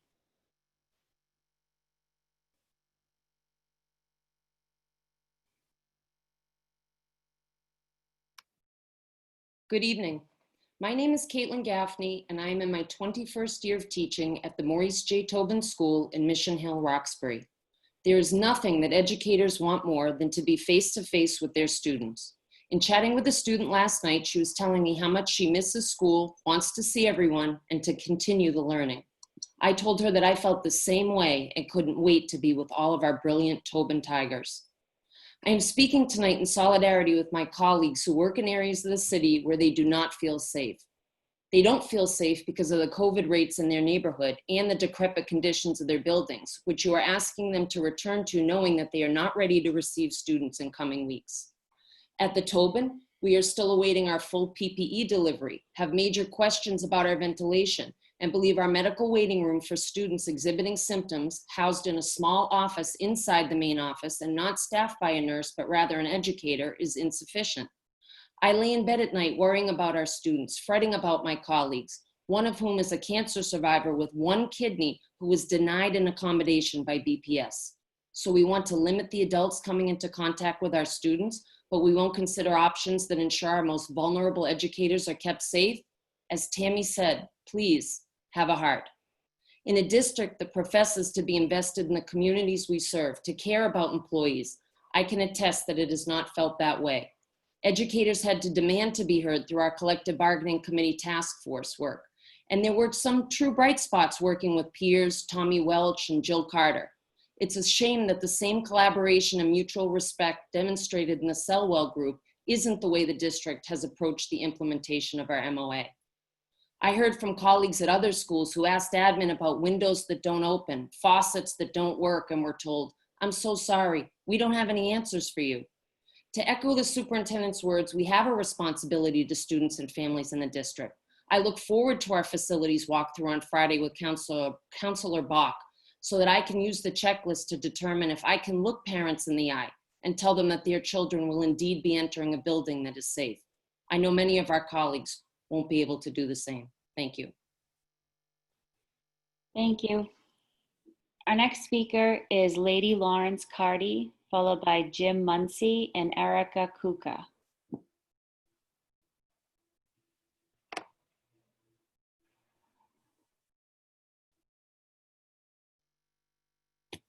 Ms. Carty?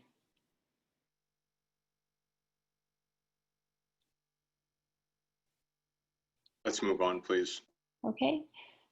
Jim Muncy, are you with us? I am. Can you hear me? Yes, welcome. Thank you. Good evening, school committee members. My name is Jim Muncy. I'm starting my 20th year as a math teacher at the O'Brien School. I want to start by saying thank you to Dr. Cassellius for Boston Public Schools' incredibly swift response to the sudden BPS shutdown in March. The speed with which your team was able to provide students with access to Chromebooks, Wi-Fi, meals, and mental health support was nothing short of miraculous. And I would go on, but I only have 100 seconds left. So I want everyone to do me a favor right now. I know we've all been sitting here for hours, but I want you to imagine something for me.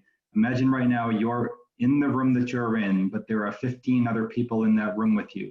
And imagine all 15 of them are in a Zoom session, but all 15 of those people are in a different Zoom session from each other, but they're all expected to be listening and talking while you're trying to listen and talk in this Zoom session. And imagine one of those other people is a 7th grader trying to learn a new language, or a high schooler trying to decode Shakespeare or understand AP calculus, knowing they have a high stakes test in just a few months. That's what we are asking of our students at the O'Brien School with the current hybrid model. 15 students and 1 teacher will be in the same room all day. If you think back to your own high school experience, you'll recall that each class had a different group of students in it. Since we need to minimize movement in the hallways due to COVID, students can't switch classes. The hybrid model might work for elementary schools. I'm not experienced enough to know, but it's completely impractical for high schools. Some of our high schools like mine are over-enrolled and they have more teachers than classrooms. 2 side notes, we even have an entire building without windows at all. And we have at least 1 windowless classroom in another building that has vents in the ceilings that emit black dust into the classroom. And I ask, would any of you feel comfortable going to work tomorrow if that was a description of your office? The need for safer buildings is another topic for another day, but to be honest, it's been another topic for another day since I started 20 years ago. If we really expect our students to master new skills and acquire new content, it has to be done in an environment other than what I just asked you to imagine. If we're serious about closing the achievement gap we always talk about, we need to give our kids a fighting chance. Many of our families can't afford private tutors to help pass the MCAS, excel on SATs, and get into the best colleges. Our students rely on us to provide them with the education they need. and educating them in classrooms with 15 other classes going on simultaneously is setting them up for failure. I know I couldn't do it. And I want you to ask yourself and be honest, if you could learn physics or world history with 15 other people near you talking to their laptops about 15 different things. I honestly think the hybrid model was proposed without considering. Please summarize. You're past your 2 minutes. Thank you. Thank you, I will. I just have to believe it was an innocent oversight, and I'm asking it be taken off the tables for high schools. And I'll end with this. I've worked really hard over 20 years, but the last 3 months of last year was the hardest. I can't wait to go back, but it has to be when we have a vaccine and it's what's best for, and that's when it will be what's best for our students. Thank you for your time. Thank you, Mr. Muncy. Next, we'll hear from Erica Kuka, followed by Angela Serig, Nicole Rattan, and Ruby Reyes. If you could all please virtually raise your hands. Hello. Hello. Hi, I'm Erica Kuka, a BPS teacher and a BTU member. I want to echo the testimonies presented by educators like Becca McLean, Mary Claire Flores, and the amazing team at the McKay, but I'm actually here today following the leadership of SIM and Unafraid Educators to express my opposition to the district proposed policy regarding student information sharing and to advocate for the adoption of the Learn Without Fear policy. As others have already mentioned, I recognize that the current policy contains some improvements over what was previously in place. However, my concern stems from the fact that this policy continues to allow school police officers to write so-called BPD 1.1 reports regarding routine school discipline incidents, which should be addressed as such with no oversight. These reports place students under broad labels that aren't just vague and subjective, but can, as has been previously mentioned, lead to unnecessary criminalization. These are reports that neither students nor their families will have a copy of, and once they're in the hands of the BPD, BPS doesn't have access to them.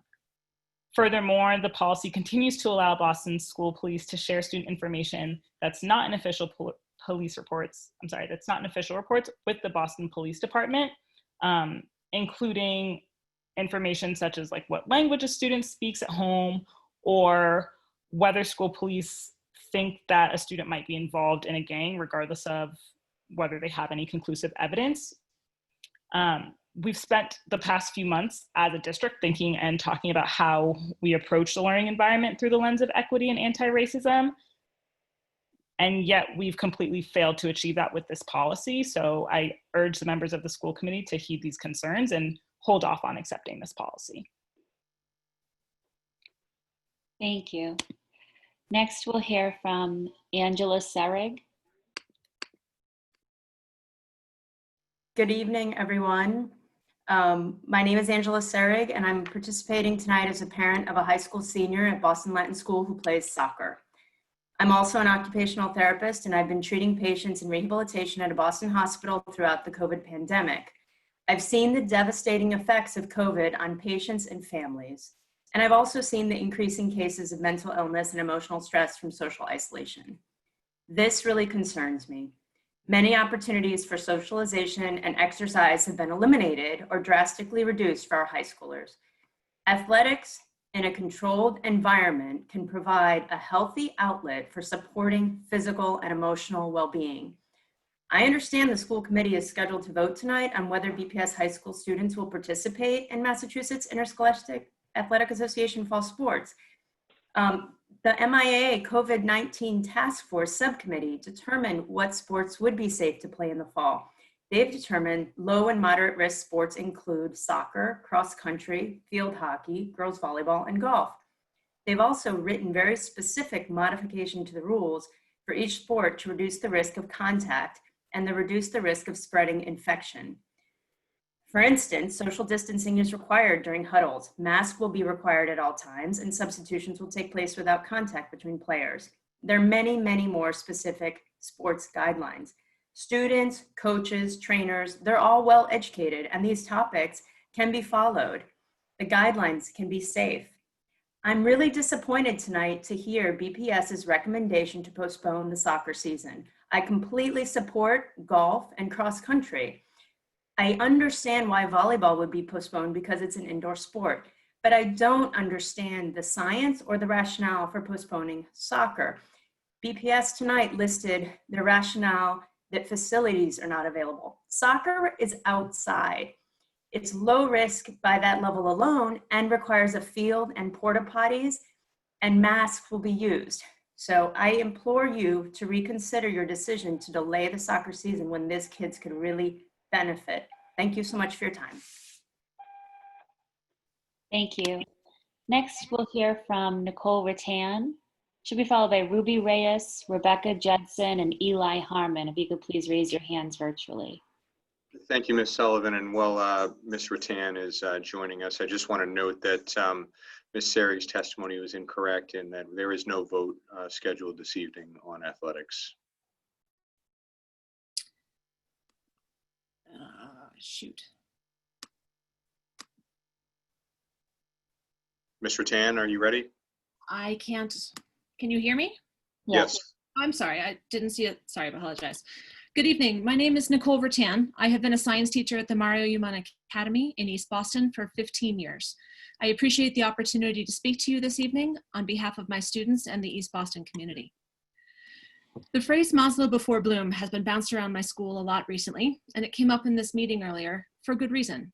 It's a quick way of saying what we all know to be true. Before children can begin to tackle the thinking skills necessary for learning, they must have their basic needs met, needs like shelter, food, and physical health and safety. Like many of you last spring, I watched the impact of the pandemic on my students' lives and learning. Some of these children lost close family members. Many took on responsibilities well beyond their years, while the adults in their family were sick, sometimes for weeks. Even children who are not directly affected in these ways were forced to combat near crippling terror on a daily basis. These experiences were traumatic for our children, and trauma negatively impacts our children's ability to learn. I saw it over and over again throughout the spring. It seems clear to me that there is a correlation between the rates of infection and how many students are likely experiencing this kind of trauma. As has been stated many times during this evening, we've talked about the infection rates for East Boston being 3 to 4 times the average for the city and 50% higher than the benchmark the city has set for closing schools. Given this, more children in East Boston are struggling with the significant learning barriers associated with trauma than in other parts of the city. And yet we are telling them that they should go out of their homes, walk through their communities, and return to schools where they run a higher risk of living or reliving that trauma all over again. As was said earlier, fair is not everyone getting the same thing. Fair is everyone getting what they need. As long as East Boston rates are so much higher than the benchmark, it is my opinion as an educator that the known benefits of in-person schooling are likely to be overshadowed by the increase in the number of students experiencing the effects of trauma on learning. While we all want to be in school, and we all do, that might actually be what's best for children, nor their families, school staff, or communities. Thank you. Thank you. Next, we'll hear from Ruby Reyes. Good evening. My name is Ruby Reyes, and I'm the director of the Boston Education Justice Alliance. On the eve of BPS reopening, many families are still waiting for information from their principals and teachers, who are in turn waiting for information from central office. While no one could have anticipated a global pandemic, no one equally could have anticipated such a breakdown in leadership, guidance, and communication from central office. Even as recent as last week, Mayor Walsh and Dr. Cassellius published an op-ed piece that had conflicting information from the BPS reopening website. As of today, some families have taken part in virtual open houses with their schools, others have not. Families need central office to share what the protocol is when a student tests positive for COVID, and more importantly, what the service plan will be for that family when they have become directly impacted by the infection beyond the school building. BPS leadership needs to provide guidelines on the protocol for sending kids to school, from transportation to walking in the doors of their school to the process for children to use the bathroom regularly or take mass breaks outside. Because things are changing so rapidly, communication systems need to be adapted to ensure families get the information with rapid response. Families need guidelines on how to prepare their children for the reopening of schools. We need an explanation of how deep cleaning will take place on days other than Wednesday. Special education students are legally required to receive services regardless of whether there is space or transportation availability. More than anything, central office needs to understand that our students are not experiments in this reopening process. It is time for details and protocols to be shared. In addition, to state that BPS is prepared to increase the walk zones for 1st through 5th graders without any discussion of the impact on families, without any direct outreach to families about the possibility of transparent or rooted in equity analysis. It appears to be a way to force families to choose neighborhood schools, despite the Berry report that stated that the current assignment plan has led to increased segregation. How has this sudden change on something as important as transportation been changed without an official school committee vote? In terms of school student information sharing, BEJA supports the approval of the policy developed by SIM and Unafraid Educators. At the last school committee, not a single person gave testimony in support of the redrafted BPS policy, because it is ridiculous to pass a policy that perpetuates the same problem that existed before. Thank you very much. Thank you, Ms. Reyes. Our next speaker is Rebecca Judson, followed by Eli Harmon and Trina Heinisch. Hi, can you hear me? Yes. Good evening. My name is Rebecca Judson, and I am a middle school social studies teacher at the McKay K-8 school in East Boston. As previous speakers have mentioned, in the lead up to this school year, I have seen countless emails, invitations to professional development sessions, and social media posts proclaiming BPS's commitment to becoming an anti-racist school district. And when it comes to our information sharing policy, the district has an opportunity to make decisions that truly fulfill the purpose of protecting students of color and disrupting the school to prison and school to deportation pipeline. Unfortunately, I do not believe that the proposed policy put forth by the district fully delivers on this anti-racist mission. As previous speakers have noted, the policy still allows school police officers to write BPD reports under circumstances characterized by vague terminology such as, quote, hazing, that could easily encompass a range of lower level school disciplinary issues or a misinterpreted situation. As a teacher of immigrant students and particularly English learners, I have personally witnessed situations in which students have been wrongly penalized because staff were unable to communicate with the student in their native language or because of cultural barriers. We need an airtight policy, one that protects students' information zealously with extremely narrow exceptions. I understand that school police could receive further training, but the stakes are extremely high. And I personally do not want to work in an environment where one person's individual bias could result in a student being criminalized, their information potentially in a police department record or triggering a deportation order. As the previous speaker noted, at a school committee meeting several weeks ago, many members expressed their admiration for Dr. Ibram Kendi, so I will share his definition of an anti-racist policy here. He writes, "A racist policy is any measure that produces or sustains racial inequity between groups, and an anti-racist policy is any measure that produces or sustains racial equity between groups. There is no such thing as a non-racist or race-neutral policy." We know what the right thing to do is here, and as Dr. Kendi writes, there is no neutrality in this situation. Doing only some of the right thing in a situation with extremely high stakes leaves all of our students potentially unsafe. Thank you. Thank you. Our next speaker is Eli Harmon. Thank you so much. My name is Eli Harmon. I'm a recent graduate of the John D. O'Brien School in Roxbury, and I'm testifying today as part of the student immigrant movement. I'm testifying today on the policy put forth by the superintendent and BPS to address the issue of school police officers and BPS making student information disproportionately that of students of color and undocumented students available to agencies such as ICE and BRIC. The original Learn Without Fear policy proposed months ago by the student immigrant movement and Unafraid Educators in order to prevent this from happening called for 4 key points. They were creating clear criteria for what qualifies as an incident report, providing transparency and communications to the families of students whose information is being shared, creating a community oversight board to make sure that this policy was being adhered to, and training all school police officers and administrators on these new protocols. I'm disappointed that BPS has decided to take up a different policy that leaves loopholes in place for potential abuse of power by school police officers, particularly in creating vague criteria for what qualifies as an incident report. Though the current version of the BPS policy is an improvement from the previous versions, it does not go far enough. But to be clear, these improvements would not have been possible without the work and the determination of organizers in the student immigrant movement and Unafraid Educators. BPS had to be dragged on this issue, and these organizations were the ones that did that.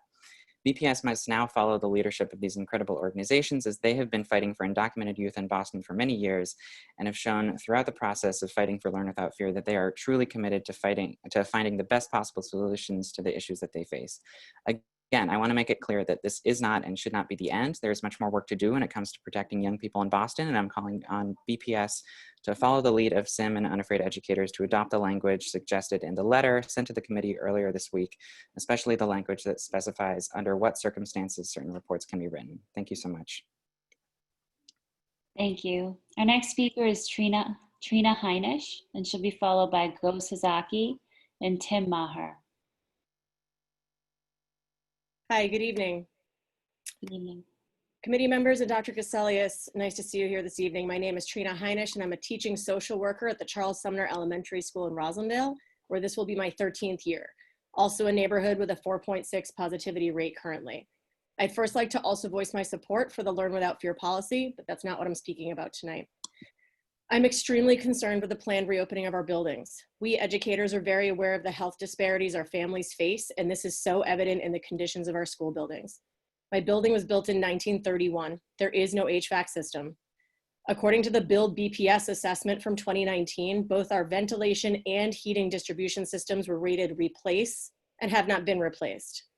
Our air quality, building ventilation, and environment were all rated poor. How can we bring students and staff into this building safely? I have a chronic lung condition and a doctor's note requesting continued remote teaching. The newest MOU seem to dictate some options for educators like me who are passionate about teaching our students, but are also passionate about surviving a global pandemic. When I inquired about the differentiated work option, I was told that the MOU stated there was continuous discussion regarding it, but no actual plan for a safe working option for me and others. I've done everything I can to keep myself safe during the pandemic, and I'm extremely concerned that the district's response to my attempts to do so is to apply for a leave. I don't want to use a leave. I want to teach remotely as I did all spring, very effectively and safely. I'm worried about asymptomatic spread. I'm worried that our multi-stressed families won't use the health checklist, even if they're even home when our students leave the house. As a specialist in the building, I teach 23 different classes a week. There's currently no change in the demand that all specialists push into all classrooms in the school, which will break the cohort model and will make contact tracing a nightmare. During phase 1, out of my 23 classes, there will only be 19 highest need students attending in person total across all 23 classes according to current data. In many cases, I will literally have one student in front of me while I'm teaching through a mask, through a screen, to the remaining 24 students at home. Exposing myself to this is ineffective education and unsafe. In light of this, I ask you to create and support accommodations to enable us to do our jobs that we are so eager to do, but to do safely. I urge you to hear these concerns as you make our decisions on our behalf that affect my life and the lives of thousands of students and staff in the city. Thank you. Thank you. Next, we'll hear from Go Sasaki, followed by Tim Maher and Nora Paul Schultz.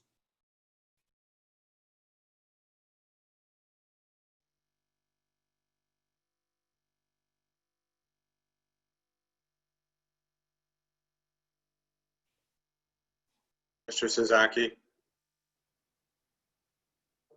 All right, let's move on, please, Ms. Sullivan. Tim Maher. Can you hear me? Yes. Okay. Should I go? Yes, please.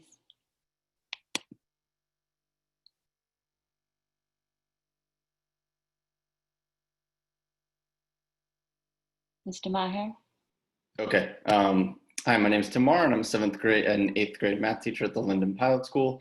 I'm also a BPS parent. The district continues to tout the choices they're offering families regarding returning to schools, but any option without comprehensive information is risky and unreliable. I'm happy that some of the demands of the Boston Teachers Union, SPEDPAC, and family advocates to prioritize our students with the highest needs allow those students to return to in-person learning on October 1st.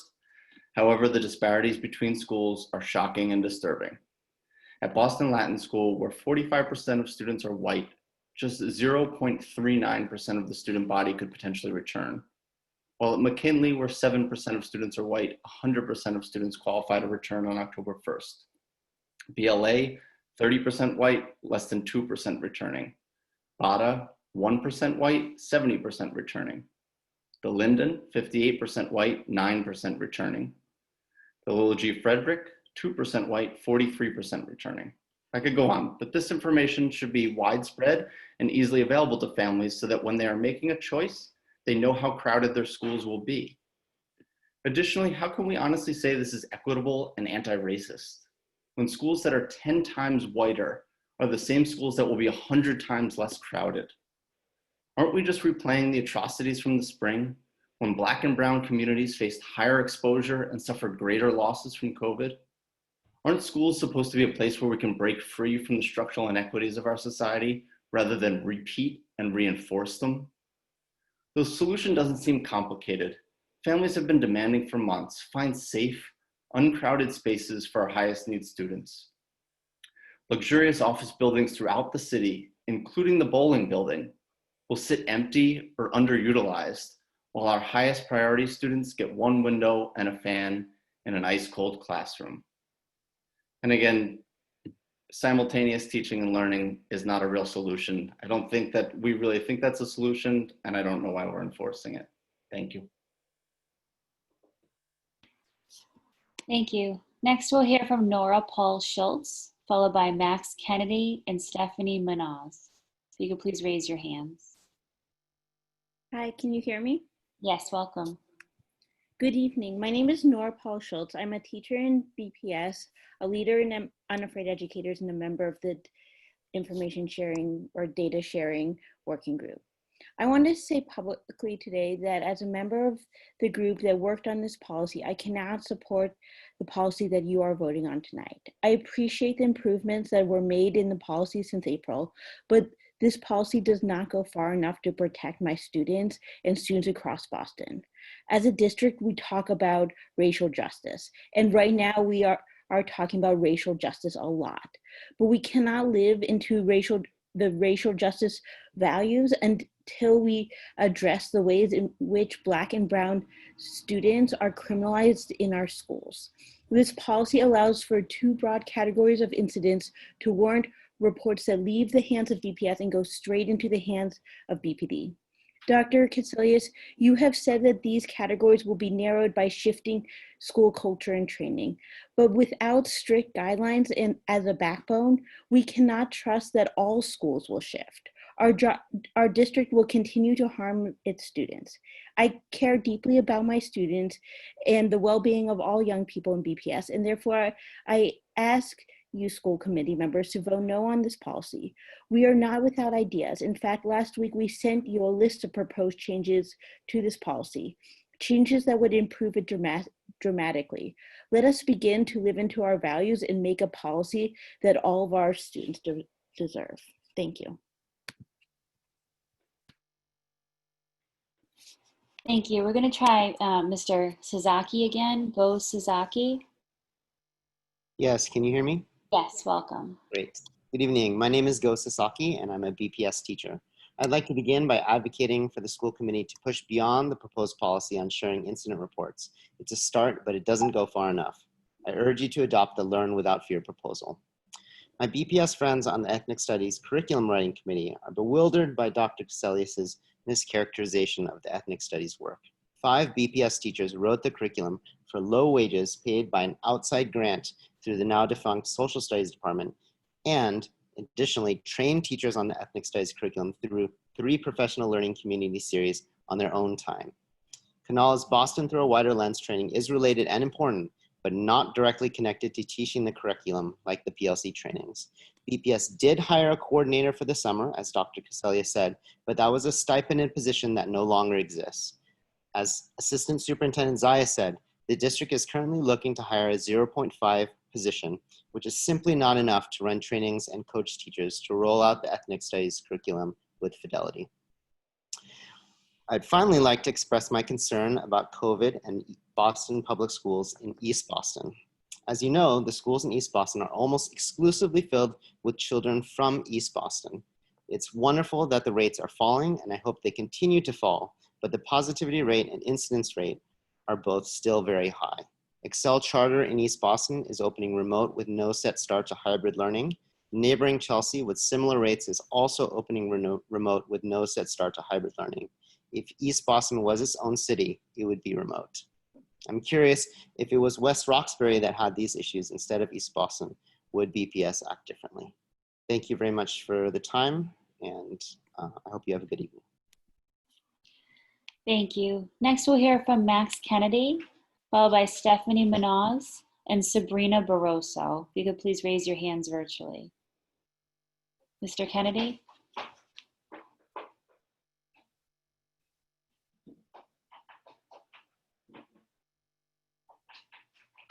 Is Mr. Kennedy with us? Can you hear me? Yes, welcome. Hi. Hi, my name is Max Kennedy, and I'm a 12th grade math teacher at Margarita Muñiz Academy, where I've taught for 4 years. I'm writing because I want to make sure that the school committee understands how harmful the district's handling of the October 1st in-person start date for high needs students has been. At my school, we have about 80 students who are marked as high needs by the district. Of those, a couple dozen are opting for in-person instruction starting October 1st. However, I find it highly unlikely that any of those families would have chosen this option if they understood what it would actually look like. Because every teacher in our building has at least a few of those students on our roster, every teacher in our school will be required to be in the building starting October 1st. However, because we will simultaneously be teaching our full roster of students remotely, it will be impossible for us to provide any additional services or support to the students coming to school in person. In other words, we'll be sitting in rooms with 2 or 3 students who are participating in our classes on Zoom while we teach in the same room 20 other students on Zoom remotely. This does absolutely nothing to serve the needs of our students. In fact, because being in the room with students means we will have to wear masks, we will actually be less able to serve our students effectively because the vast majority of students who are participating remotely will have to receive online instruction from a masked teacher. This will be particularly detrimental to the ELL students who are learning remotely, precisely the group of students who this plan is supposed to be serving. In addition, because some of our most experienced and skilled teachers are unable to report to the building safely due to medical conditions, and because the district has been actively discouraging school leaders from doing exactly the kinds of creative scheduling that the MOU allows for, some of my colleagues may be forced into medical leave starting October 1st, when they would rather be doing their job safely and remotely. Is this what the district wants? For our students to be taught by long-term substitutes hired at the last minute rather than by the experienced and skilled educators who are trying so hard to be allowed to do their jobs? We certainly should be allowing our highest needs students the opportunity for in-person instruction, but this is not the way to do it. The district should be working with school leaders to develop creative scheduling solutions so that the students who most need in-person instruction are able to get it, and so that no educator is forced to go on medical leave because of the district's inflexibility and intransigence. Thank you. Thank you. Our next speaker is Stephanie Manoz.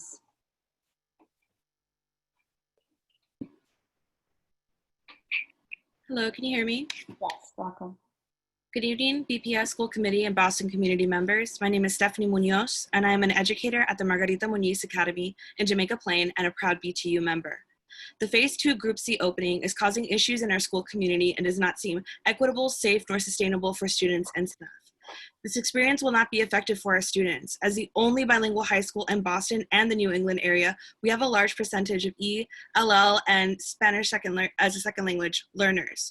It is critical for students to have the ability to see the shape and position of the mouth and tongue when learning any language. By bringing Group C students into the building on October 1st, teachers will be required to report to the building and continue to teach virtually but with masks on. This puts our English and Spanish language learners in the building and at home at a huge disadvantage because they would not be able to see what is happening behind our mask. I believe that many students and parents are expecting this school year's virtual and hybrid learning to be identical to last spring or the fall.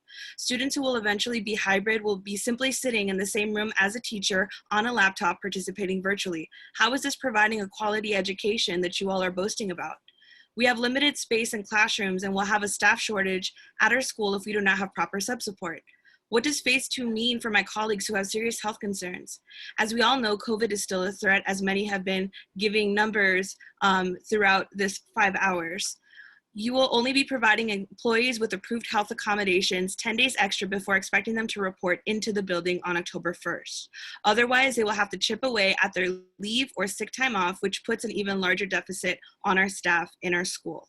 I asked the BPS committee to consider the lack of quality education and health risks for students and district employees, especially those with health accommodations, that will result by opening schools to Group C on October 1st. Thank you. Thank you. Our next speaker is Sabrina Barroso, She'll be followed by Fatima Ahmed. Hi, everyone. Can y'all hear me? Yes. Thank you. Good night or good evening. My name is Sabrina Barroso. I'm a youth organizer with the Student Immigrant Movement. I work with young people in the city, and I'm fortunate to be a part of and witness the community organizing led by immigrant and undocumented youth. I'm disappointed that today, after the superintendent and school committee members have heard repeatedly the demands of the people they serve, that the policy on the table tonight is not the one that we have fought for. Earlier this week, we sent the superintendent and the school committee a letter dissecting our particular concerns about this policy on the table. And I cannot support this policy because ultimately the biggest problem remains. In section 3A1, the language is too broad and avoids addressing the primary danger of reporting. BPD 1.1 reports are law enforcement records held by BPD, which means that BPS no longer controls those documents. The filing of a BPD 1.1 report can cause serious legal consequences for students. These consequences are vast and overreaching, and students are often harmed even when they're not actually charged with a crime or the charges are resolved in favor of the student in court. The lack of specificity for when reports can be written is what has brought us to this major problem. It is time to put an end to this harmful cycle, and we have given you all the language to do it. That's why this work on this policy cannot be over. And I believe you all have the power to do what is right and to make the necessary changes, particularly like I have mentioned in section 3A.1. None of this work would have been possible or would have happened had it not been for the student immigrant movement, for the unafraid educators, and for the community who brought this forward and has been fighting for protection of students who are a part of BPS. We come here every single time to share our deep concerns, and we hear that you all agree on protecting youth, yet won't take it up on writing. BPS students deserve our best and our continuous fight to do what is right, which includes, like everyone has been saying tonight, the Learn Without Fear policy. So I hope that you will all take it into consideration and actually put it up for a vote.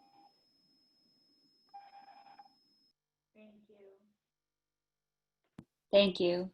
Our next speaker is Fatima Ahmed, followed by Rodolfo Aguilar and Kimberly Benson. If you could please raise your hands virtually.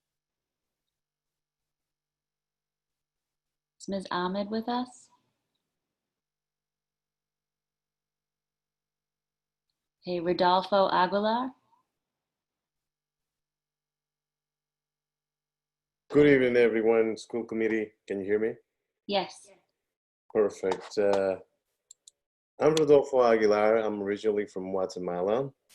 I attended Boston Public Schools, graduated from Jamaica Plain High School in 1982. I'm a proud father of 3, Daniel, David, and Ashley Maria. I'm currently a member of the Massachusetts Parents United. Our organization has been working with families from Boston and other cities across Massachusetts for years now. And our work is about giving families access to information in their language, help them with what they need, but also listen to what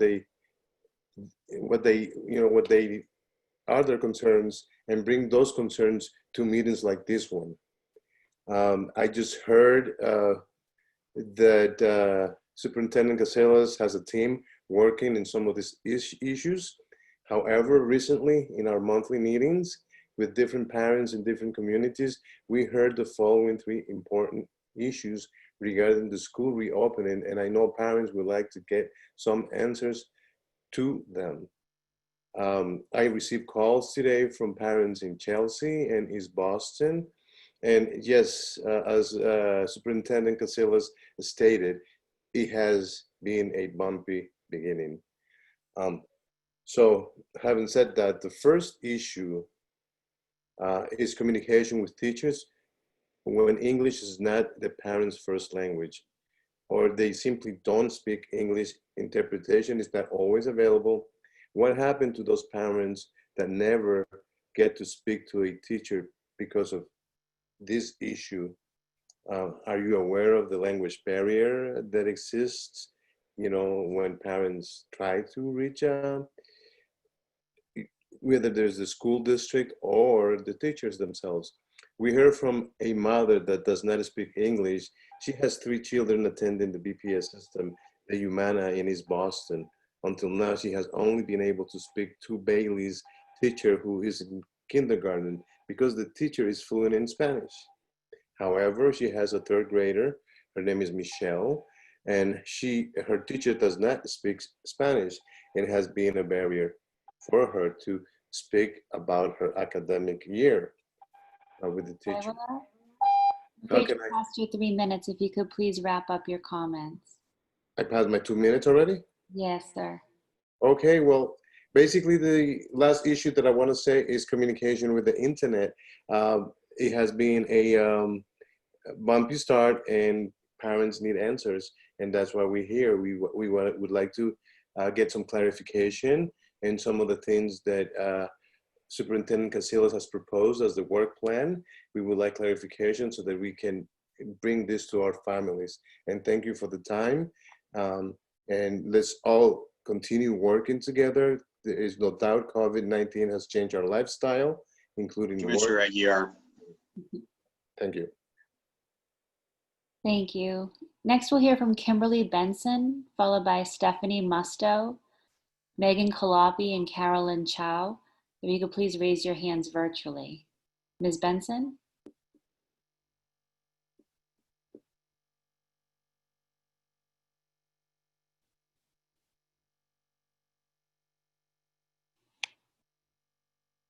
Kimberly Benson?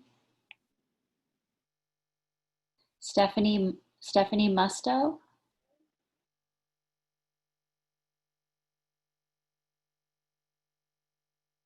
Hello, can you hear me? Yes. Okay, I didn't have the option to turn my camera on there. My name is Stephanie Musto, and I'm both a teacher and a resident of East Boston, a neighborhood with elevated rates of COVID-19 cases. We as a city need to be working together to do what we can to protect the health of everyone.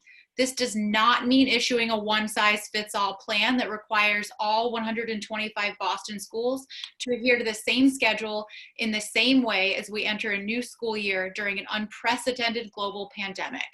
As educators, we are taught that the phrase fair is not always equal is at the core of good teaching practices. Let me explain. Equal means everyone gets the same thing. Fair means everyone gets what they need to be successful. In essence, differentiation is key. As a teacher, if I know a particular student has a need different from other students in my class and I refuse to address it, I'm knowingly failing that student.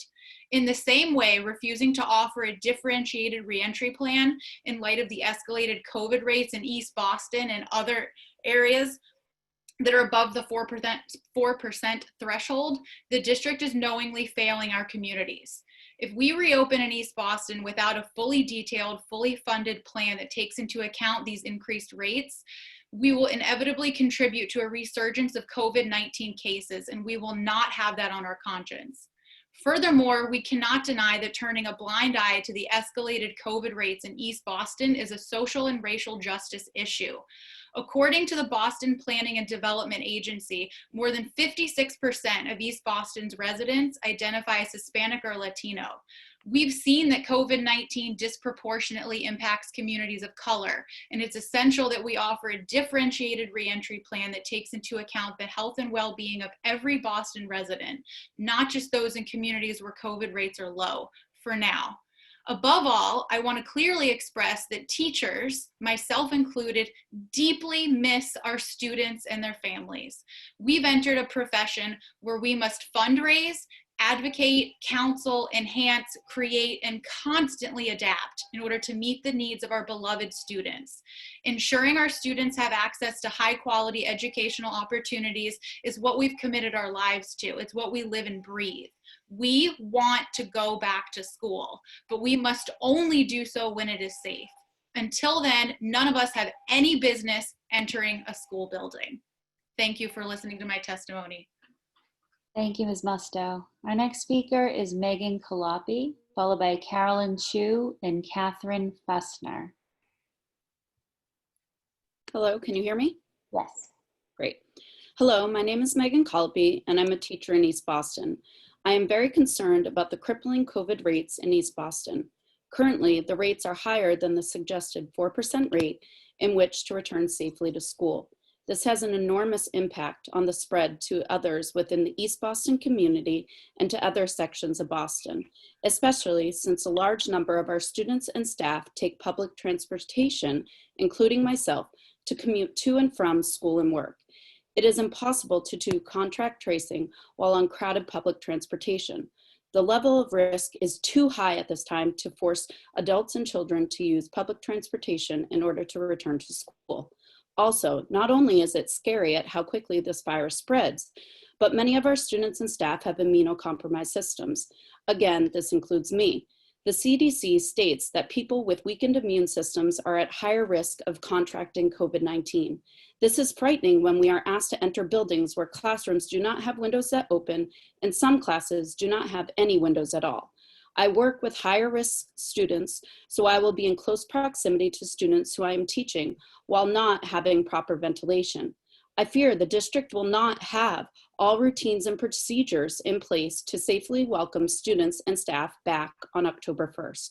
I urge you to think long and hard about how East Boston is going to be impacted by spreading this virus with returning to our schools.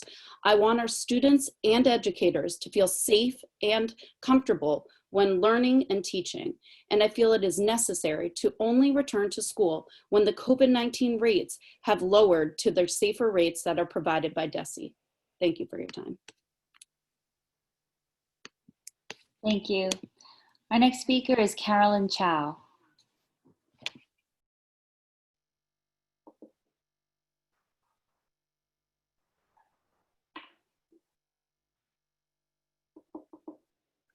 Ms. Chow? Okay, is Catherine Fussner with us?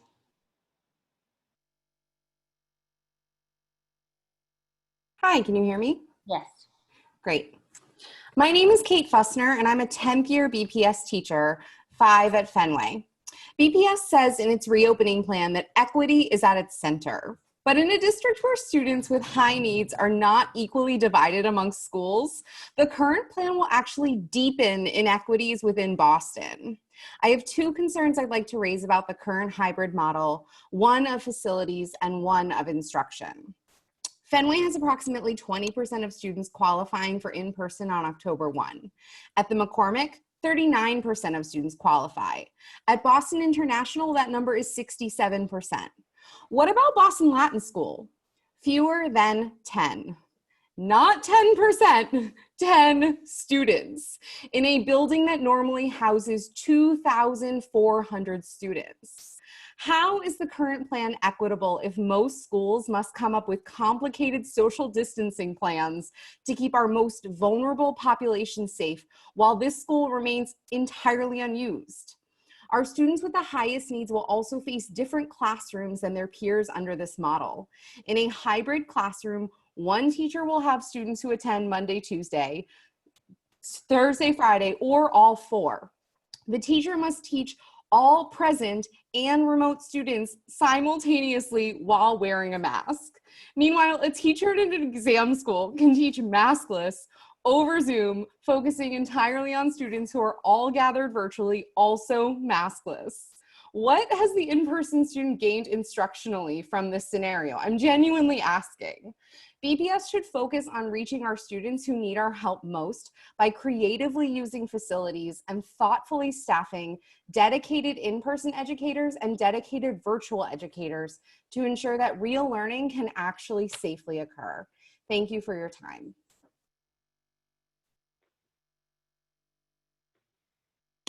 Thank you, Ms. Fussner. Our next speaker is Amelia Mitter-Burke, and she'll be followed by Stephanie Aguayo.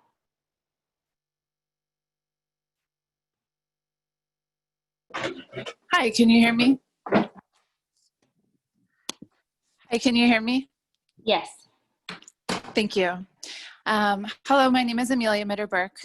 Thank you to the committee members and Dr. Casalius for being here so late tonight. I'm a first grade SEI teacher in the Boston Public Schools, and I joined this meeting directly obviously now many hours ago, from conducting virtual home visits with my students and their families, most of whom are immigrants. In these meetings on Zoom, we are building relationships and trust in order to create a safe learning environment in a very scary and unsafe time in our world. Unfortunately, this proposal for the new information sharing policy flies in the face of all of that. This proposed policy does not actually ensure student safety and should not be approved tonight. As previous speakers have pointed out, in particular, the continued use of the BPD 1.1 reports will lead to great discrimination. The fact that these reports are not shared directly with families will leave students and families in the dark without adequate legal recourse. And then allowing for school police to continue to share other information that's not in reports, especially and including flagging what language a student speaks at home, all will not keep our families actually safe. The proposed policy would mean that I cannot fulfill the trust that I am so busy forming with my students and families this week. So I'm asking the district to not adopt this policy tonight in order to work towards a policy like the Learn Without Fear proposal that will not put students at risk of criminalization and deportation, and will actually help us realize the commitment to anti-racism that has been so clearly articulated by the district at the start of this new school year. So please vote no tonight on the proposed information sharing policy so that we can craft a better policy that will actually help all of our students thrive in Boston. Thank you very much. Thank you. Our next speaker is Stephanie Aguayo. Hello, can you hear me? Yes. Hi. Good evening. My name is Stephanie Aguayo. I am a coordinator at Social Latina, a community-based organization that partners closely with and serves BPS students. I'm here today to echo what some community members have mentioned tonight and to advocate for fully funding ethnic studies within BPS. Over many years, we have heard from BPS youth that their classrooms lack a space to explore their cultural, ethnic, and racial backgrounds. The fight for ethnic studies in public education has been long overdue, and it's the students, teachers, and community educators who have been tasked with finding the resources and creating materials to fill this gap in the students' education. It is important that this work be funded and implemented at schools across the district. Organizers at the BTU and youth community organizers from Social Latina have long been advocating for the inclusion and implementation of ethnic studies. We are in support of the request made by BTU to fund for a full-time coordinator and a coach to continue to do this work and train educators. We believe that to have successful implementation, we will need more than a 0.5 person being put forth by BPS. BPS has contracted UMass and the Canella Institute for PD supporting the development of culturally responsive educators in our school. It's great to see that BPS is working with local expertise in the higher education realm. We also want to see the inclusion of external partners at the table to create a citywide approach to ethnic studies. We also want to ask you to make sure to include youth as well by having them review curriculum to make sure it is relevant and engaging. Social Latina's Quien Soy Yo curriculum, which is tied to standards, is a great example of this, as youth have engaged with this curriculum and provided constructive feedback, allowing the org to tailor it to include their evaluation. We would be happy to share this resource with you all. It is imperative that students have the opportunity to explore their identities and their peers' ethnic histories through decolonized curriculum to understand themselves in this global world. Students need to be exposed to their own rich cultural histories. Once students are equipped with these skills, cultural sensitivity, advocacy, autonomy, they will be able to lead confidently in their future endeavors. It is imperative to support anti-racist policy and work within BPS. We look forward to BPS taking the steps to fully fund ethnic studies courses, curriculum, and initiatives in collaboration with the local expertise available in our city. Thank you, guys. Thank you. I can see that Carolyn Chow is with us now. Let's see if we can hear her. Hi, can you hear me? Yes, welcome. Great, thank you. Sorry to miss the first time. My name is Carolyn Chu, and I work at the Asian American Resource Workshop. We're a small Asian American organizing group in Boston, and I'm a Dorchester resident. And I'm just here, like many others, to support SIM and unafraid educators and their Learn Without Fear policy, and to voice my concern for the policy you all are voting on tonight.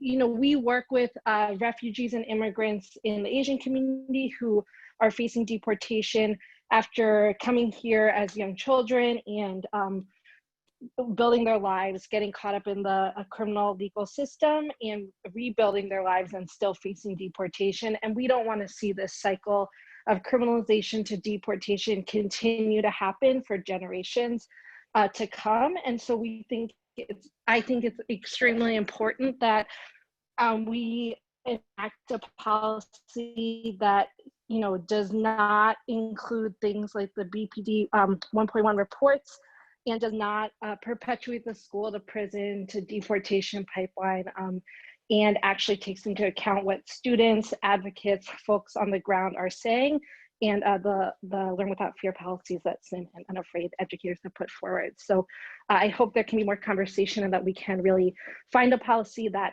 works for students and that stops so much of this, these structural challenges that we see over generations of refugees and immigrants who have built their lives in the US and have got caught up in different systems, but deserve to stay. Thank you. Thank you. Mr. LoConto, that concludes our speakers for general public comment. Thank you, Ms. Sullivan. I want to first move to the superintendent. I believe she had a few corrections that she wanted to issue with respect to issues that you heard about in public comment this evening. Dr. Cassellius.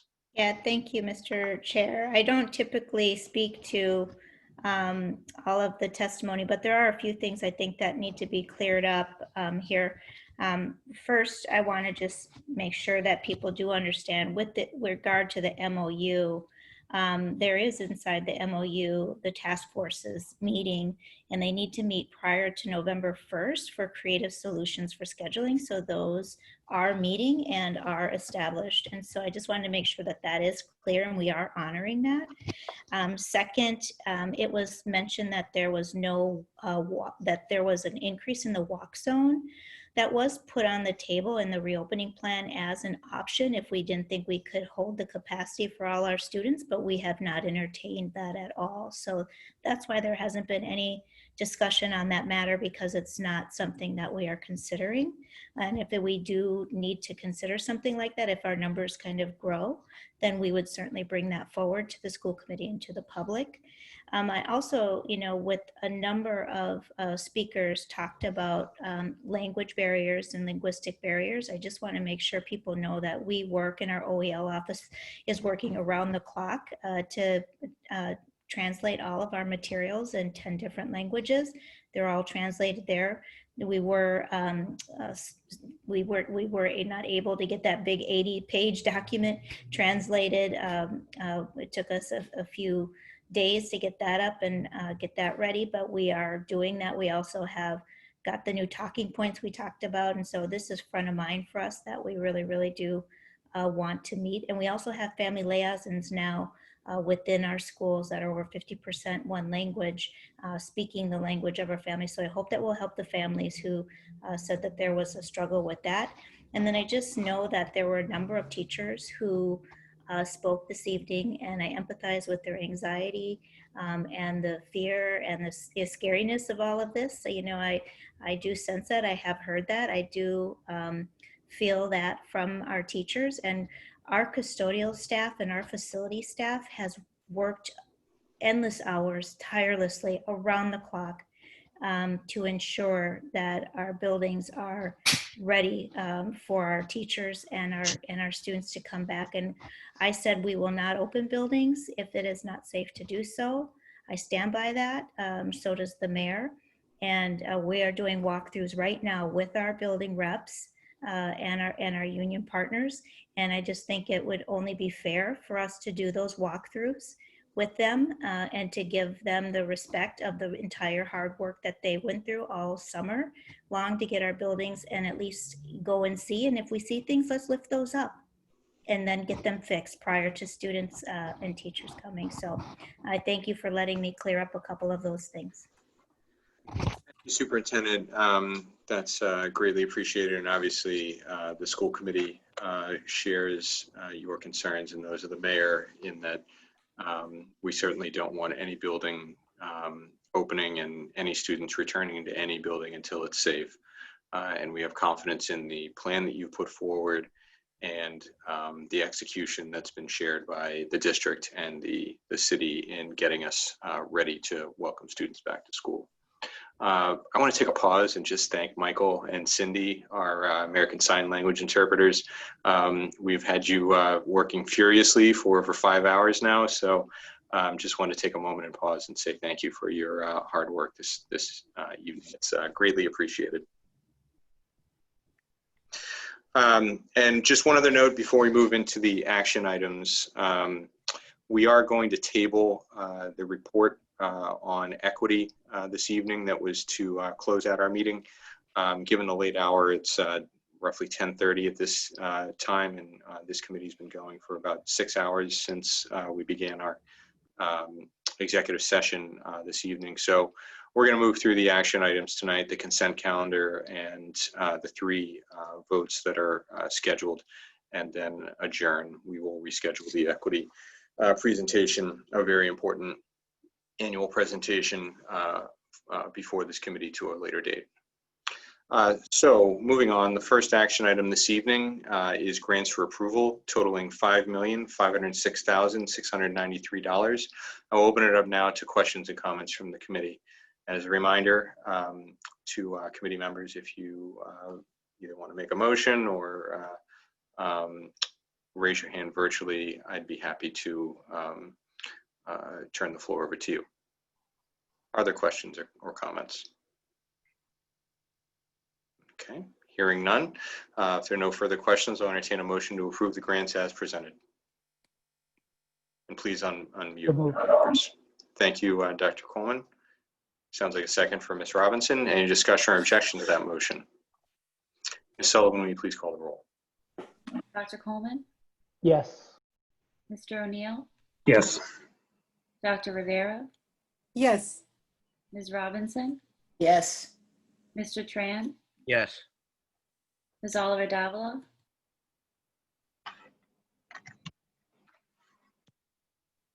She's frozen. Yes, unfortunately. Yes, yes. There we are. I'm not frozen. I was trying to use the phone. Yes. Thank you. Mr. Lecanto? Yes. The grants are approved unanimously. Well, thank you, Ms. Sullivan, and just want to refer back to Mr. Racine's comments earlier this evening. The Comcast Internet Essentials donation of internet services was part of the grant package that we just passed. So we want to recognize that, recognize the improvements in internet service that we're providing to our students as we move into remote learning again next week, and thank Comcast for their donation. So next up is our next action item is an issue that we've heard about quite a bit in public comment this evening, a policy regarding preparing and sharing student incident reports and other student information with the Boston Police Department.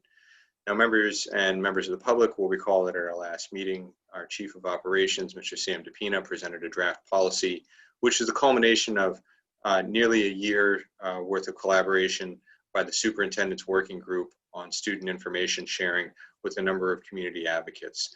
I want to thank Mr. Juma Crawford and his associates who had facilitated that program in particular over the summer. Their work is much appreciated once again, and we couldn't have gotten to where we are tonight without their assistance. I also want to thank the working group members themselves for countless hours that they dedicated to making sure that we got this right. We heard from a number of them this evening, among them our own Vice Chair, Ms. Alexandra Oliver Davila, of course, the Superintendent, Ms. Danya Vasquez, the Head of School for the Margarita Muñoz Academy, a number of representatives from City Hall and the Immigrant Advancement Office, and of course, representatives of the Unafraid Educators and the Student Immigrant Movement, among others. We appreciate their their participation. And of course, we didn't agree on everything, obviously, but I think, can all agree that this policy has come light years from where we were in April, in terms of getting us to a position where both advocates and the district personnel, all of whom have the best interests of our students and protecting our students in mind, to a point where we are near consensus on most items. So with that, I will note that the working group continued to meet even up until this week, and changes to the policy that were presented to us at the August meeting continued to be made right up until that and through that last meeting, with a few final adjustments to the policy recommendation that's before us this evening. So at this time, I'd like to ask Mr. DePina and Superintendent Cassellius to highlight those changes for us now. And my notes mentioned that Mr. DePina was going to be doing this presentation, but I'm not sure if he's still with us at this late hour. So No, I'm going to do it. I'm just going to walk you through it Okay. just really quick. Well, thank you, Since you've already had a full presentation, Mr. Chair, I'm going to go, and at this late hour, I'm just going to try to highlight some of it. I want to thank you for first recognizing all of the incredible work that went into this all year long, first starting with my chief of staff, meeting with unafraid educators in SIM, really trying to better understand the issues, working with the city and BPD early on. And so, you know, just recently started and added also the Mayor's Office for Immigrant Advancement. Yousefi joined us last time. I just very much appreciate his leadership on this policy, as well as school leader voice within that group, as well as some legal voice. And we heard from a couple of our legal advocates as well this evening. So, you know, in January 2020, we began training our safety services officers, issuing new directives regarding student information, creating an FAQ resource for them, creating around incident reports, and really, you know, setting the culture and the expectation around student information sharing. This past April, we came before this body with an information sharing policy to the school committee. There was some feedback on that, but we felt we needed to bring it because of our obligations under FERPA. And so I was directed by you, Mr. Chair, and the rest of the committee to go back again and try to build a little bit more consensus around this policy. And so we continued to do that by creating this working group and putting more of the advocates on the working group to bring about more consensus. This summer we met 11 times between June and August, and then again this past Monday to continue to try to build and address goodwill and good faith here, and to address the group's concerns. We changed 3 additional things at that Monday meeting that were suggestions from the advocates, and I think that's why some of the advocates decided to today support the policy, because they do see that we are attempting in all the ways possible to move this policy forward and to protect our students, to create a safe and welcoming environment. Many of the group who were here spent many, many years, and I give them a ton of credit for pushing us. You know, they spent 3 years for that Learn for Fear policy, but I do believe that this policy reflects much of what is in that policy and reflects much of their intent within this policy. It's certainly a good first step forward, as Ms. Vasquez said, from the Margarita Munoz. So let me just talk specifically about things that this policy puts forth. 1, it restricts the types of incidences that can be documented in police reports. It clarifies the information that may be included in a police report. It eliminates intelligent gathering and reporting. It clarifies the role of safety school officers as not disciplinarians. It requires all external information sharing from safety services to go through the chief or the deputy chief. It requires training for safety service employees and all school administrators so that they know the difference between what is offense that is reportable and what is actually discipline that should be handled by the school.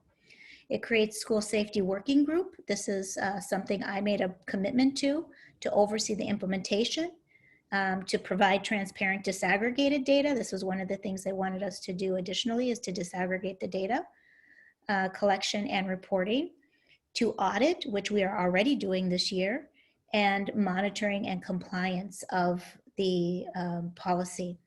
It also requires an annual review by the school committee so that you all get a chance to see this data, to see how we're implementing and operationalizing the policy, to ensure that it's working, and then if it's not, to provide additional revisions to it. There's some area of the policy where members of the working group and BPS did not agree. Some felt that the offenses for which police reports may be written were defined too broadly, as you heard this evening, and that the policy allows for information sharing outside of an incident report. However, the policy's training requirements and guardrails for sharing student information will ensure that this is a robust policy that will protect students and their information. This is going to happen because we have regular reporting, regular auditing, and we're continuing to monitor our progress and make changes as needed. Going forward, BPS is committed to continuing this work by updating the MOU with the Boston Police Department, which was not part of this work. Earlier this summer, we welcomed our new BPS Chief of Safety Services, Neva Coakley-Grice, a 27-year-old veteran of BPD. Neva comes to BPS with decades of experience building community relations in the city of Boston. And Chief Coakley-Grice is committed to forging relationships, cultivating trust with our community to ensure students, staff, and families feel safe and supported in Boston Public Schools. And she has already got off to such a great start with that, and partnering with Superintendent Nora Baston in the stakeholder engagement all this summer to keep our youth engaged positively. We're all committed to fostering a safe and welcoming learning environment. And we're going to continue working in collaboration with Mayor Walsh, Commissioner Gross, the City of Boston, our advocates, SIM, UE, and all of our families and students, because we want to prioritize their safety. And I urge you to vote yes on this policy. Thank you for that summary, Superintendent. And, first of all, I want to make sure I didn't leave anybody out in thanks for participation here. I almost forgot our newest member, Mr. James, who is a representative of the Student Advisory Committee on the working group, as well as the good work of our legal advisor, Kathy Lazat, who worked tirelessly to get this document into workable form. So thank you to you both as well. And the Vice Chair. And the Vice Chair. And I mentioned Alex at the outset. Oh, I should have thanked them all three. I'm so sorry. But in any case, didn't want to leave anybody out, especially among these close ranks. So again, I thank you for that concise summary. I want to open it up now to members for questions or discussion. And if you would virtually raise your hands, I might ask the Vice Chair, given her role in the working group, to lead us off here.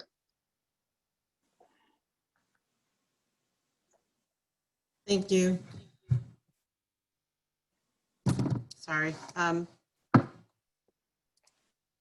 So, I just want to say thank you also. I'm not going to repeat all the names, but thank you to everyone, and a special thanks to the superintendent, because she came to all of the meetings, and she is the superintendent. So I really appreciate her attending all the meetings, despite how crazy busy she was in the middle of a pandemic. It just shows her commitment to this issue. And also Dania Vasquez, because she did, I know Juma facilitated some, but she also facilitated at the end. So I really appreciate everyone's time. I'll probably be repeating the same things the superintendent said, but I think they're really important. I know that we have moved this policy. I feel good about it. Are there areas that can be improved? Yes, but I think there are a lot of really great things that have been outlined in this policy, which include the monitoring review board and the assessment. And I think we just need to give that a chance and see if there are unintended consequences. I think we'll be able to see that in a timely way, and the superintendent will be able to react to that in a time-sensitive way. I think the fact that we are going to have training for school safety officers as well as staff within BPS is really, really important. I think it just represents a really meaningful step forward, and a lot of aspects have moved forward in the policy, including taking out, only reporting the most serious incidents. We removed a lot of things. I think, we heard a lot of mention about the 1.1s. We're not BPD. We are controlling what is happening within Boston Public Schools. And the fact that we've taken out that you can't share information that you've heard, that you've seen, et cetera. So I think some of the conversation around school safety or school police, whichever way you want to call it, that's a separate conversation. And I do think that we should have that conversation, but it is not part of this policy. So I think this policy is strong again because it does have the monitoring piece, because it does take out reporting serious incidents. It does only reporting, the most serious incidents. And it does look at things in a conduct way. And we will have a lot of information in the circular too. So I think, again, I feel comfortable with this. Is there more work to do? Absolutely. And I think we're ready to do that work. So thank you. Thank you, Superintendent. Brief promotion, Vice Chair. We'll move on now to the other member of our body who was a member on that working group, Mr. James. Hi, good night, guys. I just first wanted to say, thank you all again for just being here. It's 10:40 at night and we're still going in strong. So just kudos to everyone. And yay, just so, brighten people's faces a little.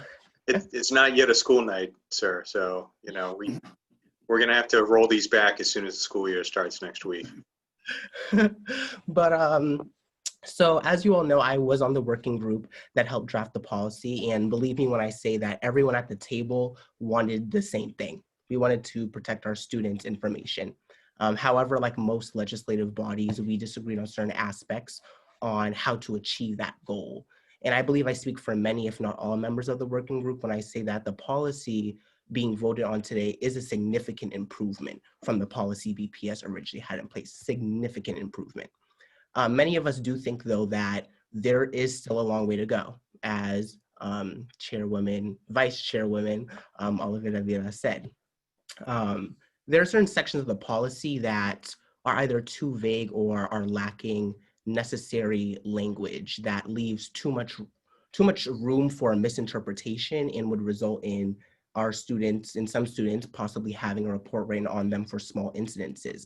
And these concerns and more were put into a letter by various members of the working group, as you heard in public testimony, and sent to this committee on Tuesday, September 8th.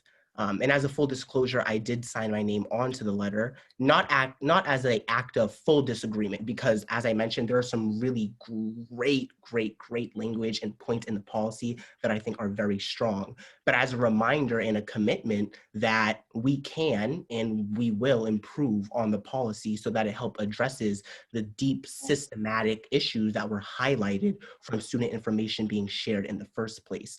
And when we talk about growth from where we were at a previous policy to where we are now, I think it's important to remember that that's all subjective. Some people may be very progressive and some people may be moderate. So when we're measuring growth from where we were and where we are now, I do think that that's very subjective. I don't think that can be a straightforward fact. So I'd like to just briefly take the time to discuss the 3 concerns of the policy discussed in the letter that I believe is outstanding, and some of the issues that I have talked about with some BSAC members and 2 or 3 of my BSAC staff.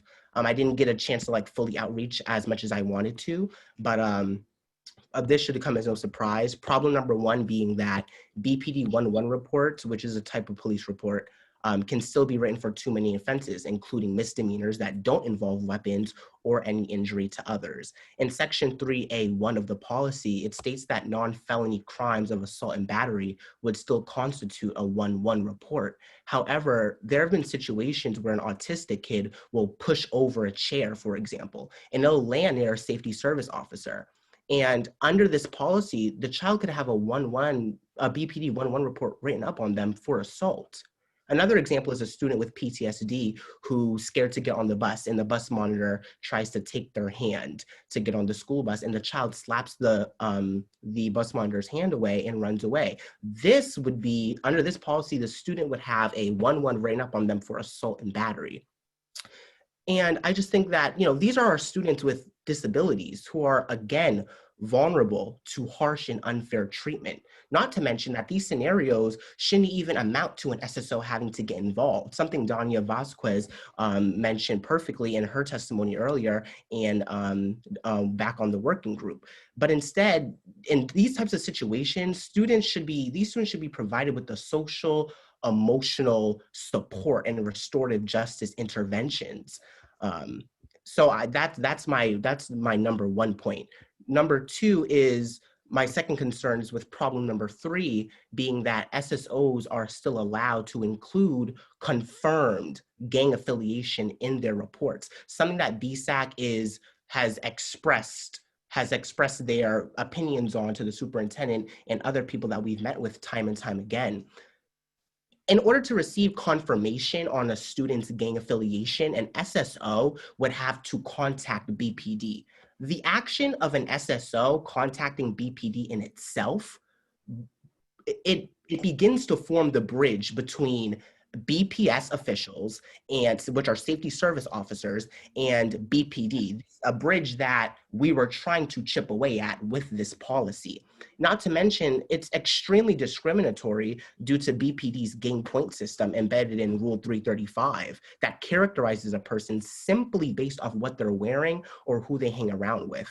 And I'd like to also mention that this alone is not supported by the equity impact statement given to us members as a supplement to the policy. Section 5 of the equity impact statement asks how the policy mitigates disparities and increases equity amongst the racially oppressed. And it's clear that from allowing confirmed gang affiliations in reports, it doesn't do much in an equitable perspective.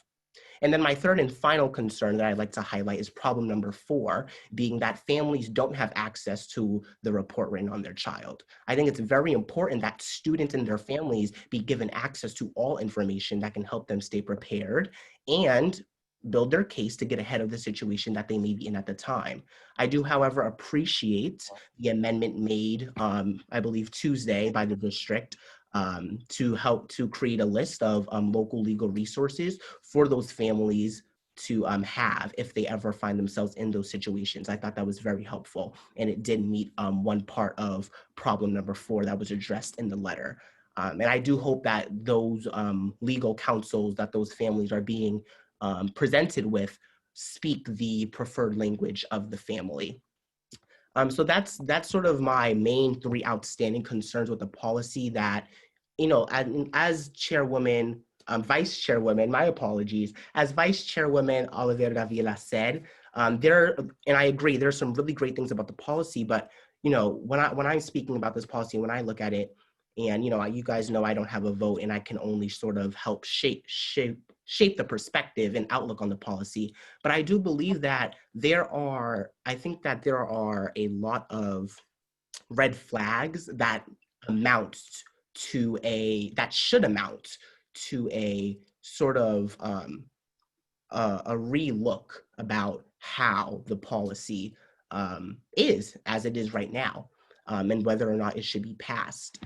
And I guess, I'm not sure if we're supposed to be giving questions right now, but just based off my 3 concerns, I guess my first question is, what are we doing to ensure, based off problem number 1 that I highlighted from the letter, what are we doing to ensure that our students with IEPs and disabilities are protected under this policy if 1-1 reports can be written on them for silly incidences that can simply be solved with social, emotional resources and restorative justice interventions?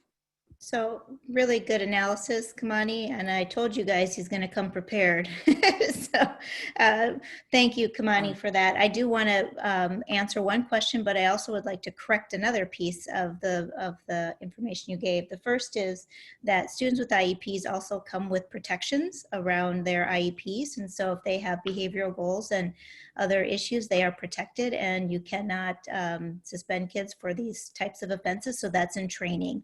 So we need to make sure our educators and our police officers are fully trained on what the IEP rights are of students who have specific behavior issues within their IEP. That's the first one.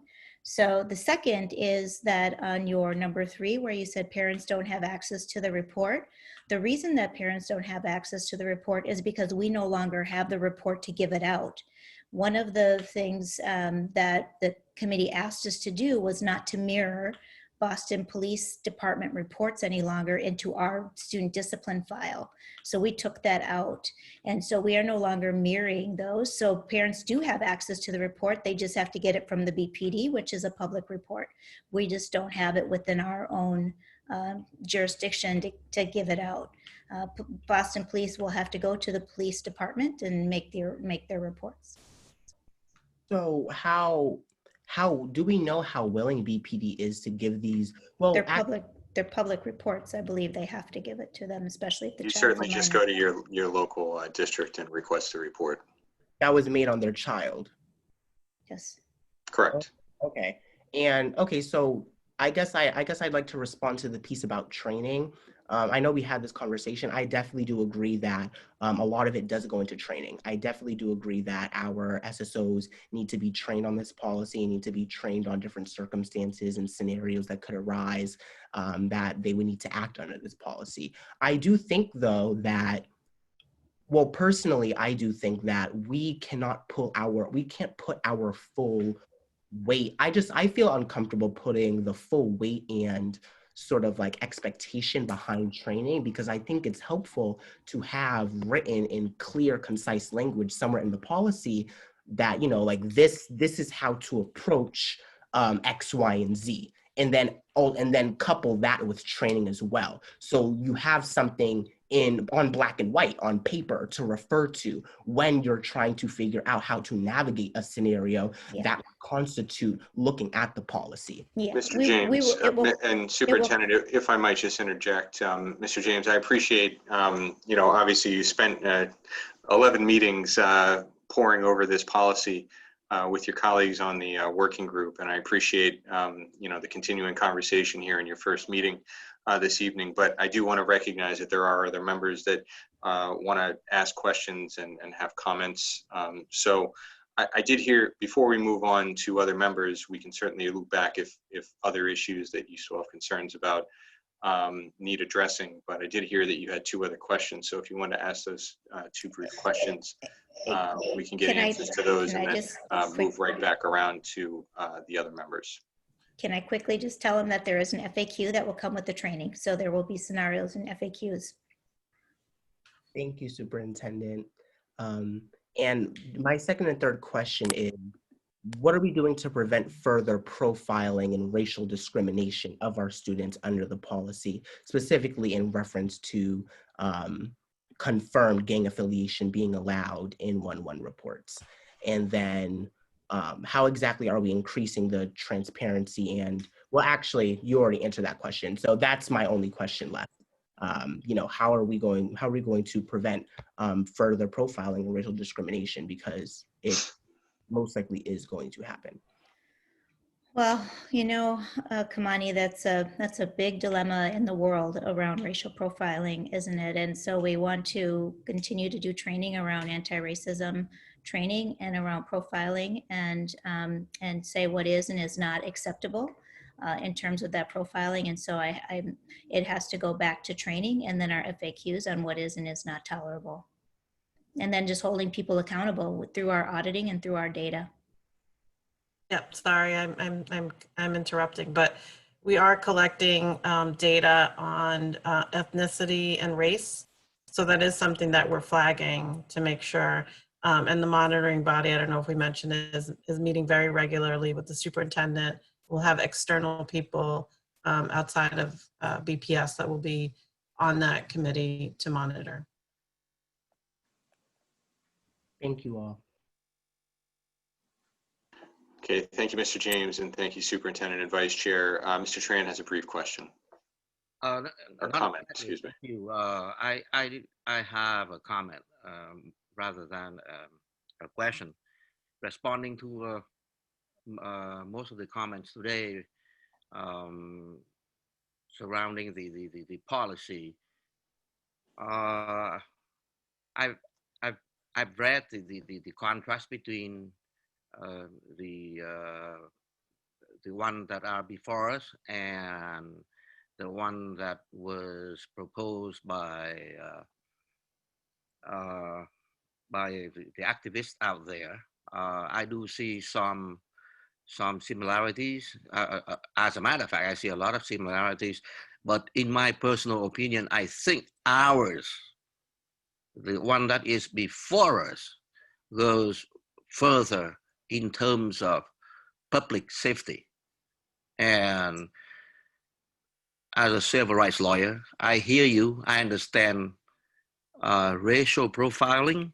I understand subjective information that may be shared by the SSO.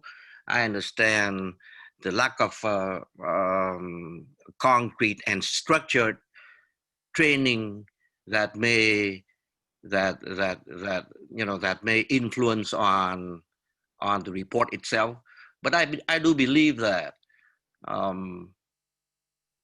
those can actually be addressed and structured solidly to deal with the concerns regarding the SSO reporting. Not only the SSO, the chief, the deputy chief, even the principal or whoever has responsibility in dealing with the report has to be trained. That in and of itself must be clear. The racial profiling, that has been an issue for the longest time, maybe 30 years now. And there are mechanisms that we can install to ensure that it is not going to be a major concern in our pursuing of this policy. So my comment is that, I personally think, reading between the two, I think ours goes further than the one that is proposed by the activists in terms of public safety. Thank you. Thank you, Mr. Tran. And just wanted to interject once again on behalf of our American Sign Language interpreters. I believe their assignment ends at 11 p.m. and we're about to reach that point in our meeting. So I want to thank them once again for their support. I'm sorry you can't join us for the rest of the meeting, but we will work to see if there are any interpretive services that are required for the remaining of the meeting and make those available to folks that want to view any recording of the meeting after tonight's proceedings are complete. So thank you once again, Michael and Cindy. Want to move on next to our Dr. Rivera for further questions and comments. Oh, I'm sorry, Dr. Coleman, did you have your hand up earlier? You may have had your issue. It sounds like your issue was resolved. Thank you. Dr. Rivera. So yes, I just want to just make a comment really about this policy and why I am supporting it. As many of my colleagues and the folks that I've met with, the many letter writers, I do support the Learn Without Fear policy, and I hope that we can fully adopt the policy as we work towards addressing some of the more complicated parts of what we're able to control or not control, like when we have to deal with first understanding that there's monitoring now, which we didn't have before. There's oversight, which we really didn't have before with this policy. I think that as well, what started all this was the incidents of having some of our immigrant youth being reported to ICE and to the BRIC. And so that's not going to happen under this policy. We are going to have a continuation of a working group that will ensure that there will be safety for our youth. So I am also supporting it because there will be an annual review, and we will have the data that shows us where there are problems that then need to be, revised this policy once we are also providing training, which we haven't done as well. So the audit, the oversight, the training, the significant changes that have been made have really led me to support this policy. But at the same time, I do strongly support the Learn Without Fear recommendations that I believe we can move towards achieving those in time. And so I just want to again just put that out there that it's not perfect. I agree with many of the testimonies, but all these folks came together and worked really hard. And we wouldn't be at this place if it wasn't for UE and SIM and all the hard work that's been done by advocacy groups. But I think we've accomplished a lot here, and so that's why I support it. Thank you. Well, thank you for that, Dr. Rivera. I want to go around and make sure we haven't missed any of our other members. Ms. Robinson, looks like you want to make a comment. Yes. Mr. O'Neill, let me know if you have anything further to add afterwards.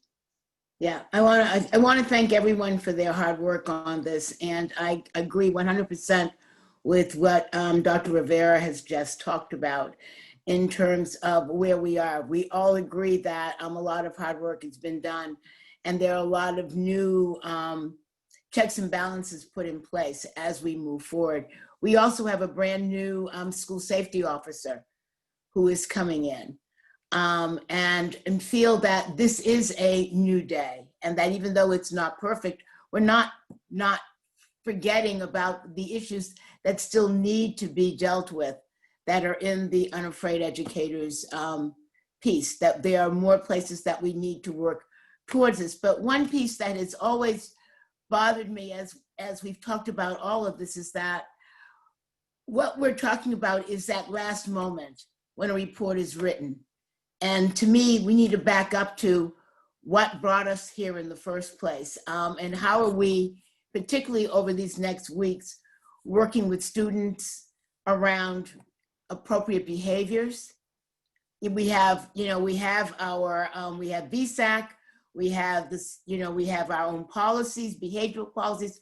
How are we making sure that we are helping our students remember what is expected of them? And also we have unafraid educators, but we also have educators who are causing some of the issues that are the instigators who call the police to get them in the first place. So the unafraid educators, sorry. So the issue is, how are we working teacher to teacher to make sure that as they are thinking about issues or how are they interpreting and responding to things that go on with our students, to make sure that they're not also part of the escalation of things moving forward. So I think that we've got a lot of individuals besides BPD and others, the school safety officers, that also need to be committed to the fact that we want to make our schools safe for all of our students. And so that I'm really hoping that we are going to put as much energy into the prevention side and keeping things moving forward appropriately as much as we are into the policy, because the policy won't work if we're not investing into the things that have created the need for the policy in the first place. So, you know, I vote yes on the policy as well, because I feel like we have moved mountains in a year. And no, we're not there completely yet, but we now need time for everyone involved to put themselves on the line to make it work, so that these next pieces will be able to move forward. So again, thank you all for the incredible work that this is. And I know it's just the beginning.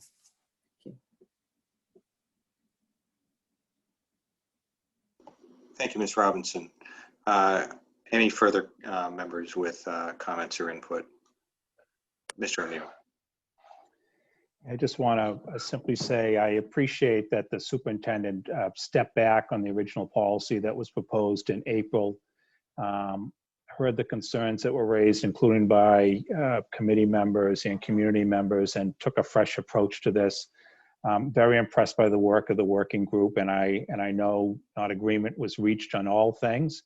I was paying attention both to the revised policy that was presented to us, the alternative plan that was presented by Unafraid Educators and the Student Immigrant Movement, the analysis of the difference between the two. I did read the letter, outline it, and Mr. James, you have proved your value on this committee already tonight. Dr. Casilius said to us, you will come prepared, and you did. And I actually learned by your exchange with Dr. Casilius and Vice Chair Oliver Davila about some of the concerns that were raised in the letter, and hearing the superintendent's thought process on it and the vice chair's thought process.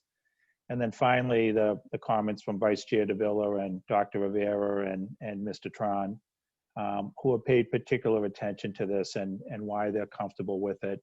And Ms. Robinson as well. I echo those comments. It is not perfect, as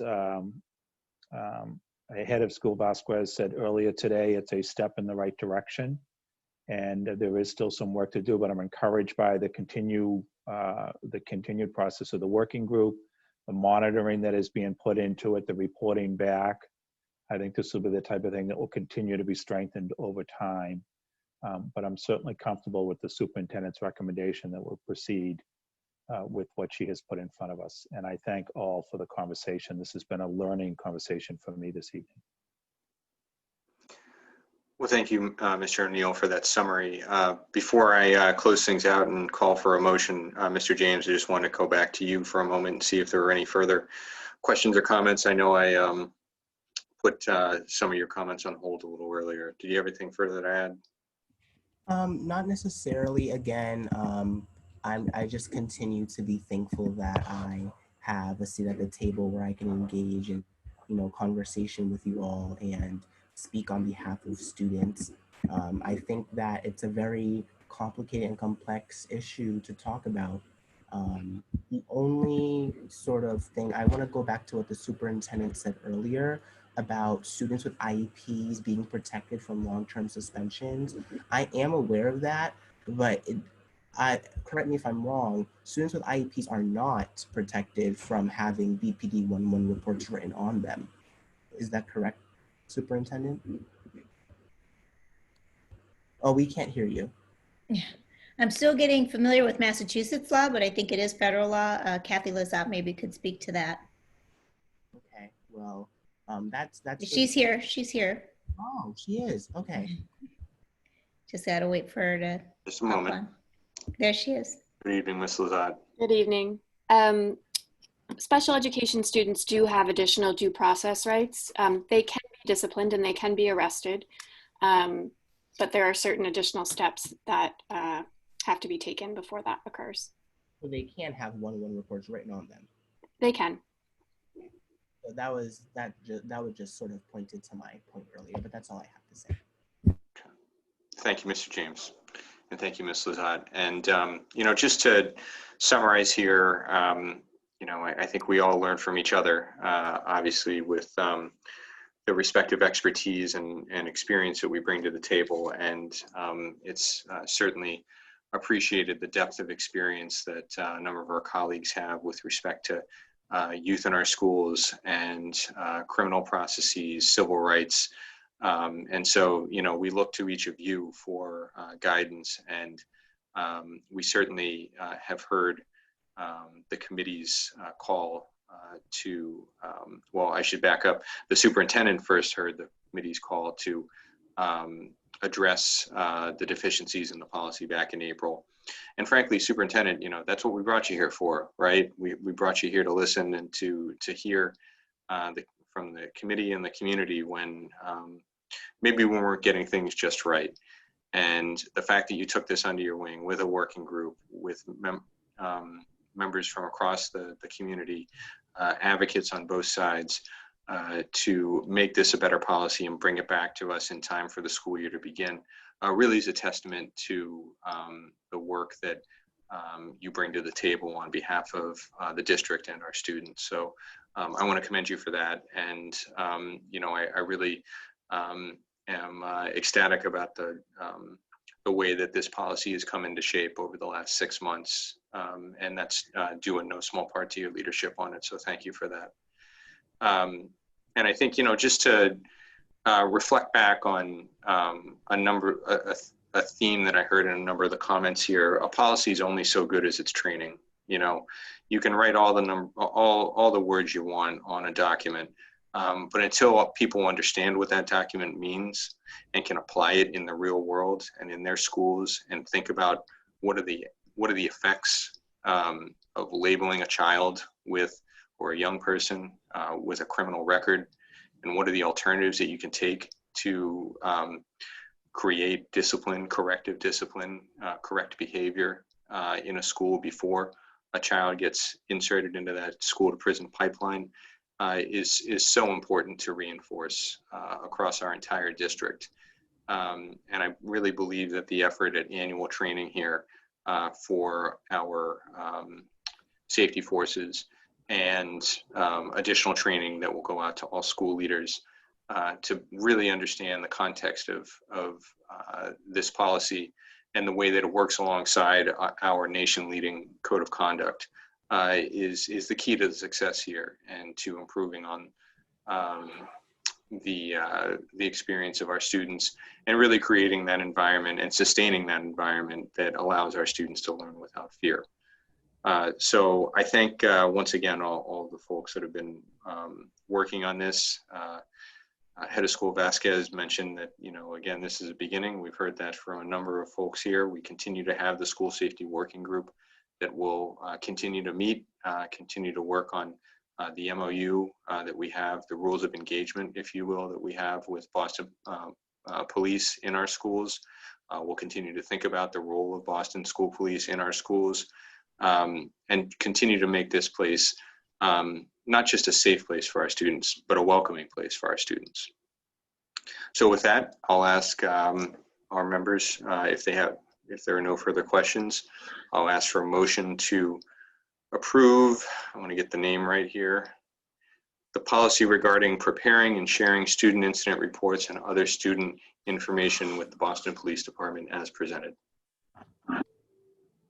Is there a motion? Thank you, Vice Chair. Is there a second? Second. Thank you, Mr. Tran. Is there any discussion or objection to the motion? Ms. Sullivan, will you please call the roll?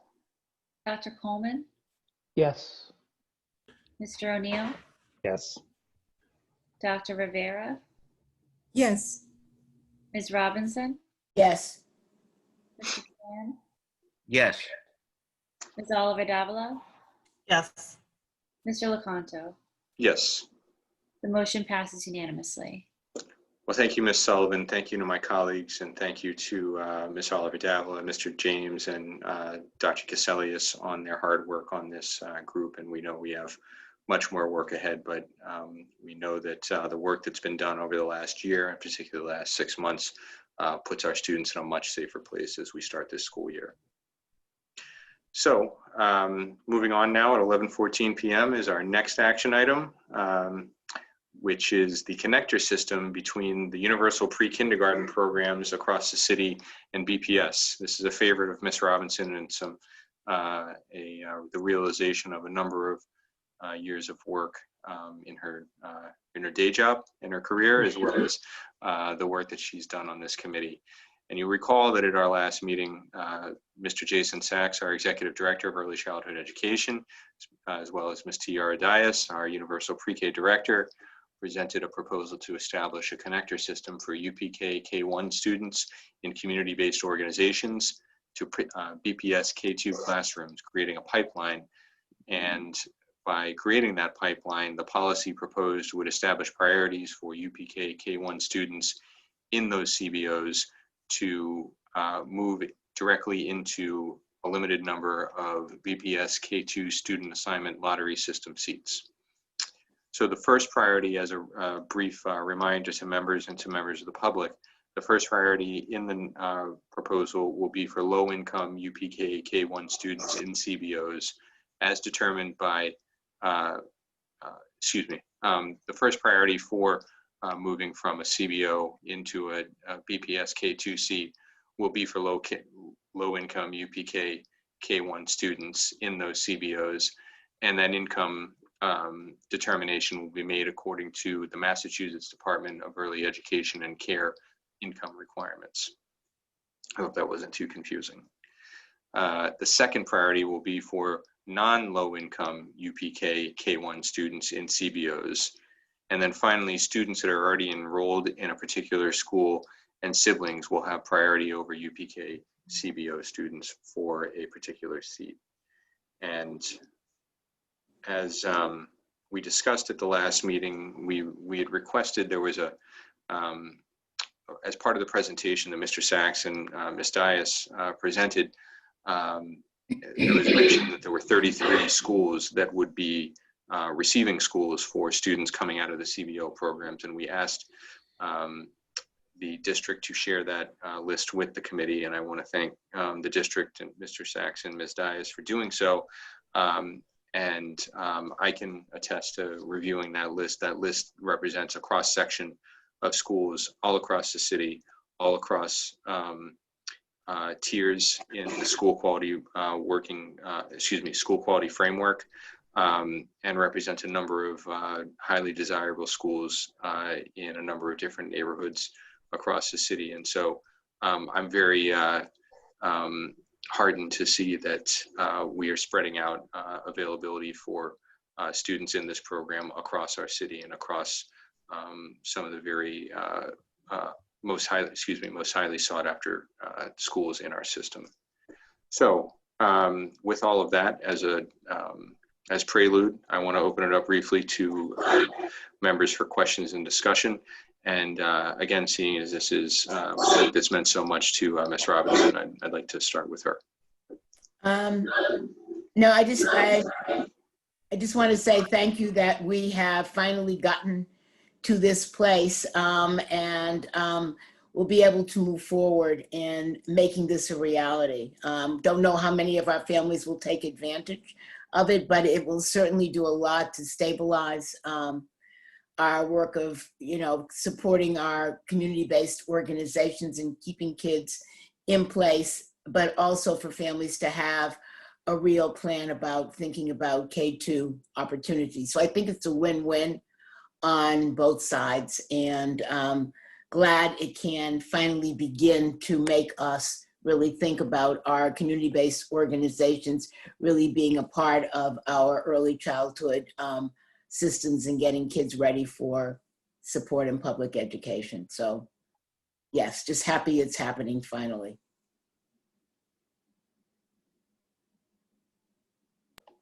Well, thank you, Ms. Robinson. I want to look around to other members to see briefly if there are any further questions or comments. Is this on the connector system? Correct. I was actually confused between the difference between UPK and CBO. I was reading the documents yesterday and they were being used interchangeably. I was wondering if I could get some clarification on that.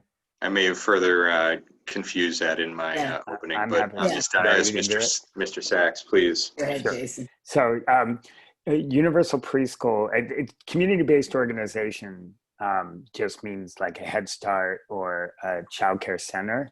And the preschool that we're talking about, so the UPK program that we're making the connector for, is pre-K programs not in the Boston Public Schools. So we sort of use it interchangeably because we're like, oh, it's the UPK program that is not the Boston Public School program, but it is comparable K-1 programs in community-based programs. But the enrollment system is different. The teachers are different degrees, different licensing. So that's why we call it universal preschool. But sometimes we often just say CBO. So it's probably our mistake. And we don't mean to confuse anybody. It's just probably not clear on our end. So they can be used interchangeably?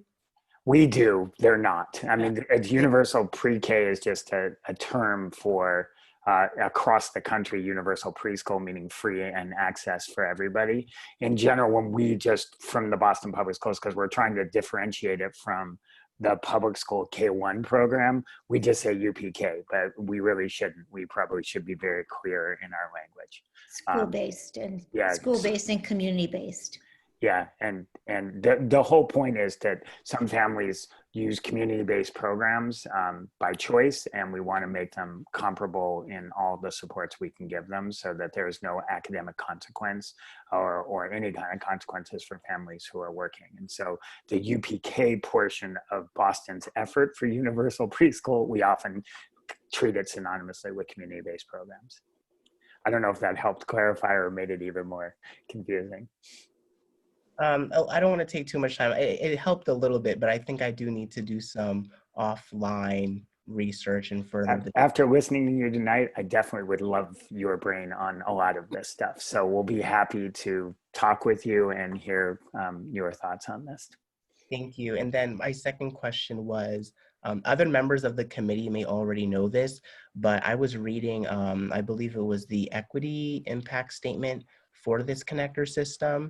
And I'm just curious as to, and this is probably just my ignorance, but how is it that families can purchase a seat for their children in order to gain priority seating into a school? I didn't know. I'm unfamiliar with that. Sure, Tiara, you want me to go with this? And you want to go? Either way. You could start and I'll jump Sure. in. So the idea is that you can't buy your, so access to programs for 4-year-olds is free in the universal pre-K system in a CBO. But the problem is when you come into the Boston Public Schools, you enter into, you apply through a lottery or on the wait list to the school, right? In community-based programs, you could be there from an infant, toddler, and then move into the preschool program. And so in theory, you could buy an infant toddler space and then stay in that program and then get access to a Boston Public School Connector program. And so by prioritizing low-income families, we're trying to prevent that. And we always knew this was a possibility, but it's relatively unlikely because 70% of the community-based programs are serving low-income students and are highly subsidized students. So it's unlikely, but in the case that it could happen, that's one of the things we set up through prioritizing low-income families. Does that make sense? Yeah, it does. So with this connector system, are we going to, is one of the points of the connector system to sort of battle families being able to buy? No, the reason we set it up is because community-based programs, there was many, but one was that families that were in a community-based program, once they got into a public school, would leave the community-based program because it guaranteed them a seat into that K-6 program. And so it was detrimental to the community-based program.